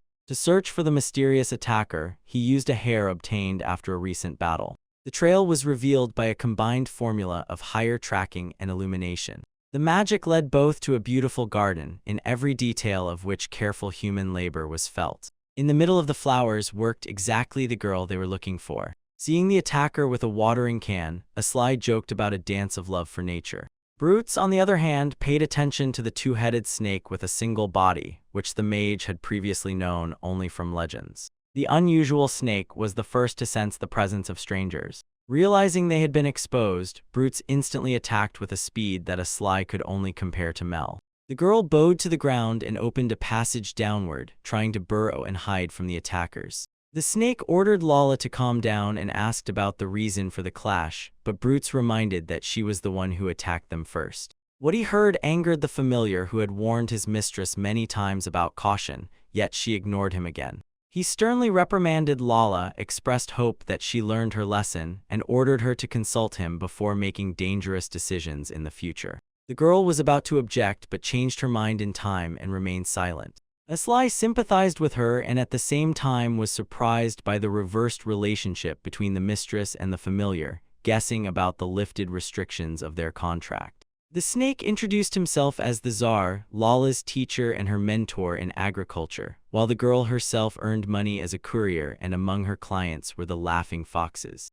Usually, the pair avoided dangerous orders and carried out simple errands for ordinary residents. However, Lala secretly accepted work directly from Mouse, knowing about the Tsar's upcoming ban, so she was only a hired executor, not a member of the gang. Having confirmed this, Islai apologized for the intrusion and, together with Brutes, prepared to return. The warrior was still wary of the intelligent dragon, although he saw no direct threat, and the mage preferred to leave everything as it was until Tsar proposed an unexpected plan. To atone for the trouble caused, he wanted to join the travelers along with Lala. The girl was worried about the abandoned fields, but the mentor assured her that the tree sap would not let the crops perish, and the fault still needed to be corrected. Brutes immediately rejected the offer, so Tsar turned to Islai and explained that above all he wanted to show Lala the big world. The young mage seemed more educated to the dragon than the senior warrior, after which Tsar unhesitatingly called Brutes the only uneducated and dirty man nearby. The enraged silver wolf threatened to chop up the familiar and eat him for breakfast, but Islai decided that such a dish would be too good for his unpretentious taste. Seeing Lala's fear, Brutes refused to eat such rubbish and suggested feeding it to Pachai, and the girl, hearing the familiar name, wanted to meet and pet the familiar as soon as possible. As soon as they arrived, Lala rushed to touch Pachai, but the stunned puppy began to resist the excessive affection. Then the familiar decided to allow the best caresses only in the correct order, and ordered to start with the belly. Pachai asked the owner to evaluate the new ability, received approval, and Lala inquired about the garden and got permission to set up a vegetable patch there. The garden bed appeared in less than a day. The new resident quickly opened up among friends, and Tatsu did not even have time to greet Aslai because he immediately ran to help her in the field.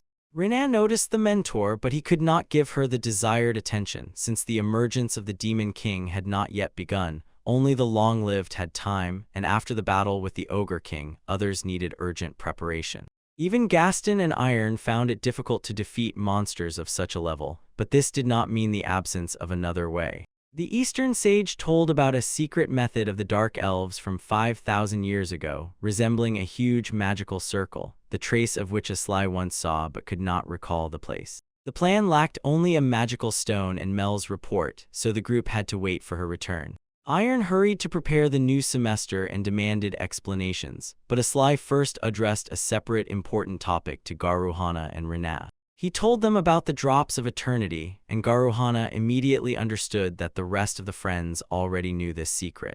Only after this did the mage move on to the main threat, the future reincarnation of the Demon King.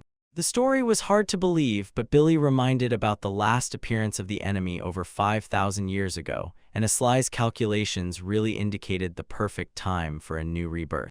Iron linked the absence of the holy warrior to the weakened faith of the people, and Pachai's doubt was dispelled by the mention of 12 warriors whom the prophecy prepared precisely for this moment. The sage did not add his own assumptions, but only repeated the words carved on the prophetic stone.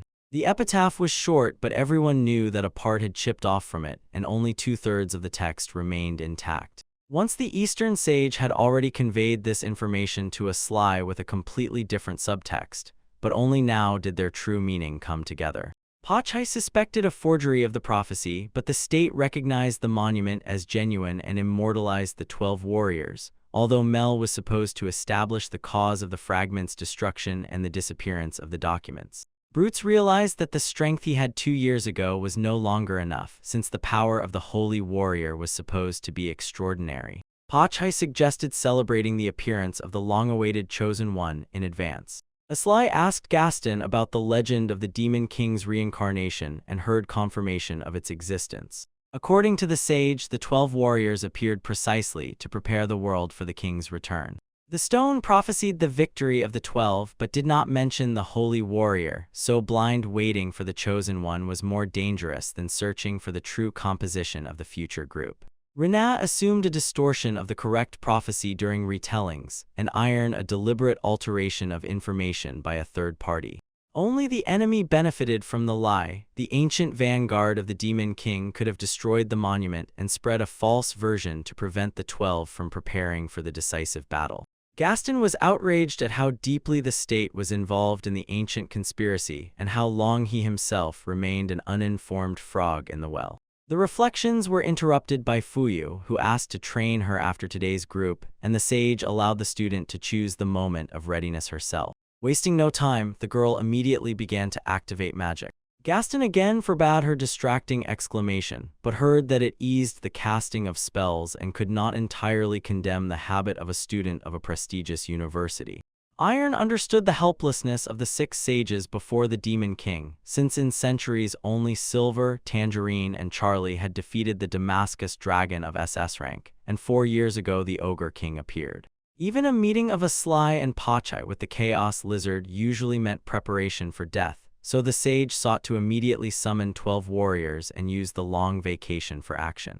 Iron was irritated by her own conflicting thoughts because in 2 years Aslai had become much stronger but remained just as capricious. Torsen noticed exhaustion on her face and approved a month-long vacation, transferring the entrance exams to other teachers in exchange for working them off at the end of February. Having received the desired freedom, Iron gratefully thanked Torsa. Ornal meanwhile was exhausting himself in battle with tigers and could not understand what quality he lacked. Midor saw no reason for such anxiety outside their shift and asked his friend not to lose composure just because of a meeting with a classmate of similar fate. Earlier, Blaze had already pointed out the same psychological weakness that Idia now noticed. A sudden sound caught Ornal's attention, although his comrades heard nothing. He approached the carcasses of the killed beasts, causing the rest of the group to watch every step in surprise. Among the bodies, a small tiger cub timidly came out to meet the young man. Midor ordered a retreat and reminded that even a cub of this species already belonged to Dirang. Ornal saw his current innocence, but the comrade warned that soon the baby would grow into a serious threat. The young man created a circle that gave the tiger cub a choice. Immobility sealed the contract, and a single step broke the proposed bond. Hesitating between murder and freedom, Ornal chose a third path and asked the beast to give him power and become a familiar. From that day, the tiger cub received the name Mega. During the journey, Lala was fascinated by a tree with green berries, and Pachai noticed that his companion was enchanted by every plant they encountered. The girl asked Aslai to walk slower, but constant stops would delay them until sunset and disrupt the needed pace. Despite all distractions, Lala amazingly did not fall behind the experienced travelers. Pachai again inquired whether the master had managed to contact the people in the city. Aslai regularly repeated attempts and changed the call time as he had done before, but the prolonged silence was beginning to frighten the familiar. The mage suspected illness, a monster attack, or the influence of an unknown force, while Pachai was afraid even to imagine the worst. The Tsar continued to train Lala, ordering her to lift her knees higher and swing her arms wider, and set Pachai as the example of the correct gait. The flexible paws of the familiar confidently felt the ground with every step, and the mentor urged the girl to follow this excellent technique. Seeing how Lala copied the movements, Pachai immediately declared himself a true master. At 80 meters, a group of 10 square slugs appeared, and due to Aslai's generous experience, he allowed Lala to join the magical attack. After the victory, the mage's level increased, and Tsar reminded of the numerous strengths of his pupil and asked to use her abilities more often. Against the next enemies, Aslai decided to deliver only auxiliary strikes, leaving Lala the opportunity to finish the fight. Even that pace was not enough for him, because the true goal remained victory over the muscular Eastern sage. At the end of the day, the exhausted travelers collapsed onto their beds without strength. Aslai was still happy with the company capable of keeping up with his speed, since with such movement they were soon to reach the city. The younger companions quickly fell asleep, and before dinner the mage suggested to Tsar a walk for tomorrow, but instead received a question about the strong Rena and a possible marriage and escaped the answer with a good night wish. The serpent did not give up because Aslai's feigned sleep could not deceive him. Pressed for an answer, the mage admitted that he knew nothing, since he had not seen Rena for 2 years and after returning had not yet had a proper conversation with her. Tsar roughly understood Aslai's feelings and recklessly offered Lala in case of failure with Rena, but the mage asked not to dispose of the girl's fate so lightly. Realizing the mistake, the serpent took back his words, after which the interlocutors said goodbye and finally fell asleep. Far from them, an unknown girl did not understand why misfortune befell her, but was glad that she managed to send her friend away. Now she could only hope that Tifa was safe.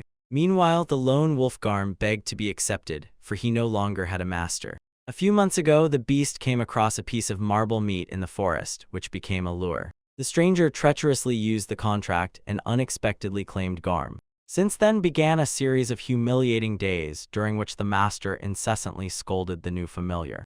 Without the contract's restrictions, the King of Wolves would have long ago torn apart the offender and instantly destroyed the encountered lizards, but for some reason his power did not obey. A human saved Garm with magic, although part of the attack simultaneously threatened the familiar himself. The wolf thanked for the help and hinted at carelessness, but the master was tired of hearing the same excuses and demanded at least one useful deed.